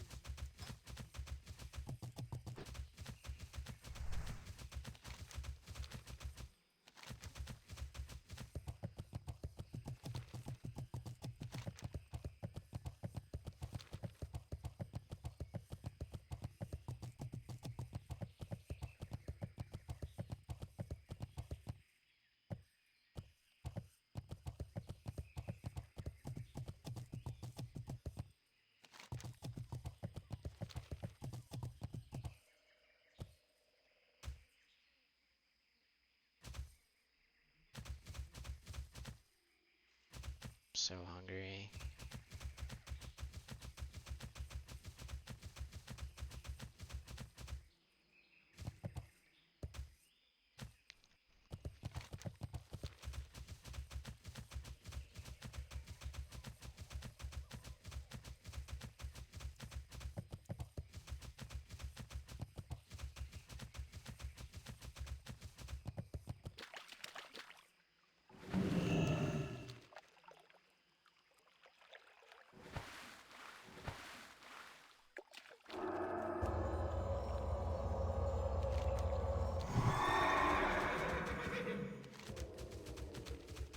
I hope I make it. It's far. I got 6 minutes. Better not drop early, or I'll have a word with Hardcore Elite on their Discord.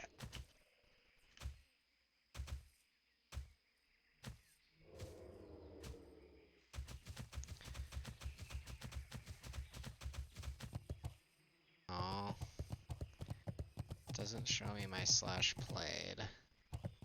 God.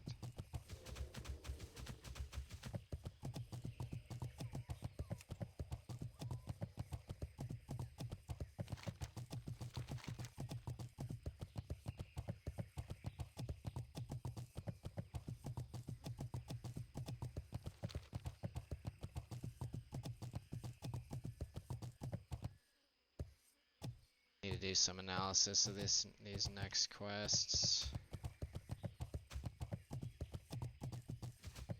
So I need to go to Swamp.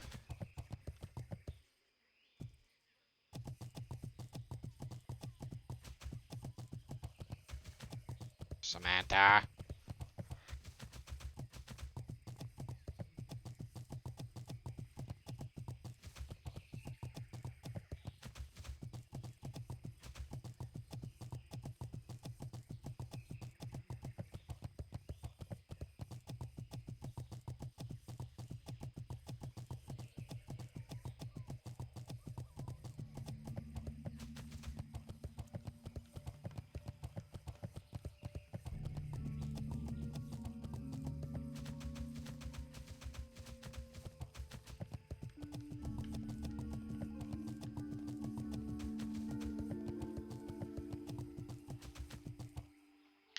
I need to get all the Booty Bay quests while I'm here. I've got 4 minutes to get there. And then I go to Stormwind, then I fly to Duskwood, then I do the Blasted Lands quest, and then I go to Ratchet. Tanara's leveling! Shit. Then Feralis for 4 levels.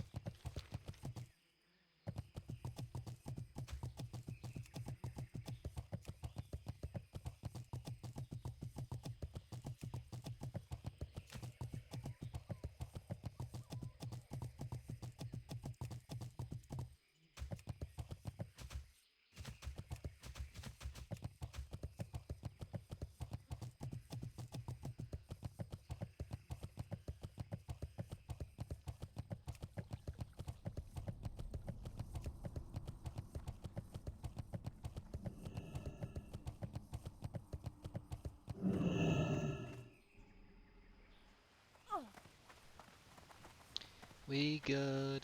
Look how busy it is. It is popping. Oh my god. I'm fucking lagging. Look at my frames.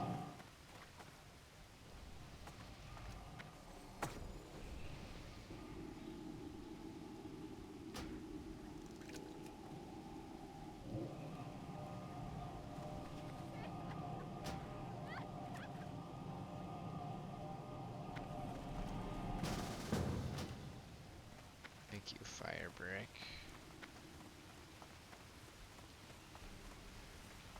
Greetings.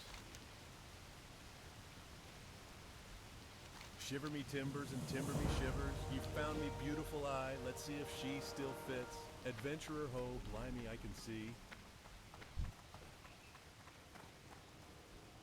I have never seen this many people before.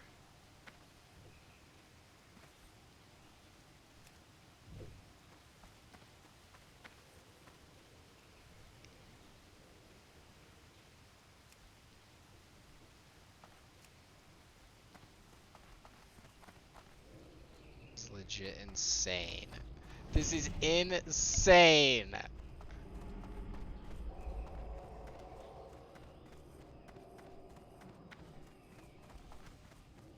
Interest on a pint?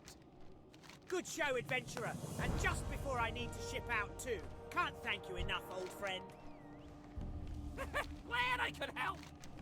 My cousin Tranrek is in a tight spot. He promised me a load of scarab shells weeks ago, and he hasn't delivered. He's my cousin, so I'd hate to have to send someone to Gadgetson to break something on him. Can you speak to Tranrek for me? Let him know he needs to get that delivery together before I do something rash. Gadgetson is in northern Tanaris in Kalimdor. Ah, very good. Here is your pay, and here's a little something extra for your discretion. We was splicing the main brace and something fierce off of the Overlook Cliffs. Old hinterlands just in the distance. Thought the seas was going to swallow us whole. Old Slim knows all about liquid courage. Captain had a crate of pupilly verbal support, commandeered from a privateer en route to Stormwind, so when that storm off of Hinterlands hit, I busted into the grog. Big wave hit and tossed them bottles over.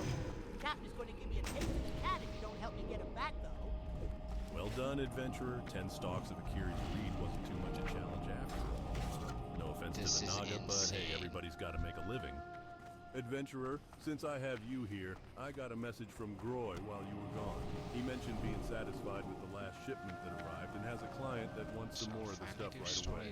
I won't be heading to Theramore for a week, but if you're willing to make the journey, there's no reason you can't take the stuff for me. Feeling adventurous? You do know where Dustwallow Marsh is, don't you? I'd be careful though. Theramore can be dangerous if you're the wrong kind of crowd. Great! I can get a good price for these, especially for what's inside Maury's foot. Thanks much, adventurer. I hope those three learned their lesson. Don't bet something you can't afford to lose. And maybe it's too late for them, but they should be careful of who they gamble with. My old buddy Stoli owes me a very special bottle of rum. This He is tends the bar at insane. Steamboat Port in Tanaris, Kalimdor, and he promised me that the rum there is stronger than anything we can find in Booty Bay. He's so confident that he says if I try that rum and don't agree with him, then he'll double the money he owes me. Well, I think he's not as confident as he was when last we spoke, and now he's afraid to give me that rum. But I don't back down from wagers, so why don't you talk to him for me? Curses. That swab Maury put a lock on his foot, and I can't open it. His loot's inside the foot, and that's what he owes me.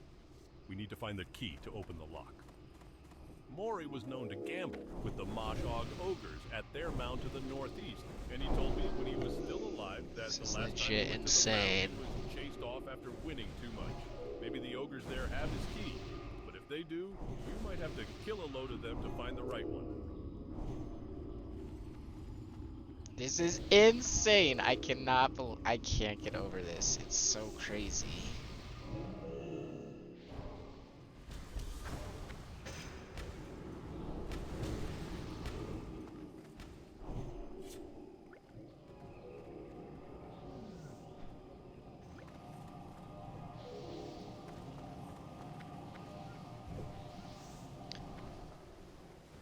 First time playing WoW. Can I have gold, please?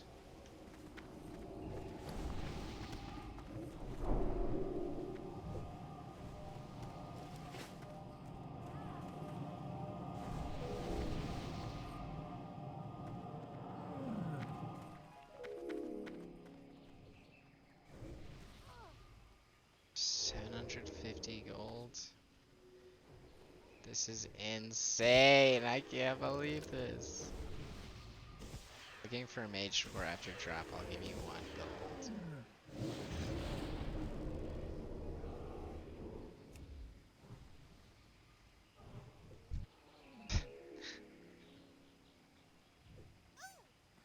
is there another mage in here?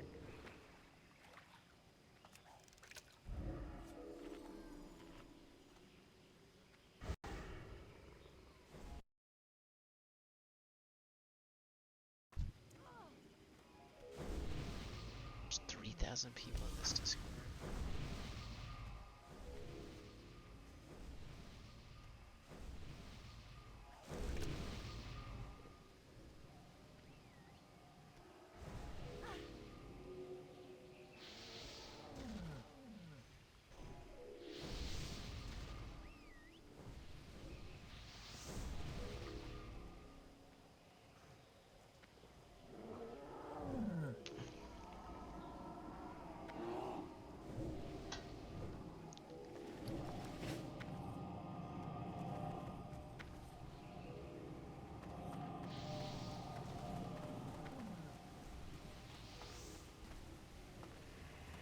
My computer might actually explode when this buff goes off.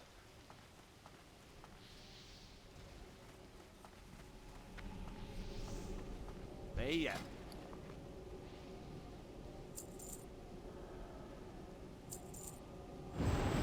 Good.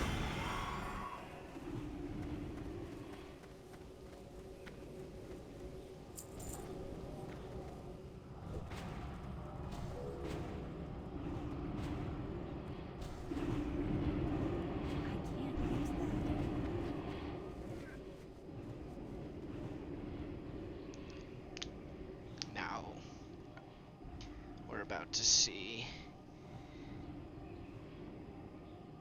You about to witness street knowledge.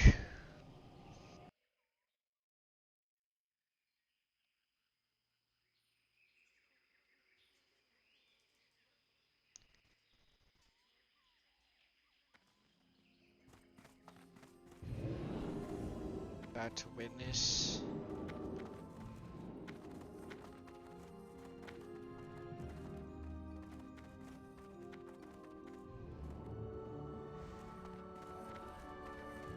Power of street.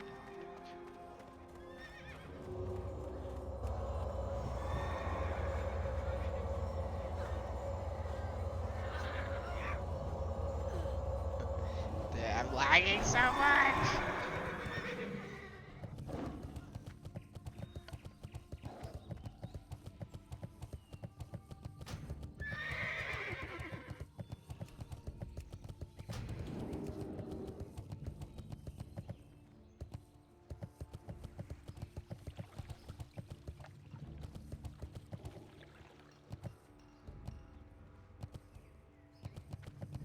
Buff me if you are a fellow corn dog. Everyone's here. We're all here. Oh my god.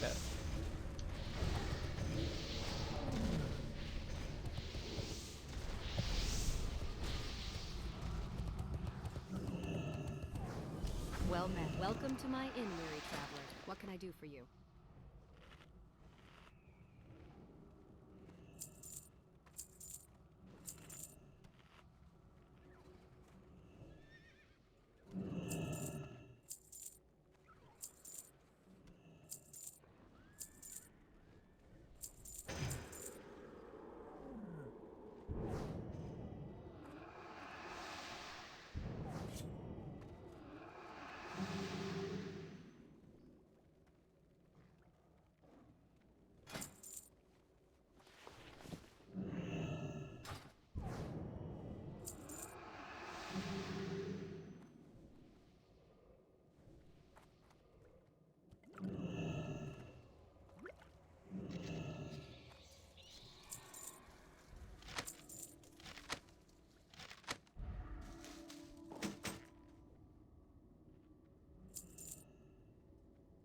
Farewell.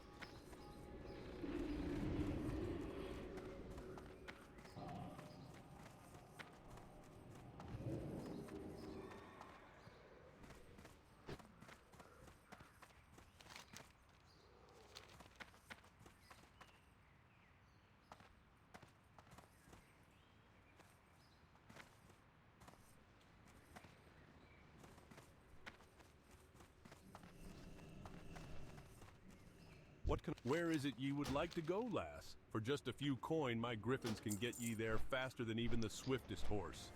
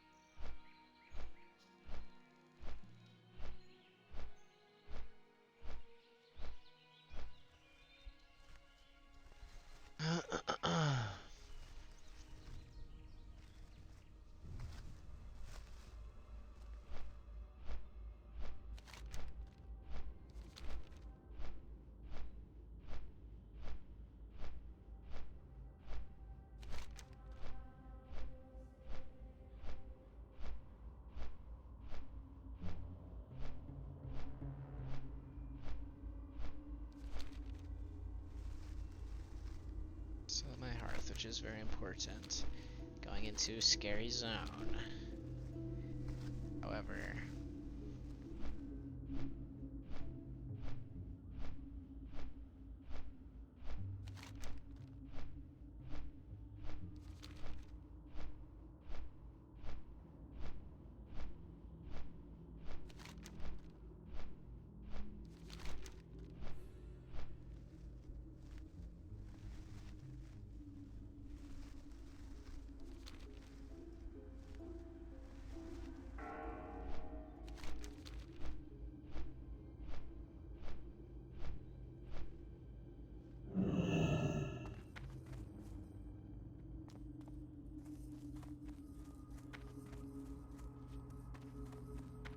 Need help? Andromath sent you?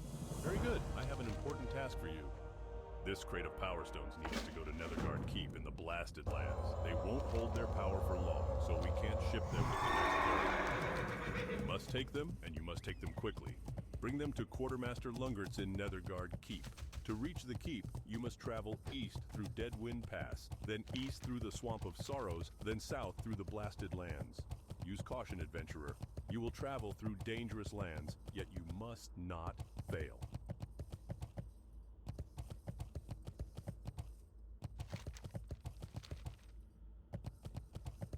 I'm scared.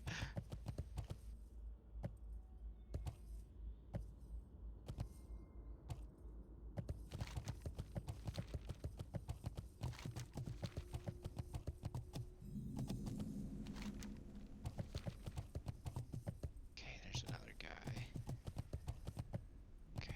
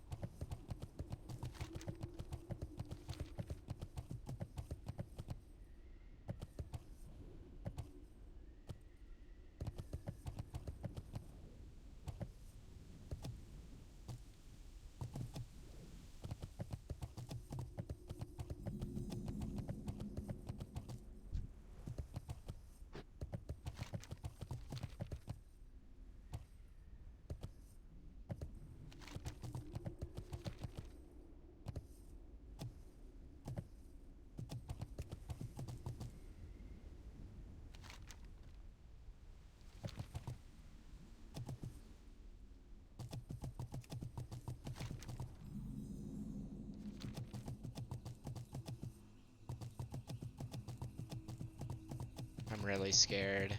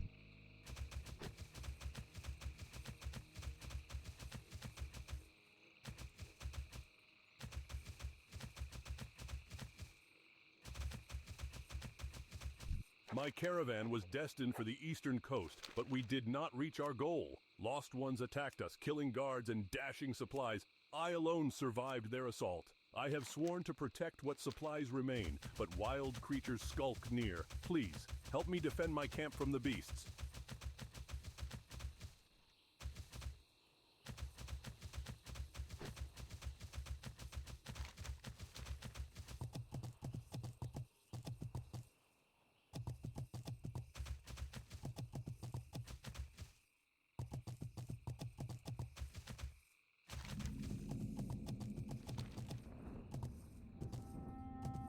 Not too bad.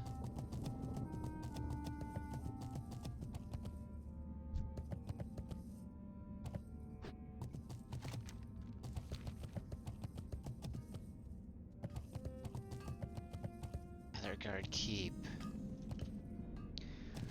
My sheltered refuge!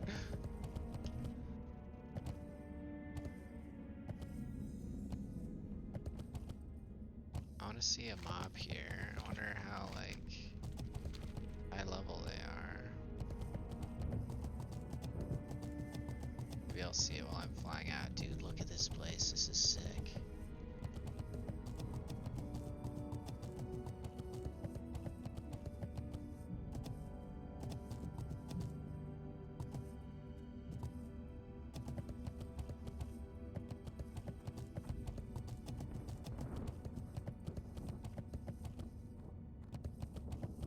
King's honor, friend. Ah, the Power Stones. The mages will be happy to see these. Many thanks, adventurer. I know your trip from Darkshire was not an easy one.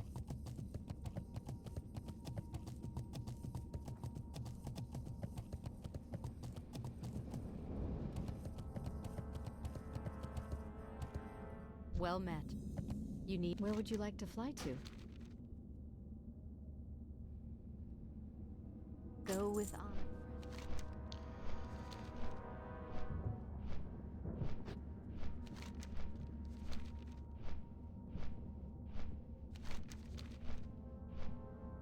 There's the dark portal over there.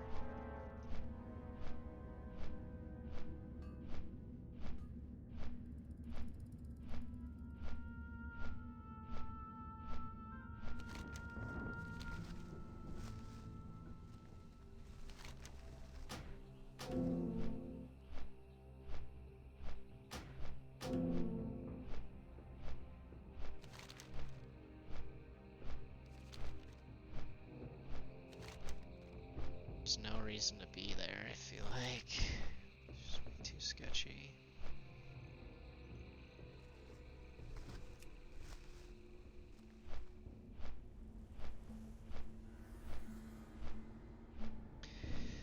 Alright.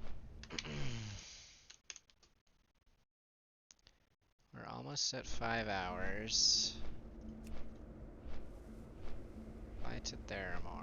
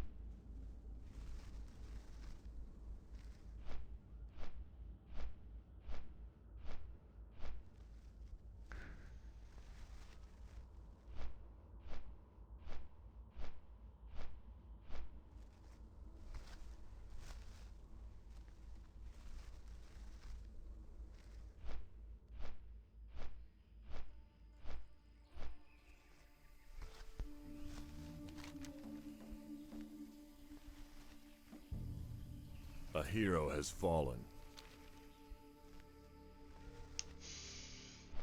Alright, I'm gonna log off in Gadgetsan, it seems.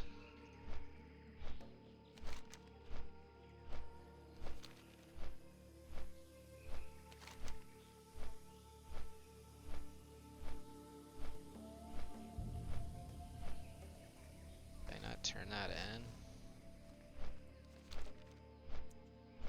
I didn't turn it in. Oops.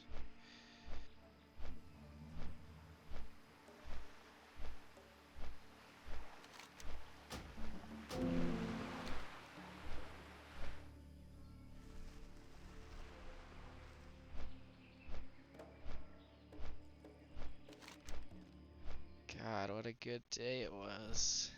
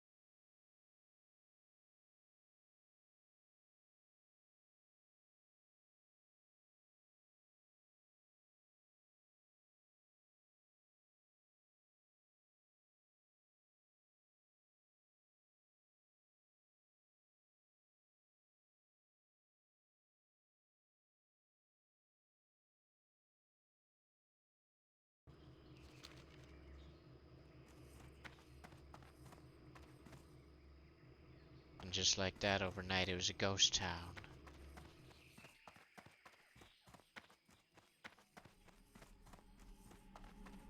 Peace. Ah, what a great day for the Blackwater Raiders. 3 cheers to you, adventurer.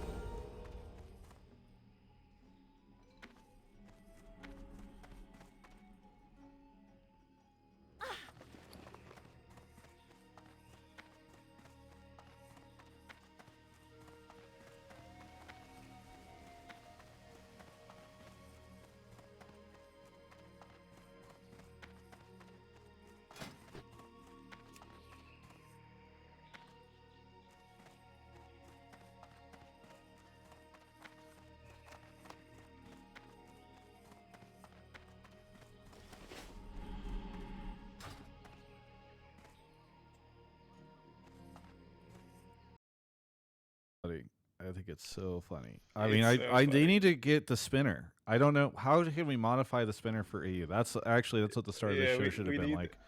Post Col- results to avoid criticism. I don't know what the German equivalent of LA celebrity culture is, or the Berlin rave party. You know, they rave a lot there, so like they get caught up in They're Berlin fucking rave culture.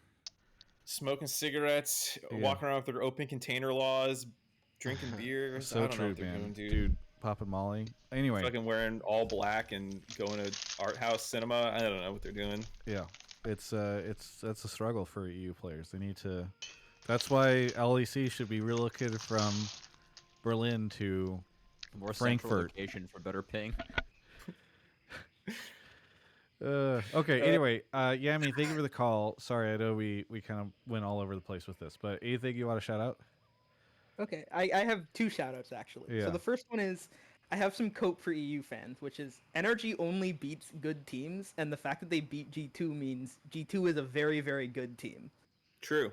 My second thing I want to shout out is I want to shout out Weibo, because there is no world, no universe, no timeline where Energy wins this. 3-1 is possible, but WG do not throw if they get overconfident. When it matters, WG is always clutch. They're gonna win this series. It's gonna be like a easy stomp. Energy has no chance, and I'm not saying that because I'm superstitious. A hero has fallen. Thank you so much for the call, and we will catch you next time. All right, we're going to take a quick break here as Mark goes to grab the next caller. I do want to say, by the way, YouTube. You guys are like, why don't you stream on YouTube more? YouTube's so good, blah, blah, blah. I think there's probably been about 80 individual contributors on Twitch who have subbed or primed or something like that. I'm pretty sure Rat Town that we have 62 new members on YouTube. I think 60 of those all came from one person. So I think there's probably like 4 or 5 different people who have done something over on YouTube. This is why Twitch is superior. you guys want to talk about YouTube, but Twitch this is where it's at. YouTubers, get wrecked. Although it is pretty cool that we have just 100 shy on YouTube of our Twitch number. I'm gonna start playing them against each other. That's how you monetize. Love how you're flexing your new freedom of speech on this platform. Yeah, thank you. Yeah. Okay, we have our next caller here, and it's Colonel Panic. Where are you calling from? I'm calling from St. Louis, Missouri. St. Louis, Missouri. What do you want to talk about on the show? I want to talk about, with NRG's success, there's a lot of conversation around specifically imports and NRG's domestic talent success. I think that none of the teams in LCS are actually going to learn from the domestic talent used in NRG. I think that's proven with the Immortals Mask rumor right now, them importing a Korean mid. They also have a rumor for Armeo, which I think is fair, but I think with Immortals specifically, there's kind of that context that they're a 10th place team. They're just not good. They're the kind of team I would expect to look for lessons. Like if TSM or Cloud9 imports a mid, that's another day that ends in Y. But with Immortals, them importing a mid when they could look for domestic talent just feels like, okay, well, you have no fans, you have no brand, you have no proof of systems. Why should you be importing another mid laner? Because you have no systems.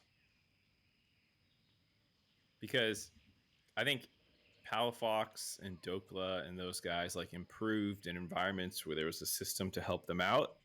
And if Immortals doesn't have that, then just grab randoms off the rack, you know? I suppose, but that's kind of been their plan for the past few years. No, that was a meme. That was. I mean, but it's a meme, but it's also somewhat true. I mean, you look at these teams that have been able to develop talent, and they've done it by building around that concept. And I wonder now what is more. I think we used to say, hey, you'll save money by creating a system by which you can develop talent because you won't have to overpay. But now that salaries are crashing, I wonder if there is a world where developing talent and building out a big coaching infrastructure and all that stuff is more expensive than just pulling random player from another region and bringing them over. It's something I hadn't really thought about yet, and it's also very depressing. Just finished eating my Oreos. But Travis, what if things crash so hard that not all teams are able to get the visas required to have imports? Ooh. Yeah, what is more expensive? A domestic talent that'll take minimum, or an import talent that'll take minimum, but then you have to pay for lawyers to go do stuff. But Travis, the thing that you're forgetting is that the import talent will just be straight up better than the native talent. That is true. That's what you've forgotten in that. We equation. really are racing to the bottom here. How much could we pay? Very little. How could we pay the least amount for the worst results? I think is the new strategy in the LCS. Okay, so Cubby and I are on kind of different. I feel like this is mostly going to center around the mid lane stuff, and I think Cubby and I are sort of two sides of the same coin. So the Theramore. So here, because I goes to I saw your Ratchet, post, Cubby. and Why don't you go ahead and explain what your post is, Ispotes so goes that to the people who haven't seen your tweet Westfall, that's know sort of what your reaction was to all the conversation around what is the remind me of the name of Mask. this mid laner? Yeah. Mask, yeah. Yeah. I made a post because this is the first rumor of the LCS offseason. It was rumored that Mask is going to IMT. I haven't seen any tape on Mask. But every offseason, like when I talk with GMs, there is a role where GMs just go like, hey, this is kind of hard to figure out. Like last year, that was AD. And one of the reasons it was AD is because the three best ADs that we had in our developmental system were Howry, who got promoted for Danny at the end of the year, and then Yawn and Spawn, who already were going to be TL and Dig. And past that, like their like previous AD talent had been promoted, like Lost, Tactical, and Neo kind of came from that. And you always like kind of, if you're like going to develop within the system, sometimes you just have years where some roles are not as good as others. It's jungle and NA, in which you're always the best role. This year for mid, I think was really unique in the fact that this past year, this was the most that I've ever seen challengers be used, probably for an individual position, throughout the past year. If you look at the 16 teams we had in like NACL Spring, we had Eminez and Diplex. There was Harry and APA. Insanity, Lulu. I'll bring up Copy and Spyrax later, because that's like the negative side of the coin. But there are a lot of mids that actually saw LCS play an opportunity. And fortunately, I mean, some of them worked out, right? Like, the heart of the post is that, like, I think the most important thing for a league is having longevity. And I do want to challenge orgs to try and find ways to support imports, as I feel like a lot of them have failed to do so still. And in a year where resources are going to be less, considerably less, and it's likely around half the teams are going to be on LCS minimums, I think it's going to be harder to do that this upcoming year. You need I think that the conversation kind of got lost I got in a like lot better things to do than it talk to was the like likes of focusing you, around adventurer. like Make why it I'd worth say my like while import or get mid. out of my Yeah, face. if I was going to Huh? import any Blood role, sent it you, would huh? be to import Well, what do you mid got for because me? a lot of the Not talent bad. pool that Not we bad had at was all. used. Another bundle Now, will make my there is the client flip quite side of that, happy. I and suppose some of your the talent next question pool, is gonna be about and this money, is a negative, huh, they ended adventurer? up Of course deciding it to is. leave Here, because they take didn't this feel for like you they with had some chances advice. versus Get imports. off my docks. Copy is a player See that ya soon. is the only player from the Hunter Next roster that didn't see the LCS stage. He was really good on C9. When Fudge was role swap mid, I was very much advocating for Copy to be playing instead of Fudge. I felt like he was a stronger mid laner at the time. He was rank 1 on NA ladder. He was coming off of a Korean boot camp where he had 70% win rate and got like 1 KLP. And he was the best player, one of the best mid laners that we had in Academy for a year stretch, and then continued to be in the 2022.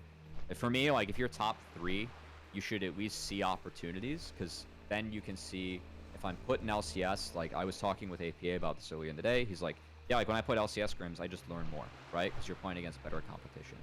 So in theory, if you're able in that level to be at the top, you should get opportunities at the next level at the top. Some of the top mid laners that we had did get those opportunities, and the ones that didn't decided to leave. And a lot of that is because they felt like they couldn't compete with imports. And to be fair, I mean, people were deciding to go with players like Quid instead of Copy and Spyrax, which sucks.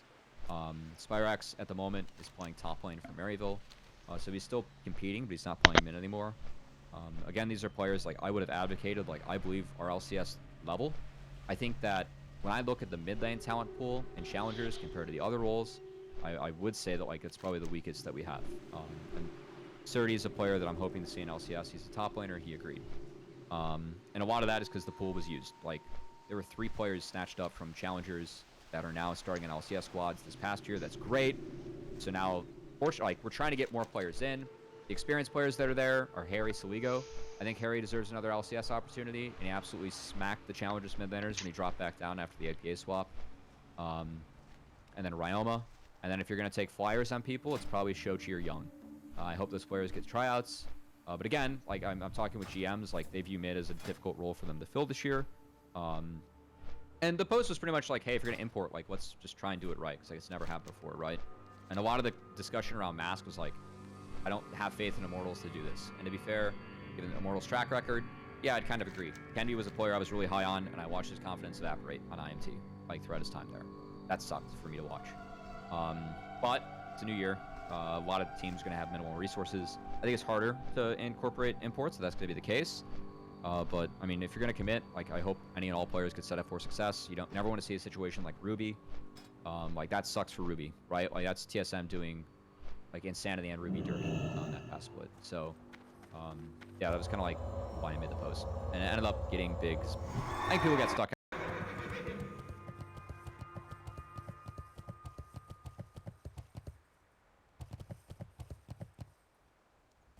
Time is money, friend. You there?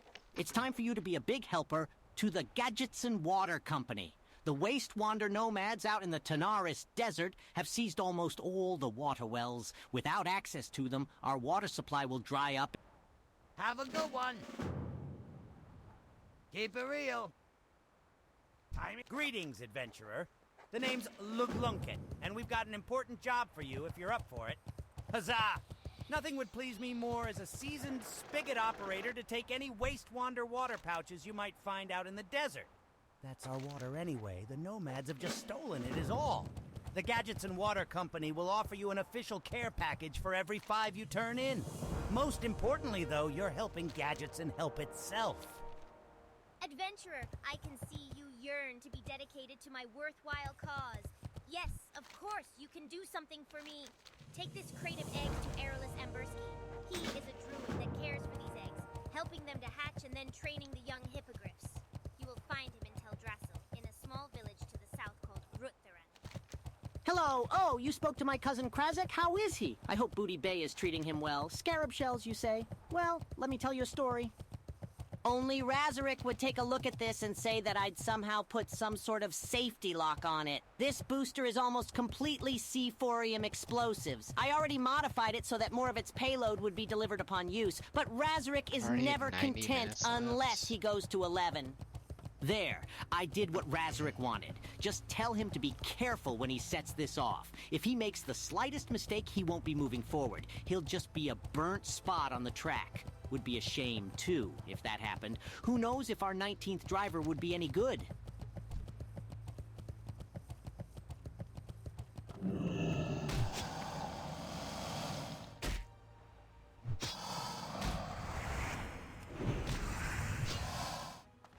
Bro, my attack power is giga.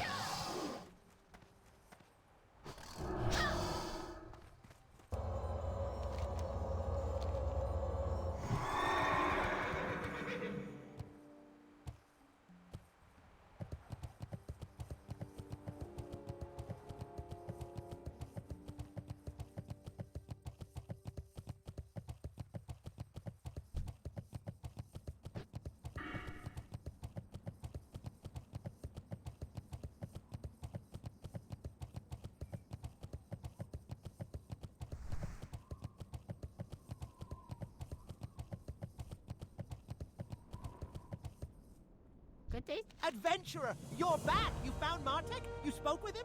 What did he say? Can he help? Tell me, tell me, tell me!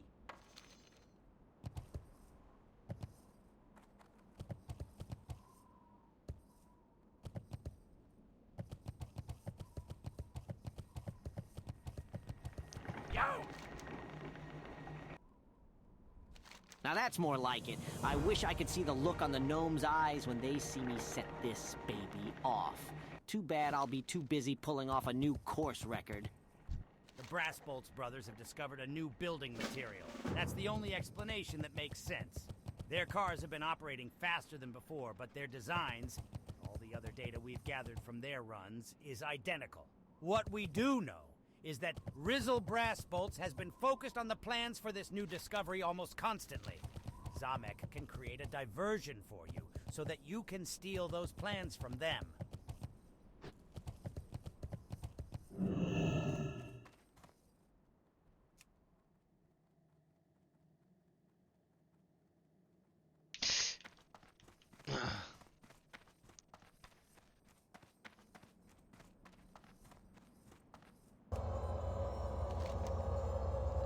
Where's Zamek? That was scary.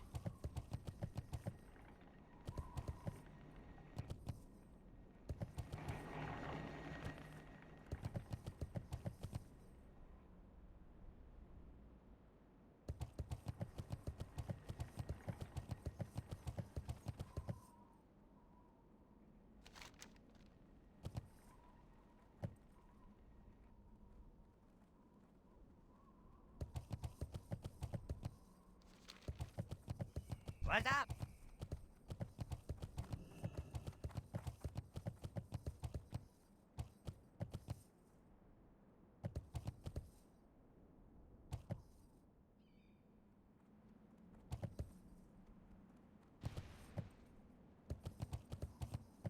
Wonder what would have happened if he was here.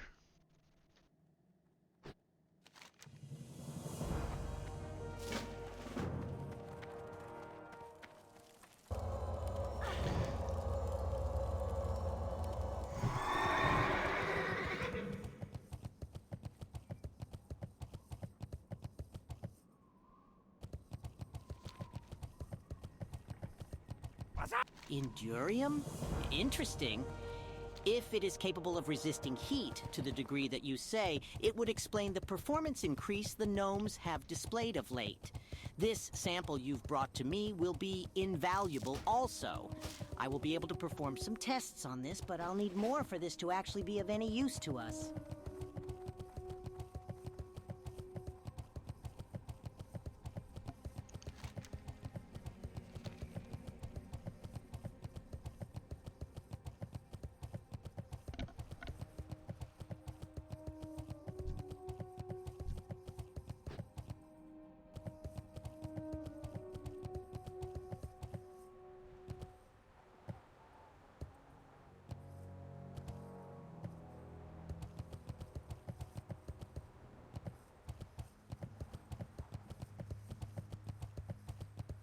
Maybe I just keep playing.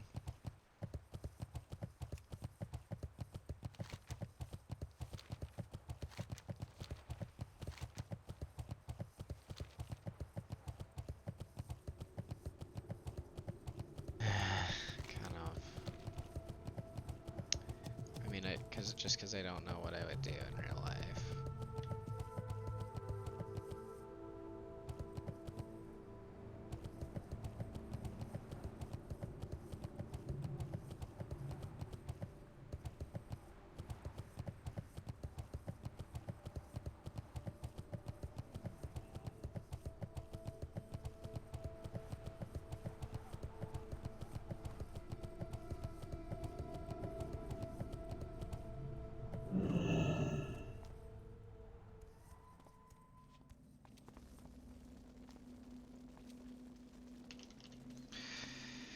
Alrighty.